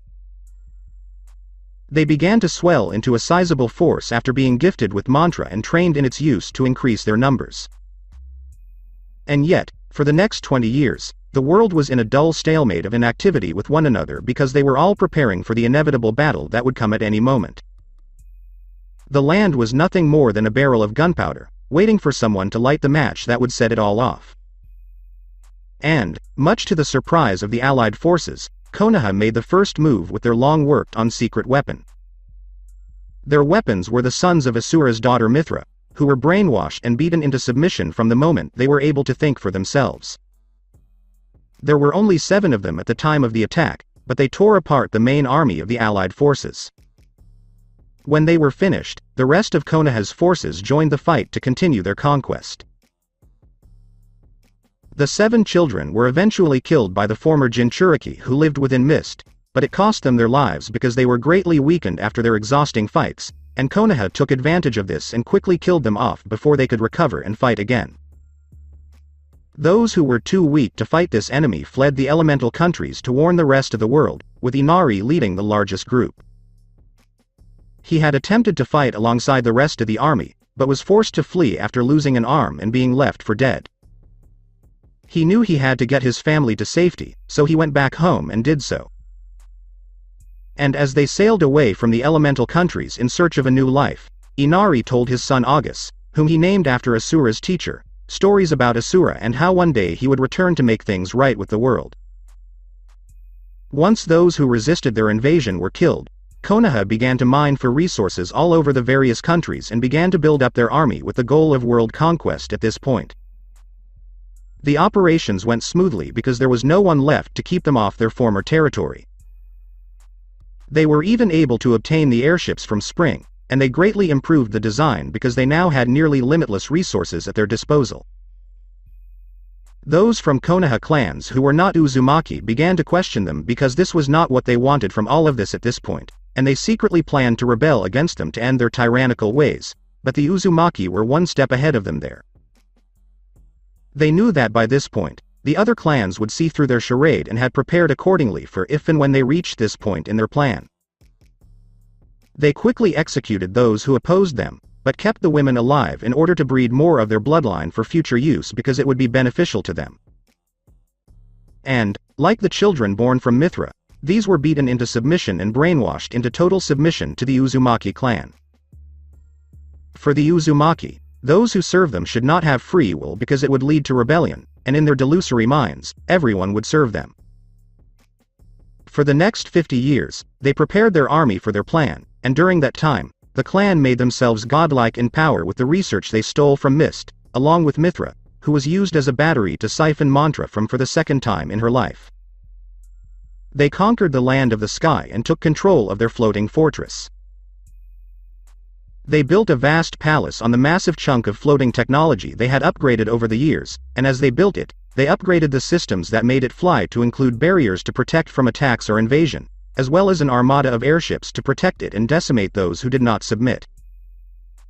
Once everything was in place and their numbers were large enough, they descended on the world and wreaked havoc on it. Wherever they went, the message was clear to everyone they met. Surrender or perish. There was no middle ground to choose from, nor was there a third option. And, as one might expect, the people of the world did not like those options because it was more of an ultimatum, so they fought back with everything they had, but it ultimately failed. Their resistance was eventually crushed, with those who survived the initial attack being rounded up and executed in front of live audiences to show the world what happened to those who refused to submit to the Uzumaki. The last resistance group was led by none other than Inari, who was an old man at this point but still fought with everything he had. And his commitment, as well as his words, inspired others to join his cause, because they would rather die free than live in chains. But it was all in vain because his resistance group, like all the others, failed, and the Uzumaki made an example of him, as they had done to so many others, and with his death, the world finally surrendered to Uzumaki rule. But as they prepared to execute him, Inari simply laughed as he praised his old teacher Asura's name and predicted that the false gods would fall when Asura returned. And with that, Inari was executed in front of everyone by hanging, a punishment reserved for traitors, which is exactly what Inari was to the Uzumaki. With complete control of the world, they set out to advance the world as a whole because their subjects required a place to live and worship them, as well as the necessary facilities to live and survive against whatever the world threw at them. They built vast cities that spanned the globe and were modern marvels, but they were all run as an authoritative dictatorship. The overseer was in charge of the city and was in charge of the chain of command. Each overseer was a Mithraic child who answered to the new gods, as they liked to call themselves, and beneath them were the Zetsu, who were used to spy on almost everyone. Those who could not live like this or were forced to flee for various reasons hid underground to live out their lives in the only semblance of freedom they still had. Even while the world was under the rule of the Uzumaki, there were those who resisted, as there was always someone in every generation. And luckily for the people, they had some assistance from someone powerful. The new gods ruled the planet with an iron fist, but they experienced a minor annoyance in the month following their complete takeover, which persisted throughout the month. Guerrilla attacks raged throughout the world's cities. The convoys carrying supplies being shipped to their cities were heavily attacked, leaving no survivors, but the supplies were taken away. When the reinforcements arrived at the scenes of the attacks, the only evidence of a fight was a badly destroyed convoy and several perfectly accurate bullet holes in everyone who was a part of it, as well as sword slashes. One of them even had a fist-sized hole in their chest where their heart should have been. Knowing about a potential rebel attack, the convoys began assigning Titan security in nearby patrols to try and counter it, but even this failed to stop it when the patrols were found butchered and pinned to any trees or buildings in the immediate area as a message, one of them saying, "I've seen better," in blood. Knowing that this rebel was making their troops look like amateurs, the new gods launched a nationwide manhunt for said rebel. With all of the effort put into the global search, they were able to unearth a few hideaways here and there. When they were discovered, they were butchered furiously by the rebel himself, which fueled his rage. He then went to a nearby outpost and slaughtered everyone inside like cattle in a slaughterhouse. When a convoy arrived, they found a ruined outpost with bodies hung on the walls all over the place. The new gods began to suspect that the rebel was none other than Asura himself at the time. They had tried for years to find him in order to capture and detain him, but they could never seem to find even a speck of information about his whereabouts, so they simply chalked it up to him being a coward. They printed wanted posters with his image on them and distributed them throughout the city, threatening anyone who helped him in any way with a painful punishment. When they determined the identity of the rebel, they decided to make an example of the populace in order to coax Asura out and stage a mass execution in a major city in order to force him to appear. All was well, at least in their minds, not in the minds of the general populace, until the executioners began to drop like flies, which only added to the surprise of the people when a stranger in a large dark garb appeared, holding a glowing blue sword in his hand. The second he appeared in front of them, White Zetsu appeared and attempted to apprehend him, only for a quick swipe from said stranger to destroy them, resulting in an all-out battle in the city, with the stranger emerging victorious after slaughtering many of the military police as well as the Zetsu. All of the fighting caused one of the overseers to appear, resulting in the stranger walking away from a burning city with a few dirt stains on his clothing and a large group of people who had wanted to flee following him. The death of one of their overseers sparked a mass frenzy among the new gods, with a mix of fear, anger, and curiosity about the one who easily defeated one of their overseers, making them want to find and capture the stranger for their own personal gain. While they assumed it was Asura because he had been such a thorn in their side in the past, they also knew the man fought with his fists alone and this rebellious stranger used a sword, the likes of which they had never seen before and secretly feared because they had a feeling it could hurt them, godlike power be damned.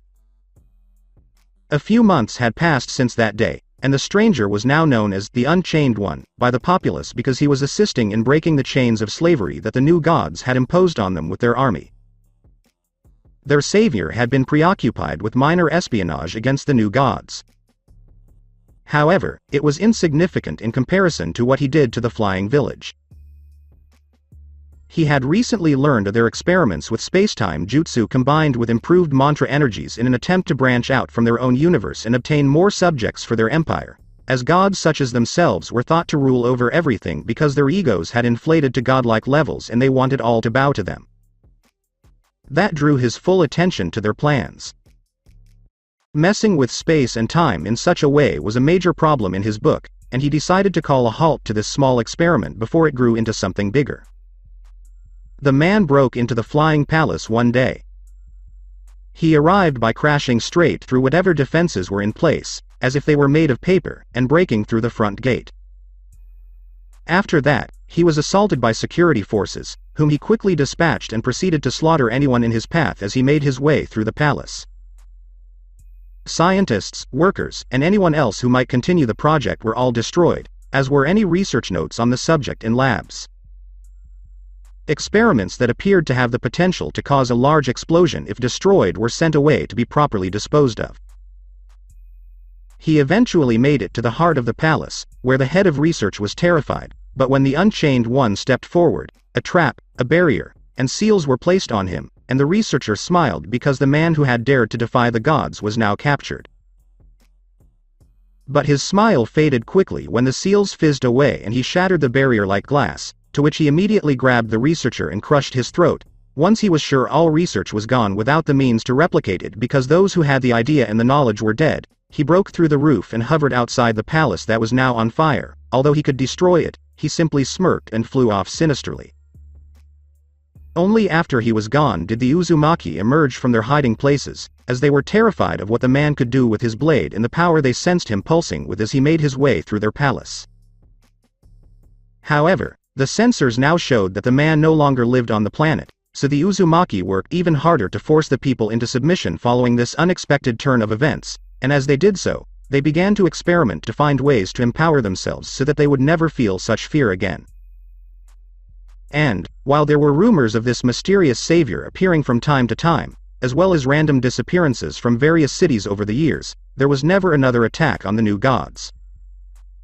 And that is all that has happened in the last 100 years, Inari concluded after recounting the past century's history. I am one of the few who know what really happened in the world because those who know as much as I do are hunted down and killed because the new gods want to change it so no one remembers the past. They are not worthy of calling themselves new gods, Asura raged, despite the fact that the Uzumaki were the furthest thing from such a title. While I agree with you there, Inari sighed, there is no one to fight against them. Sure, there was one person who stood up to them for a while, but we don't know who he was or if he or she is still alive. That person could be dead for all we know, as there has been no aid since they first attacked the new gods' home. How do you know someone attacked the new gods? Asura asked, mentally gagging at the fact that he just called them that when he knew they weren't. It could have been one of their own getting too big for their britches and attempting to take over. Because of this video, Inari's father explained as he took out a laptop and placed it on the table. Asura looked at it, puzzled, because he had never seen anything like it in either of his lifetimes. Sure, when he was Asura, there was some advanced technology and such, but nothing like this. Inari turned the laptop screen around for him to see by pressing a button. On the screen, he saw a tall man dressed entirely in what appeared to be leather. He appeared to be wearing a large black trench coat that went to his knees with small chains dangling from the hem, while underneath the trench coat was a black chest plate, though it was unclear if it was leather or metal, while a small black collar shirt is seen going up to his neck, and he appeared to be wearing tight black cargo pants with large steel toe-capped black boots that look as if they can crush through masonry with little resistance.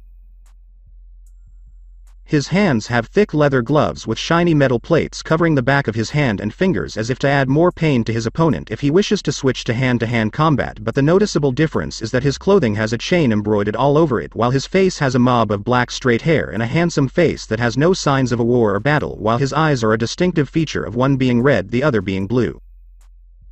Only after the battle is over will the Overseer appear, and Asura will finally see what they look like.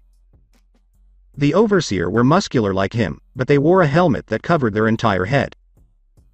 There were 2 eye holes and numerous seals on the helmet. They wore orange GI and pants with metallic encased arms that increased their physical power and allowed them to punch through almost anything. I heard about you abominations from dying caravan leaders and outpost reports, and I was wondering if they took away your ability to speak. He speaks in a monotone but solemn tone, as if he were the commander of a powerful military organization. Resistance is pointless. It says in a monotone tone. I see, but you're nothing but brainless meatheads. TCH, poor girl must be mentally broken from the amount of torture those cretins subjected her to. Whatever the case may be, it will bear some resemblance to her when she realizes her children have been put out of her misery rather than being used as a sacrifice. He says this as he raises his arms and separates his legs in preparation for a fight. Pray to the news gods. The Overseer yells. Following that statement, they both launch into an escalating battle, the impact of their fists shaking the city while destroying everything in their path. The battle lasted 10 minutes before the stranger ended it by slamming his arm straight through the Overseer's chest and saying a simple word. Mysterious purification. He roars, and the Overseer roars back as it turns a crystal white before exploding, engulfing the city in a torrent of flames. Fortunately, any innocent people were evacuated. The video ended here because the cameras that were recording it were destroyed in the attack. I know who that man is, Asura said, his eyes widening with the realization. You do, Inari, who was equally surprised, said, but who is he?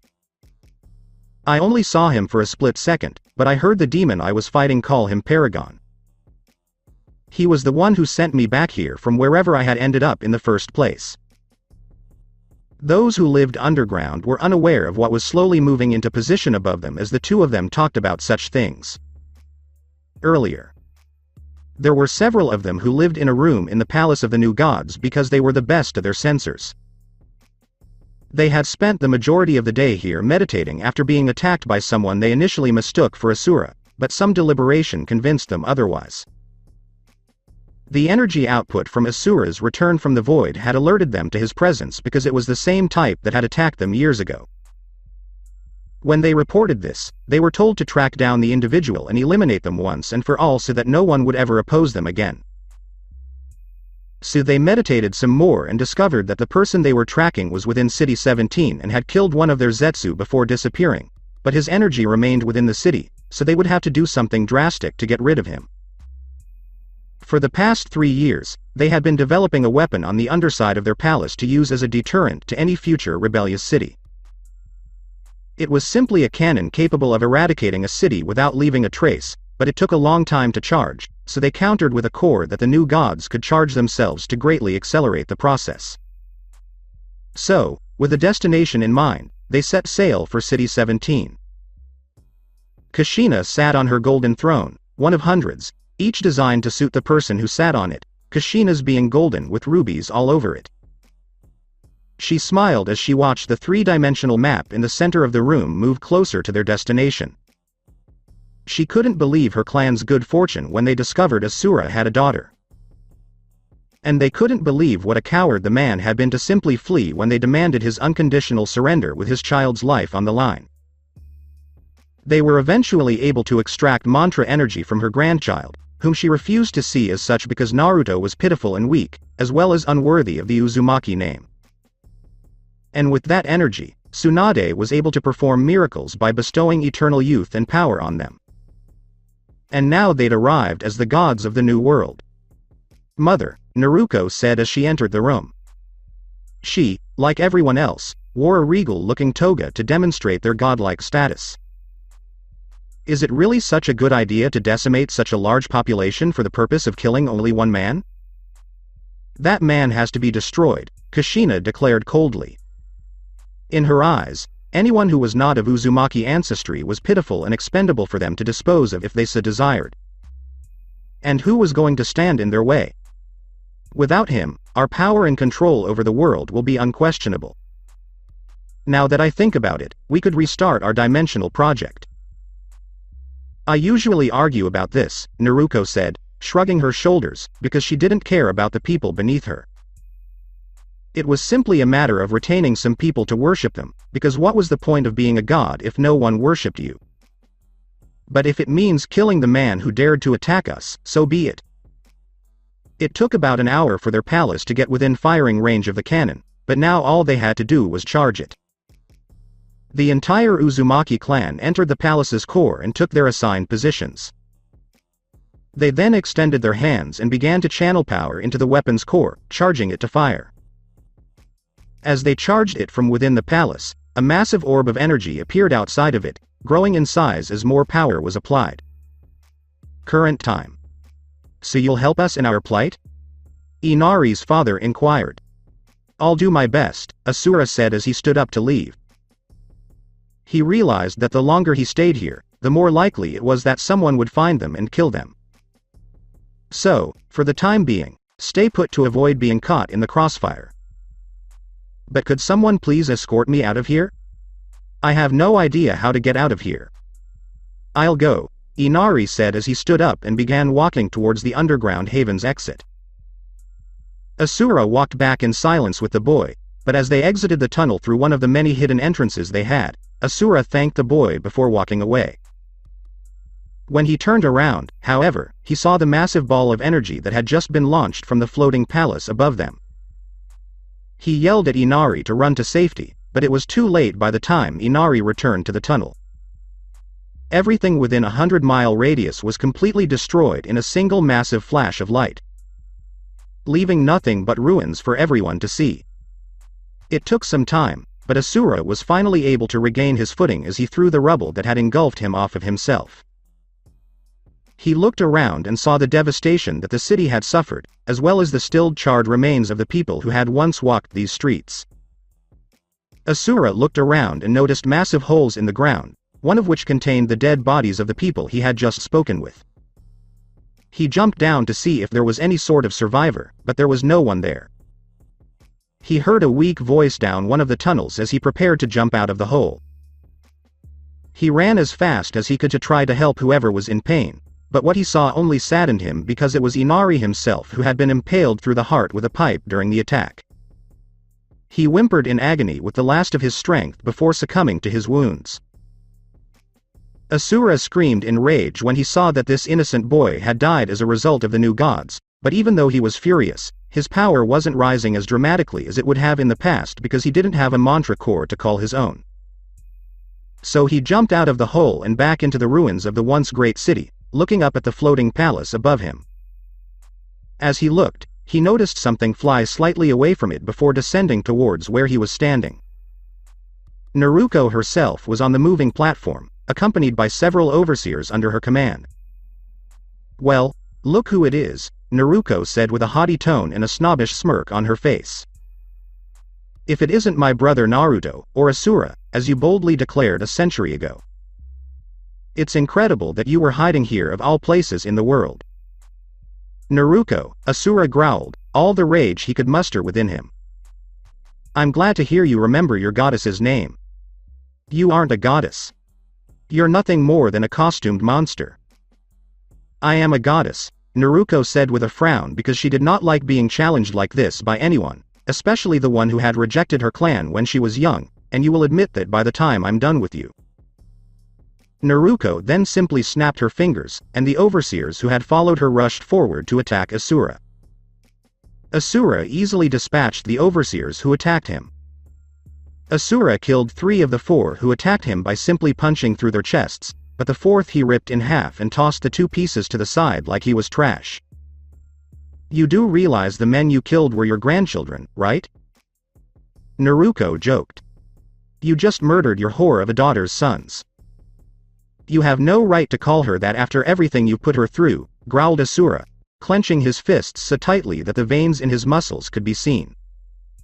"I'm going to make you and the rest of your pitiful clan pay for what you've done to all these people." Asura charged forward at this point because his rage had gotten the best of him, but he didn't get very far because several chains appeared from the ground and wrapped around him. He tried to break free from their clutches, but no matter how hard he tried, he couldn't. "Isn't this a funny sight?" Naruto said as she summoned 2 more chains to wrap around Asura's throat and lift him into the air. "When we last met, you had your hand around my throat and spared me because you wanted to send a message to my family. And now take a look at yourself. My life is in the hands of the big powerful man."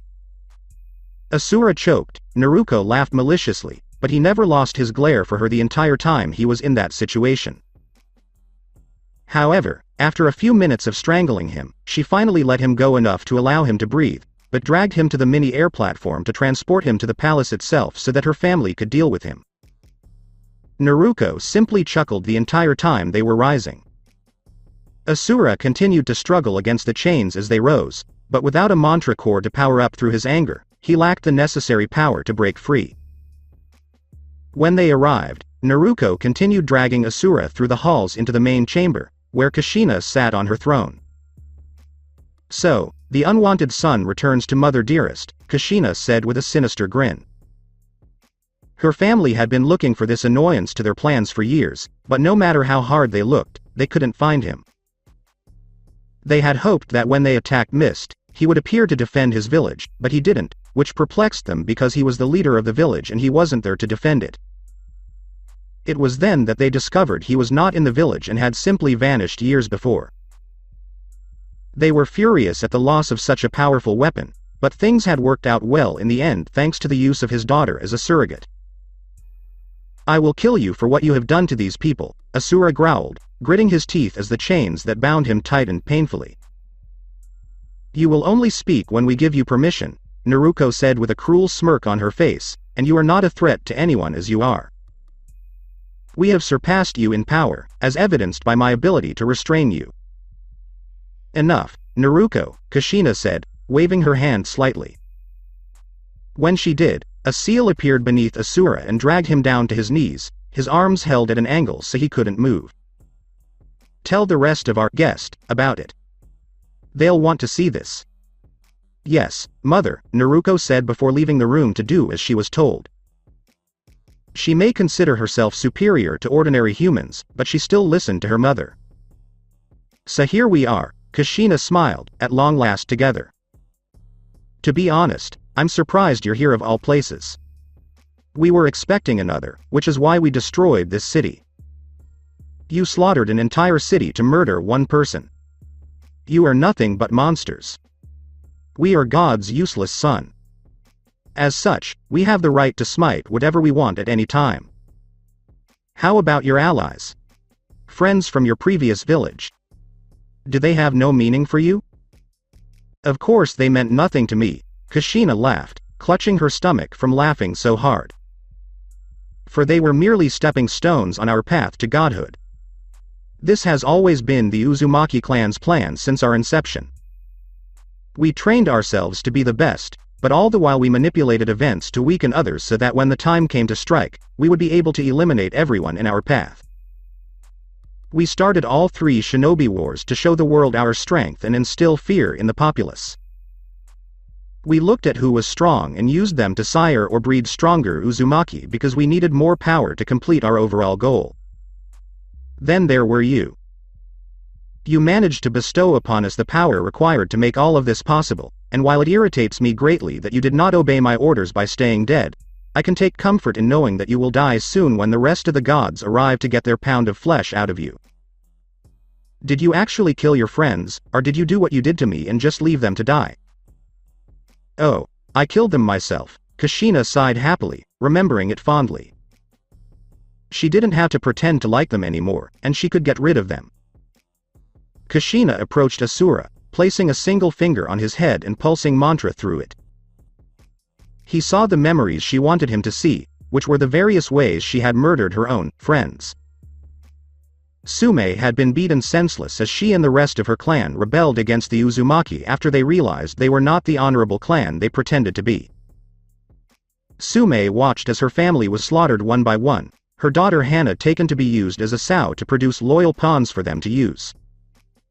Sume was then beaten bloody and thrown naked and broken into a pit.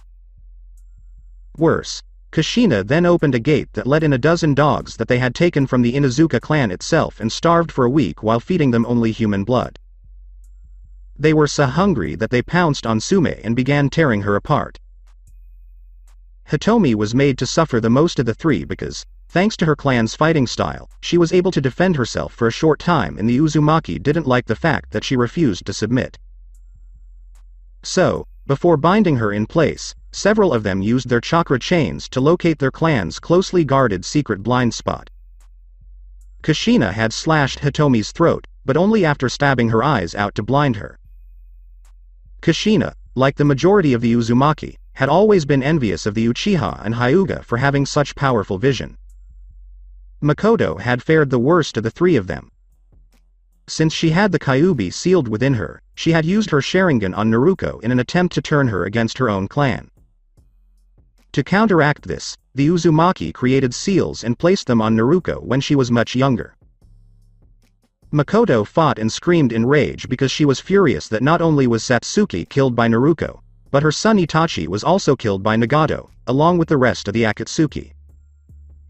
The Uzumaki clan wore her down until she was exhausted, at which point Kushina used a fire jutsu to burn her alive. As she finished showing Asura these memories, Kushina took a few steps back. Asura could only growl in rage as she saw this woman, no, this monster, easily murder those she claimed to be her friends, only to reveal her true colors to them when they least expected it. Where is my daughter? Asura demanded, his anger palpable to all who could hear him. You know what, Kushina said, summoning a few chakra chains from her back. While I would normally tell you to go fuck yourself and not respond, I am in an exceptionally good mood right now, so I will show you. She used her chains to cling to two metal bars in the ceiling. She drew down with them, and a clear crystal cylinder slowly dropped down in front of Asura.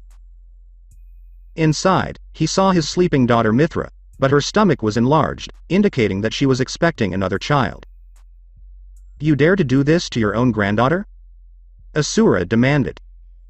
Oh, this is nothing compared to what we put her through over the years, Kushina chuckled. We waited for you to come as demanded when we sent you a message with threats to harm her. But when you didn't show up, we switched to plan B and had her breed weapons for us. You should have seen her scream in agony as our men dragged her away against her will. She pleaded with you to save her. It made it all the more amusing to see her finally snap over the years. For years she called for you and you never showed up, and eventually she lost all hope, and the moment that hope left her eyes was one that I will always remember. Because any offspring of people like you should be in such a state because you defy your superiors' orders. I wanted you dead, which is why I left you to die on that island, but you defied me even though I personally buried you. But now I get to make amends, and your whore daughter gets to watch as her father dies in front of her, erasing any glimmer of hope she still harbors. Asura tried to break free once more as he heard his bitch of a mother monologue all of this to her. Even though his rage was at an all-time high, he was unable to break the restraints that held him in place. As he continued to try to break free, the other clan members arrived in the throne room and saw him try to break free. They all stood around and laughed as he struggled in vain, and when that became boring, they began to beat him in turns. Asura took whatever pain they dealt him, but he felt himself weakening as they inflicted more pain on him because he no longer had his mantra core to heal him. Kushina herself undid his restraints after several hours of this because he was too weak to fight back and held him by the throat. She ripped at the improvised bandages he'd used to cover his wound and saw that he was in a lot of pain. But she laughed even louder and threw him into Mithra's crystal prison. He slid across the floor and landed hard on the crystal. Mithra finally opened her eyes when he did, and she saw her father standing right there. She hoped that her torment was finally over and that he was here to save her, but she saw the damage done to him as he lay there in his wounded state, as well as the hole in his chest, which indicated that he had no mantra core to use. Mithra knew her father needed her help again, just as he did when he faced Vlitra, so she channeled the life force of the 8-month-old fetus that was inside of her against her will. She used that energy to create a new mantra core, which she now held in her hand, but the process was excruciatingly painful because it felt as if there was liquid magma inside her stomach the entire time. Asura looked up as his daughter screamed and saw that she was in pain. He attempted to break the crystal that served as her prison, but he was still too exhausted from the brutal beating he had just received. Mithra placed the mantra core near his outstretched hand as he placed his hand on the crystal. The power in the core began to flow through his hand into his body, providing him with renewed strength, and the rest of the Uzumaki tried to stop it. But it was too late to do anything. The mantra core passed through the crystal into his hand, then through his body until it lodged itself in his chest. Asura screamed in rage as his power returned to him and his body healed from all the damage that had been done to him. When the Uzumaki saw this, they took a step back, but their arrogance in believing they were stronger than him overcame them, and they attacked. Asura punched Kushina square in the face with enough force to blast her through multiple walls and straight off the floating island itself, causing her to fall to the surface. As he did so, the other Uzumaki came to a halt as they witnessed one of their own being hit with such force when they assumed they were stronger than him. But Asura took advantage of their hesitation and launched a one-sided slaughter with no mercy for them. The cries of those they had killed in the past beckoned him to avenge them, and he became the vehicle for their vengeance against the Uzumaki clan. They threw everything they could at him, but nothing worked against him, and instead irritated him even more. While it was true that they had become powerful after all these years by stealing Mantra's power, those who had been born and trained in it for years, such as him, trumped anything they could do. Kushina eventually returned to the throne room after some time, which was due to the fact that she had to summon a floating platform to bring her back, which took some time. All the time she was back, she hoped that her family, who she imagined would easily beat Asura to a pulp despite his sudden burst of power because he was only one and they were many. But when she returned to the throne room, she shuddered in horror because her former clan members were all dead and scattered across the room. They were all in pieces, but what made matters worse was that Asura had Naruto in both of his hands, his left holding her head and his right holding her legs. Asura ripped Naruto in half as she screamed in pain when she saw her and mouthed the words, "Help me." He threw her sides away like trash, and she futilely tried to pull her organs back inside her top half of her body, but she died along with the rest due to massive blood loss. The only reason you and the rest of the filth you called a clan ever attained such power in the first place was due to a third party in the form of a demon the likes of which even I could not defeat. Asura stomped angrily towards his mother, who was crawling away from him in fear as he got closer to try and keep her distance. I fought him with everything I possessed and still lost. That's why, when I appeared in front of you and the others, I couldn't fight you because all of my power had been spent fighting him. But your vanity kept you from realizing it, and you didn't care because you thought you were the strongest person around. However, if he appeared before you, you would have never been able to compete with him because his power dwarfed mine, and you are no match for me. Wait a minute here, stuttered Kushina, trying to regain control of the situation. We can talk this out like civilized people, right? Naruto's mother adores him. When Asura heard her say that, the rage that was already coursing through his veins doubled. He would have killed her right then and there, but he was tackled by a swarm of overseers who had stormed into the room to help their master. Kushina took advantage of this opportunity to try to get to Mithra and use her as a hostage of some sort because he was protective of her. She didn't get very far because one of the dead overseers' bodies was thrown at her with such force that she was blown further away from her target. Asura had dispatched the overseers quickly and moved quickly to free Mithra from her confinement.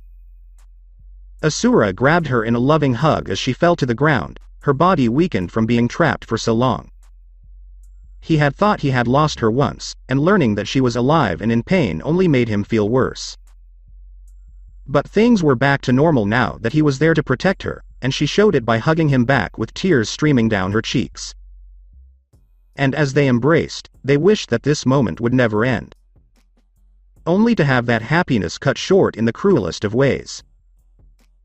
Mithra cried out in agony as a spear appeared through her chest and sprouted several metal bars, causing Kushina to pull her out of her father's embrace. Asura witnessed her being dragged through the air into Kushina's cold embrace, where she was held by the head with all the rage she could muster visible in her eyes. "You took my family away from me," she snarled, "so I will repay the favor." She then yanked Mithra's head to the side, causing her neck to snap with a loud audible snap. Asura remained motionless as the shock hit him. As Kushina fled the throne room, he rushed forward. He grabbed Mithra's now dead body and sobbed loudly because he had failed in his parental duty of protecting his daughter. But the sadness gave way to a darker emotion that had only ever consumed him once before in a situation like this one, when the young girl who resembled Mithra died. His wrath turned his body jet black, clouding his mind in its embrace, and he pulsed out his destructive power, destroying everything around him. Kushina had attempted to flee to the palace's core in order to absorb enough power to stand a chance against Asura. They had truly believed that they were stronger all along, but she was shown in the most violent way that they were completely wrong.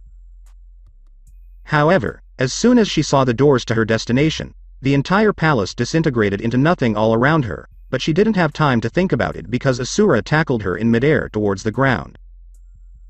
He kept punching her all over with blows that sent shockwaves all over the place. They landed on the ground, but Asura did not pause for a single second in his assault, beating her literally into the ground. He punched her through the ground at an angle that was gradually making its way towards the core of the planet itself, but his mind was too far gone from the loss of his daughter to realize this and stop before it was too late. Kushina was on the verge of death at this point, unable to move of her own free will, but Asura wouldn't let up.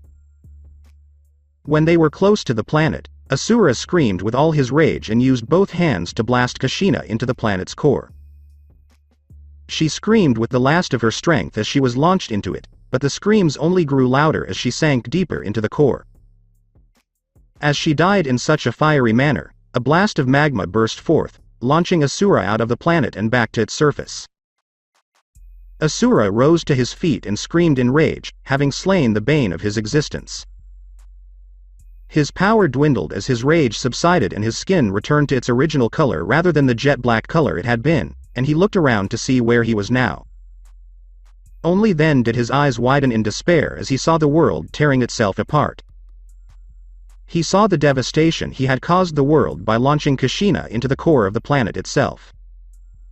Jets of fire and magma erupted everywhere. Massive earthquakes ripped apart the land and consumed everything that fell into it as a result of the tremors. People screamed as they attempted to flee what had become a global disaster. And as he awaited the end of the world, Asura could only blame himself. He'd always been told in his previous life that he had the power to destroy the world, and it seemed like they'd been right all along. Asura collapsed to his knees in despair as he saw the devastation he had caused as he felt a massive burst of energy build up and expand outwards, destroying the planet itself in one final explosion. Everything comes to a screeching halt. The people, the destruction, and the columns of fire and magma all appeared to have frozen in midair as a single sentence cut the frozen silence like a knife. Break. Balance chain. The second that was heard, the entire world around Asura shattered like glass, and he found himself in a large open white world with a single gigantic chain with large traces of what appeared to be corrosion of some kind all over it, but it appeared to still be intact despite all of the damage that it had apparently gone through. A few footsteps were heard behind him before a simple snap was heard, to which a white aura surrounded Asura before shattering, freeing him from the frozen world. What the hell is this? Asura asked, surprised because this was something new to him. He had previously dealt with a god who shattered time and space, but the chains he saw were not present the last time he was in a place like this. The core of your universe, said the voice Asura had heard before. But he couldn't put his finger on where he'd heard it. My universe has a core, Asura inquired, having never heard of such a thing in his entire life. He wondered if any of the other demigods had heard of it, but he had his doubts. Yes, or at least not for long. The corruption and chaos your universe has caused the chain of your universe to corrode from it. For it to be balanced, there must be an equal amount of both good and evil. Too much of either will cause the core to crack, as seen here. The voice pointed to the chain that was barely hanging on. Who are you? Growled Asura, worried that this would end up like the last time he met someone with godlike power, and the fact that he couldn't see who was speaking irritated him even more. Asura, calm down. Or, perhaps, I should say. The voice began, and a flurry of shards flew past him, quickly forming a humanoid figure. Seconds later, it transformed into the man who had saved him from fear before sending him back, as well as the one he had seen on the video, Paragon. Is that Naruto Uzumaki Namikaze? While staring at Asura with blue and red eyes and a neutral expression, Paragon said. It's Asura Namikaze, Asura growled, his hands crossed in front of his chest, and I have no connection to the Uzumaki clan, nor will I ever since I killed them all not long ago. I took notice. With that stunt, I saw you destroy an entire planet and nearly your entire universe. If the fail-safe had not been triggered, your universe would have reset you to square one, your birth. What do you mean by that? Asura asked, raising an eyebrow, because this entity was speaking nonsense to him and he needed some clarification to better understand Paragon. I believe that showing you what I mean will help you understand better. Observe.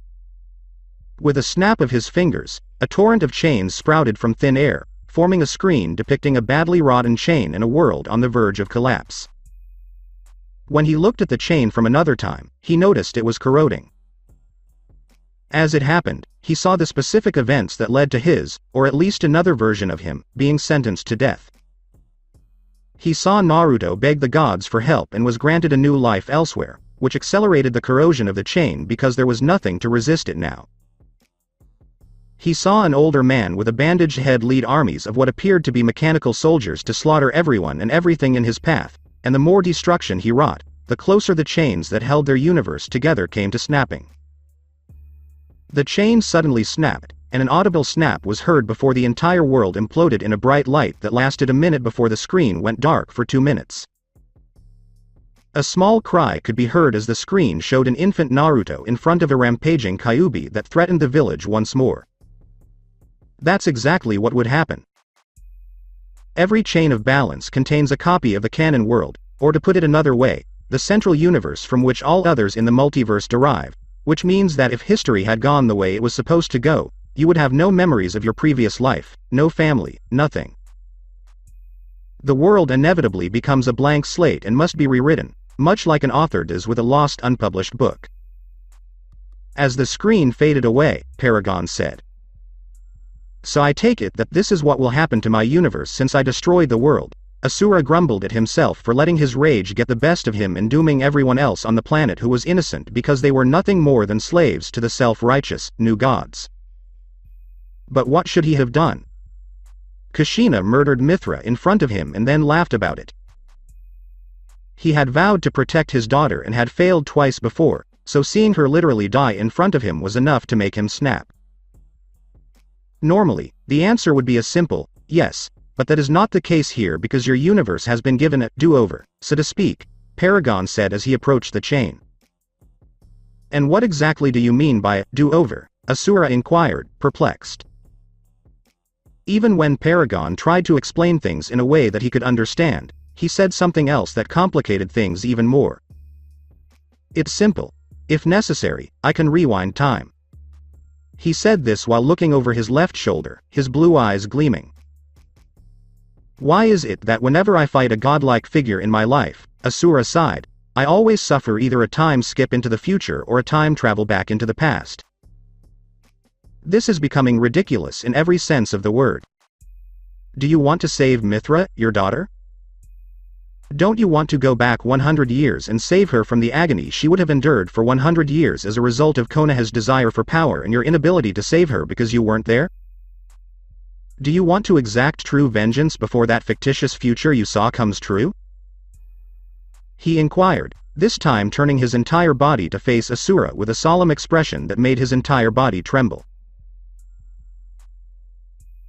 I would do everything in my power to protect my daughter from harm, Asura said, clenching his fists tightly in rage, and I will make them pay for what they have done to her. I began this path of vengeance out of a selfish desire to see those who abandoned me to die alone suffer at the hands of the one they so willingly abandoned. But after everything I've seen, the lives lost as a result of their greed, the people who have no hope because they were enslaved, I'm going to hunt them all down and prevent such a dark future from ever happening. So, who exactly are you? A pitiful child known as Naruto Uzumaki Namikaze, or are you Asura, the one who has previously faced gods with only his anger fueling his own energy? Paragon inquired. I am who I was meant to be to keep the balance of my world, Asura stated emphatically. I am and always will be Asura Namikaze. This Paragon grins. Excellent response. Could you please take a step forward before we return? Mithra may have returned your core, but I have a feeling something is off. Remember those forms you used when fighting fear? Yeah. Asura said, his face puzzled, as he wondered where this conversation was going. In your old world, your celestial link, or whatever you call it, that was connected to them was severed. That's why it only took your rage and your father's words to set them off. I can remake the link to give you much easier access to them and possibly a bit more control over them, but you will need to train like hell if you want to fully grasp their full power. He says. While I am grateful for the option, Asura said, a little impatiently because he just wanted to go back, it will not be necessary against the Uzumaki clan, which lacks the power of mantra. Very well, but I'll restore it after this. Now, step towards the chain and pull as hard as you can to reverse the flow of time until you feel where you need to go. And the rest will be taken care of by time. He says this as he steps to the side to let Asura do it. Wait a second, Asura said before pulling on the physical embodiment of time. Wouldn't my yanking on it break it due to all this damage? No, thankfully. A chain that holds the universe together cannot be broken by gods or mortals. If they did, they would be killed instantly and without pain, though there is a 1% chance of being thrown into a random timeline with a missing bod parts.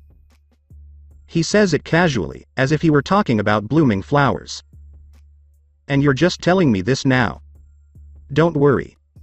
The chain cannot be broken because I am present. Right now, my energy is strengthening it to the point where even your most powerful attack cannot destroy it. Asura gave him a brief glance before grabbing the chain with both hands. He pulled with all his strength, which was unusual because he rarely had to go all out like this unless it was in the most extreme of circumstances. However, it did not move. So he summoned the rest of his arms that sprung out and grabbed a hold of the chain as well, and as he did so, he finally felt the chain begin to move slightly. And as it did, he saw the world he was in again, but things were going backwards. Instead of seeing magma and flames everywhere, they noticed that the magma and flames were returning to the planet. If I were you, I'd hang on tight because it's going to be a bumpy ride. As the chain violently shakes, Paragon says. Asura quickly regained his footing after the sudden random shake, which was not difficult, but holding the time chain was. Nonetheless, he continued to walk slowly with it in hand, seeing the events he had just witnessed with his own eyes. Suddenly, the chain yanked itself away from him, because time did not like being forcibly rewound, as Asura was attempting. Despite the immense strain, Asura dug in his heels and continued on. He got closer to the moment Mithra was killed, and seeing her die in front of his eyes for the second time in his life fueled his rage to the point where he could pick up the pace and start walking faster. Then he started jogging, which quickly turned into sprinting. He was yelling in rage the entire time, spurred on by his vow to stop this horrible future. And as he ran with the chain of time, he saw with his own eyes exactly what Inari's father had told him, which only enraged him more, implying that he had more power to pull the chain harder. The chain was stopped after what seemed like hours, but it was difficult to tell because he was reversing time, when Paragon grabbed a hold of it to stop him where he needed to be. Asura, here you are. You are exactly 100 years in the past from where you are now. If I recall correctly, you were on your way to the village to pick up your sake order. Stepping next to him, Paragon looked at the back of his own hand, noticing a sigil had appeared on it, and smiled knowing the turning of time went off without a hitch. When something like this happened, there was usually some sort of issue, some minor, some major, but this time was one of the rare occasions when nothing went wrong. But what about fear? Asura wondered, a nagging question on his mind, because if I was sent back in time just to face him all over again, wouldn't that make this all pointless because I just end up in the future I'm trying to avoid? There can only be one of us in any dimension at any given time, with a few exceptions. Fear is. Well, you can see for yourself. With a snap of his fingers, Paragon revealed a heavily chained up Fear with a dozen lasers pointed at him. Paragon. When I get out of here, I'm going to mutilate you.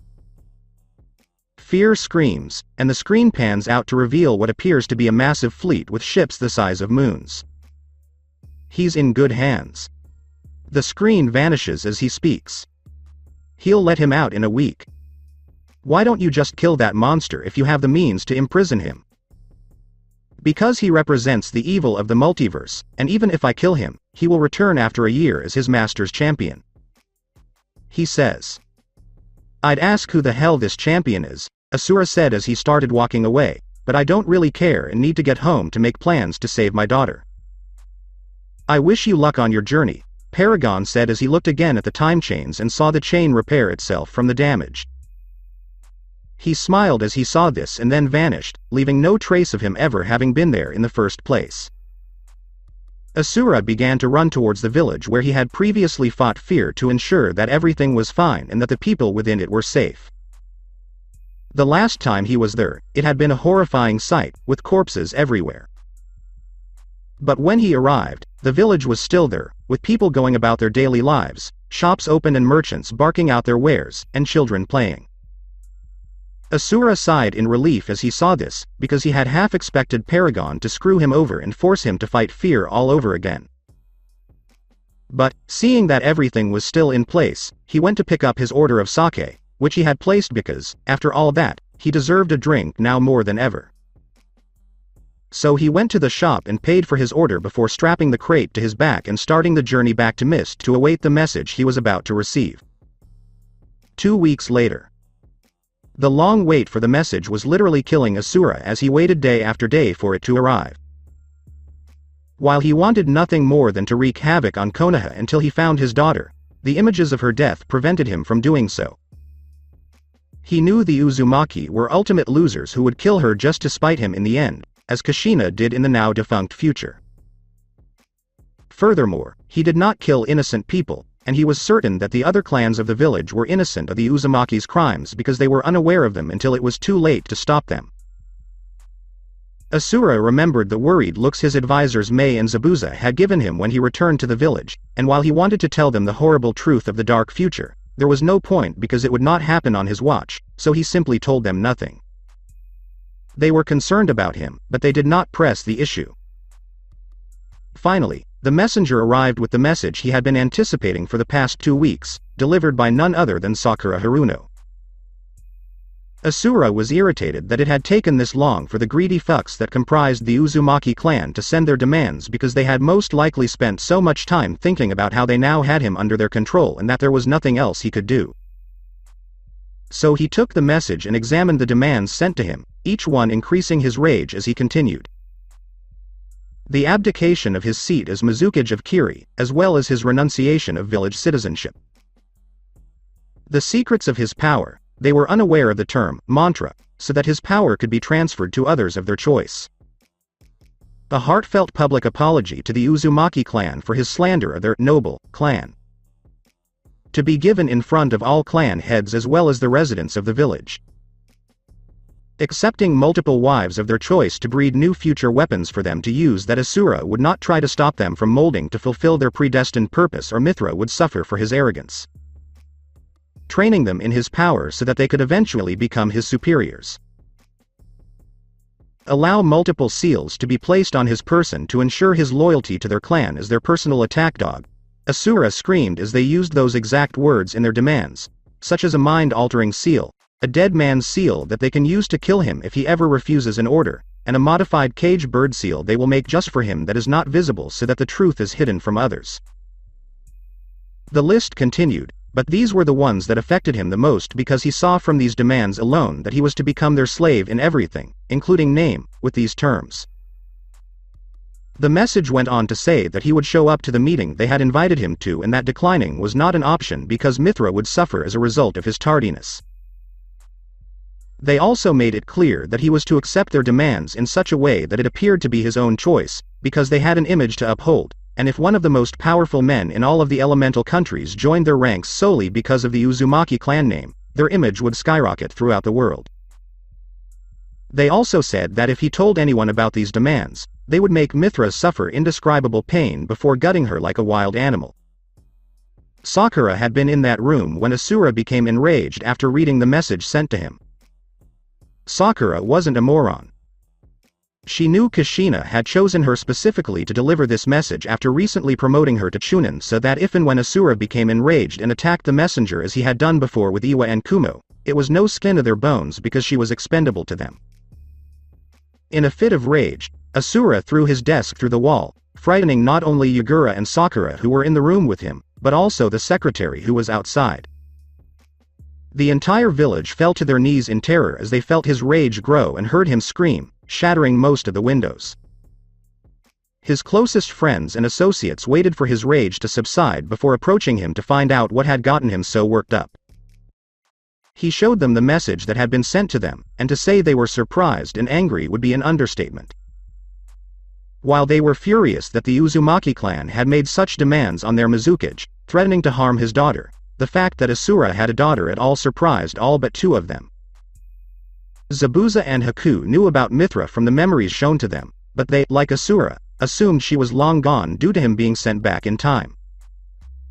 When they asked what he planned to do, he said he needed someone to look for his daughter while he dealt with the Uzumaki clan personally. Sakura made herself fully known at this point, which surprised most of the people in the room because they had forgotten she was even there in the first place. She told them she knew where Mithra was being held, which enraged Asura, who demanded to know how and why she knew. Sakura explained how her family despised the Uzumaki clan, with all but her being killed by them, and how she wanted to help someone who despised them just as much as she did. She first saw Mithra when she arrived in the village and learned that she was looking for her father. She'd tried to talk to her, but by the time she got close enough, the Uzumaki elders had gotten to her first and taken her away with lies about knowing where Asura was. Sakura had followed in secret until she realized she was being held in the old underground root headquarters. Orochimaru, one of those who came to see why Asura was so enraged, was familiar with those tunnels from his time as a member of Root before leaving Konoha. So Asura dispatched him, along with Zabuza and Mei, to rescue his daughter, but he created a seal that they would activate to notify him that she was safe or the mission would fail. So Asura arrived in the village on the appointed day, but instead of going directly to the meeting, as they expected him to do like some sort of pet they controlled, he returned to the same barbecue restaurant and ordered the same thing. He was stalling for as long as he could, hoping that the team he sent would save his daughter before he went to this meeting. And, as he hoped, the seal he had turned green, indicating that they had completed their mission, so this meeting would be far more violent than they had anticipated. Asura stomped to the meeting room, which still irritated him as much as it had the last time he was her. But what fueled that rage was the presence of all three Uzumaki elders, as well as Kushina herself, all with grins on their faces, as if they truly believed they had already won. When he saw them with this expression on their faces, it reminded him of the dark future he had witnessed, and he glared at them. Asura, Kushina said haughtily, "It's so good to see you accept our invitation to this meeting to discuss the terms of an alliance with our village. You didn't really give me much of a choice, did you?" Growled Asura, crossing his arms across his chest. "Well, all that matters is that you're here now," Kushina said sarcastically. She mentally grumbled that Asura had an attitude toward her, but she would get rid of it once they had finally subdued him at the end of this meeting. "Could you please take a seat?" "I prefer to stand," Asura said as he took a position, "just like the last time I was here." "I think you should reconsider that decision," Kushina said, implying that Asura should do as he was told or else his daughter would suffer as a result. The chair was the same one they'd set up the last time he arrived with the seals to examine him, and she'd be damned if they didn't use it for the second time in a row. Asura only looked at the chair she wanted him to sit in for a split second before lifting his foot and splintering it. The action stunned members of both sides of the council. "Do you know what you've done?" Enraged Kushina when her demands were not met. According to what they learned from Mithra, the man should be following their demands as stated in the message. "Who do you think you are?" exclaimed Asura, slamming his fist into the table with enough force to shatter it into pieces, just as he had done the chair. "Did you honestly believe you could enslave me by holding my daughter hostage? What are you talking about?" Sume, like the rest of them, was taken aback to learn that Asura had a daughter and that their leader was holding her hostage. "Your leader kidnapped my daughter," Asura growled, hurling the message that had been sent to him. Kushina's and the elders' faces blanched when they saw him do so because he was not supposed to tell anyone. "Then they kidnapped her and demanded that I submit to their insane demands like a dog. That any mention of them doing any of this would cause her pain, but I had my men secure her before I arrived at the meeting, so they had no leverage. But that's not the worst of it." "Wait," Inoichi said after seeing the message with the absurd demands written on it, along with the rest of the clan heads. "Is there anything else?" "You," Asura said with pure rage in his voice, so much so that one could almost taste the rage in his voice. He pointed at Inoichi, who began shaking in fear as Asura pointed at him, knowing what this man was capable of and knowing he had no chance in hell of defeating him. "I've heard that your clan has the ability to show specific individuals' memories to others. Is this true?" "Yes," Inoichi said nervously, as he was too afraid to lie in any way. Then enter my mind and show me my memories of the future if her clan is allowed to live. Inoichi, Kushina said authoritatively as she stood up in rage, don't you dare do it. I am your Hokage, and you must obey my orders. Not the Mizukage's orders.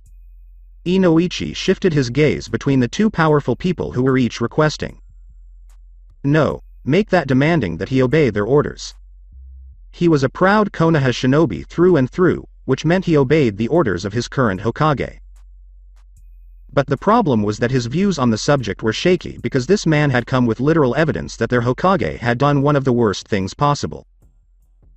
Kushina realized her orders were not going to be followed and prepared to attack Asura, but a blade at her throat stopped her long enough for an ice dome to appear. Mei and Haku, whom he invited to come because his ice abilities would be useful, appeared in the room beside Asura, with Zabuza appearing after the dome was in place, so she and the elders could still hear and see what was going on. Inoichi took this as a cue to do as Asura had requested and looked into his mind. He was astounded to see the man fight multiple opponents who were godlike in nature, as well as an actual god and a demon. He saw memories of himself as Naruto and cried as he saw the boy try to catch up to his family in a desperate attempt to survive being alone. But he was abandoned, and he struggled for a week as his body weakened from hunger, dying under that tree. He saw Asura fight fear, and he was completely taken aback by Asura's power, which made Kushina and her clan's actions the dumbest they could possibly be. What irritated him the most was the dark future that awaited them under the banner of the Uzumaki clan, as well as the fact that they had betrayed all of them in exchange for false godhood status. He left Asura's memories irritated, his expression matching Asura's when he first arrived. Inoichi cleared his throat as he glared at Kushina. You, Inoichi raged, clenching his fist, you arrogant greedy cunt. What did you see? Shikaku inquired, seeing Inoichi far more enraged than he had ever seen him in his life. And he'd known the man since they were students at the academy. Inoichi didn't say anything, but he used his clan's signature jutsu to show them everything he'd seen. They felt sorry for the boy as they witnessed his futile struggle to survive. They witnessed his opponents as well as the future he saw.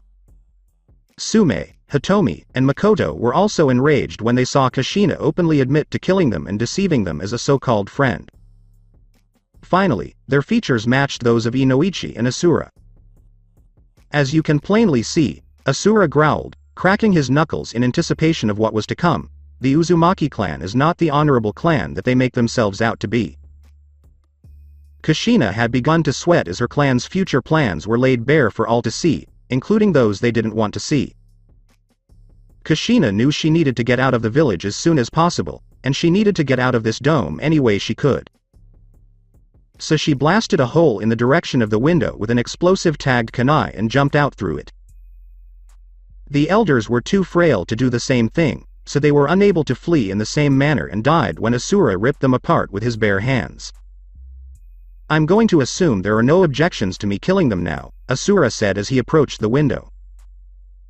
He turned around to see everyone in the room shaking their heads, indicating that they were not going to stop them, and that many of them were going to help weed them out to kill personally if given the chance. When he realized no one was going to stop him, he ran through the wall, blasting it outwards as he went. Kushina was furious as she ran through the streets of the village, desperate to get away from it.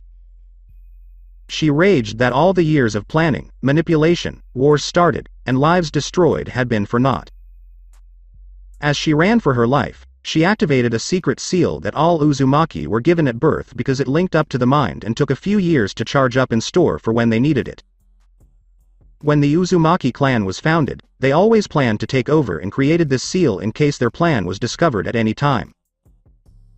What the seal did was send a small message to the brain indicating that the mission had failed and that they should leave their area immediately to regroup. The clan head would choose the location, and Kushina was at a loss for a location to choose because the plan was going so well and she never expected them to be discovered. But when she activated the seal, she made a fatal mistake for not only herself, but for her entire clan. Asura was born as Naruto Uzumaki and had the seal placed on him prior to his abandonment. Their plans were told to their children when they entered the academy, so that when the plan came to fruition, they could eliminate all who were perceived as a threat to their superiority. When Naruto was reborn as Asura in the past, his old body was used as a catalyst of sorts, and as a result, the seal remained on his person even after he had transformed into what he was, but it was far stronger than the others because it had been enhanced with mantra. As he set out to eliminate the Uzumaki, a slight sting in his eyes caused him to close them for a split second as the sting faded. When he opened them again, he saw orange dots that highlighted the various clan members as they began to flee the village. Asura had no idea what this was, but he wasn't going to argue about it and instead used this godsend of a gift to eliminate the here and now. He waited for them all to leave the village before launching his own pursuit. He didn't want to hurt any innocent people. After pursuing them, he crashed their gathered party, which was ironically in the Valley of the End, which seemed a fitting place to dispose of these people. He disrupted their meeting by landing on one of their members, shattering their spine and crushing their organs. When the rest of them saw him, they all went their separate ways in fear. Asura only grumbled as he watched them flee like vermin, and then used the shadow clone technique to create clones of each of them in order to kill them once and for all. They all fell into his hands one by one, but the only ones who survived were the few who remained in the fire capital, such as the fire daimyo's wife, who had recently died and his son had taken the throne upon his death, and his mother and sister, who had escaped together. Asura was on the verge of killing them when Kushina used a seal he hadn't expected her to use. Kushina used a modified version of Minato's Hiroshin Jutsu, but unlike him, she could only use one at a time and it took most of her energy to do so. She had experimented years before to see if she could recreate it for use by her clan, but she abandoned it when it became clear that it was flawed and that no changes she made it usable to her clan. So she grabbed Naruto and used it to teleport away to the only seal that remained intact after the rest had been scrapped years ago. Asura watched them vanish into thin air and roared in rage. But, as he sat there wondering where they had gone, he had a gut feeling that told him exactly where he needed to go.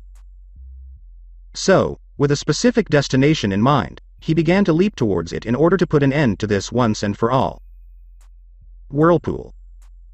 Kushina and Naruto appeared in the half-destroyed workshop where Kushina used to work when she was younger. She collapsed in pain as they did so because she expended so much chakra to use an imperfect seal. Naruto lifted her up and sat her on a stone because there were no intact chairs around because everything had been destroyed when they left. Naruto went out to find something to eat in this desolate place while she sat there regaining her energy. But the moment she stepped outside the destroyed underground workshop, Asura slammed into the ground in front of her. "How on earth did you find us?" As the man who had ruined all her family's plans was right there, Naruto's fear quickly turned to rage. "A hunch," Asura said, slowly cracking his knuckles. As she heard the cracks, she winced. It appears that everything comes full circle and ends where it began. Asura attacked her with a fist to the gut without giving her a chance to defend herself. The Kyuubi's energy instinctively formed around her chest area to stop most of the damage done to her, but the blow was still powerful enough to send her skidding backwards into one of the few ruins that survived when Asura returned.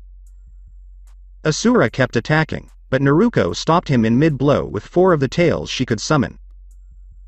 Her clan assisted her in changing her seal so that she could use the Kyuubi's energy flawlessly. Her grip on Asura was broken when he pulled back on the punch, causing her to be drawn towards him. As she flew towards him, he punched her so hard that she spun through the air in a backflip. She tried to get up, but Asura slammed his foot into her back, causing her to scream in agony. In her pain, she unleashed all 9 tails worth of power, which pushed Asura back from the pulse of power. He quickly regained his footing, which was ideal because he had enough time to grab her by the throat as she charged him, but she then attempted to stab him in the back with her tails. He was able to stop all but 3 of them by transforming into his Vajra form and sprouting 4 more arms. He let go of her neck to use his 6th arm, and 3 tails pierced his chest. One of them, however, pierced right through his mantra core, causing her to scream as the energy climbed up through her tail and into her being. Asura charged mantra through his chest, blasting the Kyuubi from her body. The beast screamed in rage because it was finally free after such a long time and planned to make the most of it.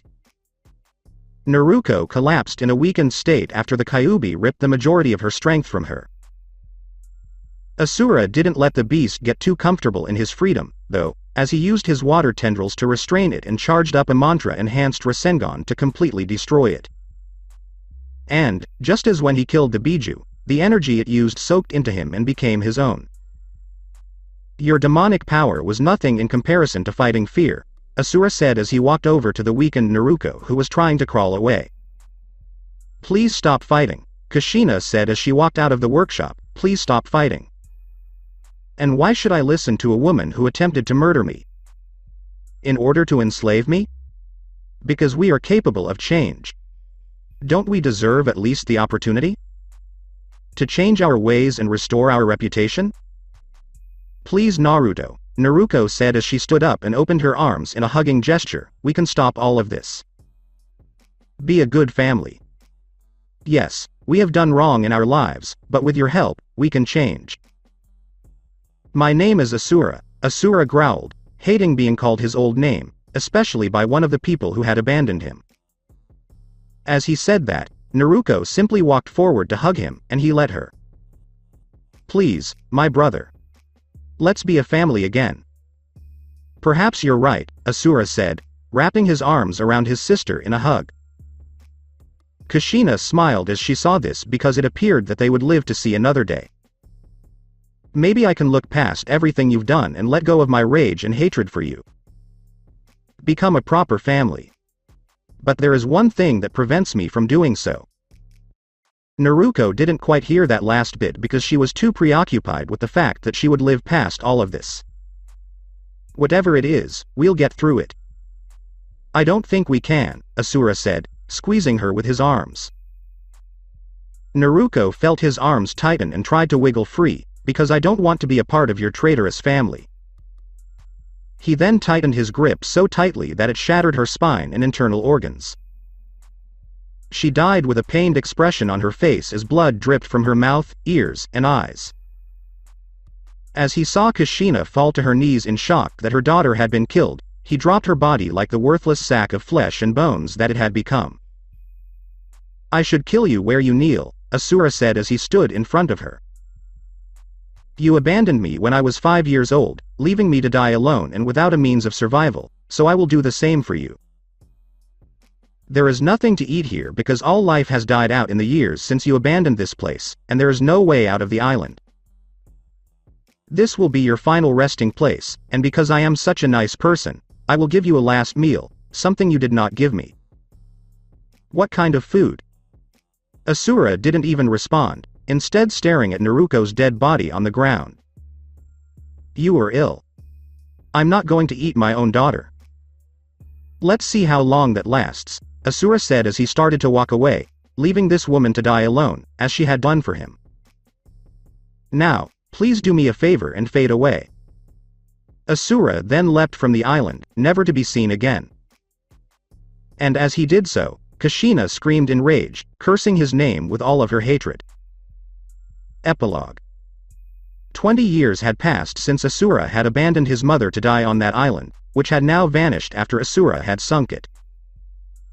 The truth about the Uzumaki clan and their plans had become known to all villages around the world, and it was no surprise that they were irritated that they had done so much to manipulate things for their own benefit. Those who remained alive were then apprehended and tried, along with the fire daimyo's wife. They were read their charges and then hanged to symbolize their status as traitors. Once they died, their clan's history was completely erased.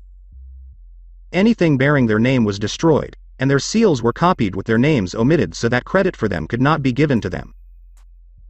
In this time of chaos, the people were united under a single banner. A massive army had come from the other side of the world and had threatened their homes, and despite Asura's godlike power, he was still only one man, and they were able to do plenty of damage before being eliminated to the last man. When the dust settled, the lands elected Asura as their emperor because he was strong and they needed a strong leader to protect them rather than a leader who was born into it, as most royalty was.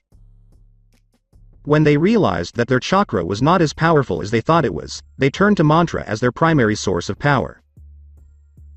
The enemy had used strange devices that they launched into battlefields, interfering with their ability to use chakra, but mantra users were able to continue fighting unaffected. Asura lived a happier life than he had anticipated, but he remained vigilant at all times because he knew that other threats remained out there. But for the time being, he was living with his large family. He married Kagaya, which came as no surprise to anyone who knew the two of them, but he also married Sume, Makoto, and Hitomi over time because they practically begged him to. He was initially opposed, but they used Kagaya to get into his pants and then his heart because Kagaya was a trickster at heart, and they basically made it a challenge by claiming he couldn't please multiple women at once. Asura, who never shied away from a challenge, fell for it and screwed their brains out. That's how their relationship began. Mithra was content with her own family as well. She fell in love with Utakata, a former Jinchuriki, because she admired his free-spirited outlook on life. The man had been hiding for years to avoid capture from multiple sources, and when he discovered that no one was looking for him anymore, he returned home to live in peace. He eventually met Mithra, and the two got along well. Asura was genuinely surprised that the man did not fear him when Mithra introduced him to him, which earned him Asura's respect because he did not show fear. They married after several years of dating and had a son out of love, which made Asura happy because the future he had seen was the polar opposite of this. And as Asura drank sake in his office and watched his children play with their older siblings outside the window, he smiled, realizing that he had finally found the family he had always desired. As he took his final sip of sake, he felt a tap on his shoulder, which made him jump because no one had entered through the door, and he would know because his senses were more than human. He quickly turned around to punch whatever had crept up on him, but his punch was blocked by a single finger from behind him. "Is this how you treat people who helped save your daughter, Asura?" A familiar voice speaks up. "Wait a minute," Asura asked, perplexed, "Paragon?" "The one and only, though I would advise you to look at the person first before attacking them, because you never know who is stronger than you." He suggests, gently flicking the arm away from him. "So, what exactly are you doing here?" Asura asked, crossing his arms across his chest, "Because I assumed our business was done the moment you transported me back in time? I've got some unfinished business here that revolves around you." He says this while staring at him blankly, his red and blue eyes gleaming. "And what exactly is that?" Asura asked, charging up his power in preparation for a fight. "First and foremost, this." He says this, and he vanishes faster than anything Asura has seen, and he feels a searing pain in his chest, more specifically his mantra core, as Paragon's arm is in his chest grasping his mantra core with a blue outline on the entrance, but no blood is escaping as his chest begins to glow with white lines. "What the hell did you do to me?" Asura questioned as Paragon removed his arm from his chest. The wound healed instantly, as if it had never happened in the first place. "I promised to restore your celestial link, and I followed through. I've given you access to your other forms that you used during your battle with fear. You would also have more control over them to face any future threats. Even if you gave him a harder time, he would still trounce you unless you trained like crazy." He says this while slipping his arm into one of his pockets. "Well, thank you," Asura said as he heard one of his children crying in a room a few doors down. This was one of several he'd obtained from Hitomi, and she was only a few months old. "But I have responsibilities to my family. So if you leave and warn others to stay away from my world, I will personally destroy them." Noted. "Here's a present for you. A dimension where you can practice. Don't worry, there are no time rifts in it. It runs on the same clock as this world. You can use your most powerful attack on it and it will not shatter. Imagine anything in the world and it will make it, mountains, grasslands, villages, you name it. Heck, you can even fight your own doppelganger." He says this as he pulls out a small crystal clear orb containing a spiraling galaxy and hands it to Asura. "And why are you gifting me such a thing in the first place?" Asura asked as he grabbed the orb. As a courtesy to you. I sent Fear here to investigate a large godly presence and try to subjugate it without causing too much damage to its home world. I never imagined he'd cause such havoc in this world. Then again, never send a demon to do the work of a guardian. He says this while mentally scolding himself for a stupid move, but he was also preoccupied with another pressing matter that threatened another universe. Well, thank you, Asura said as he placed the orb on a shelf out of reach of his children, as he didn't want them messing with another dimension.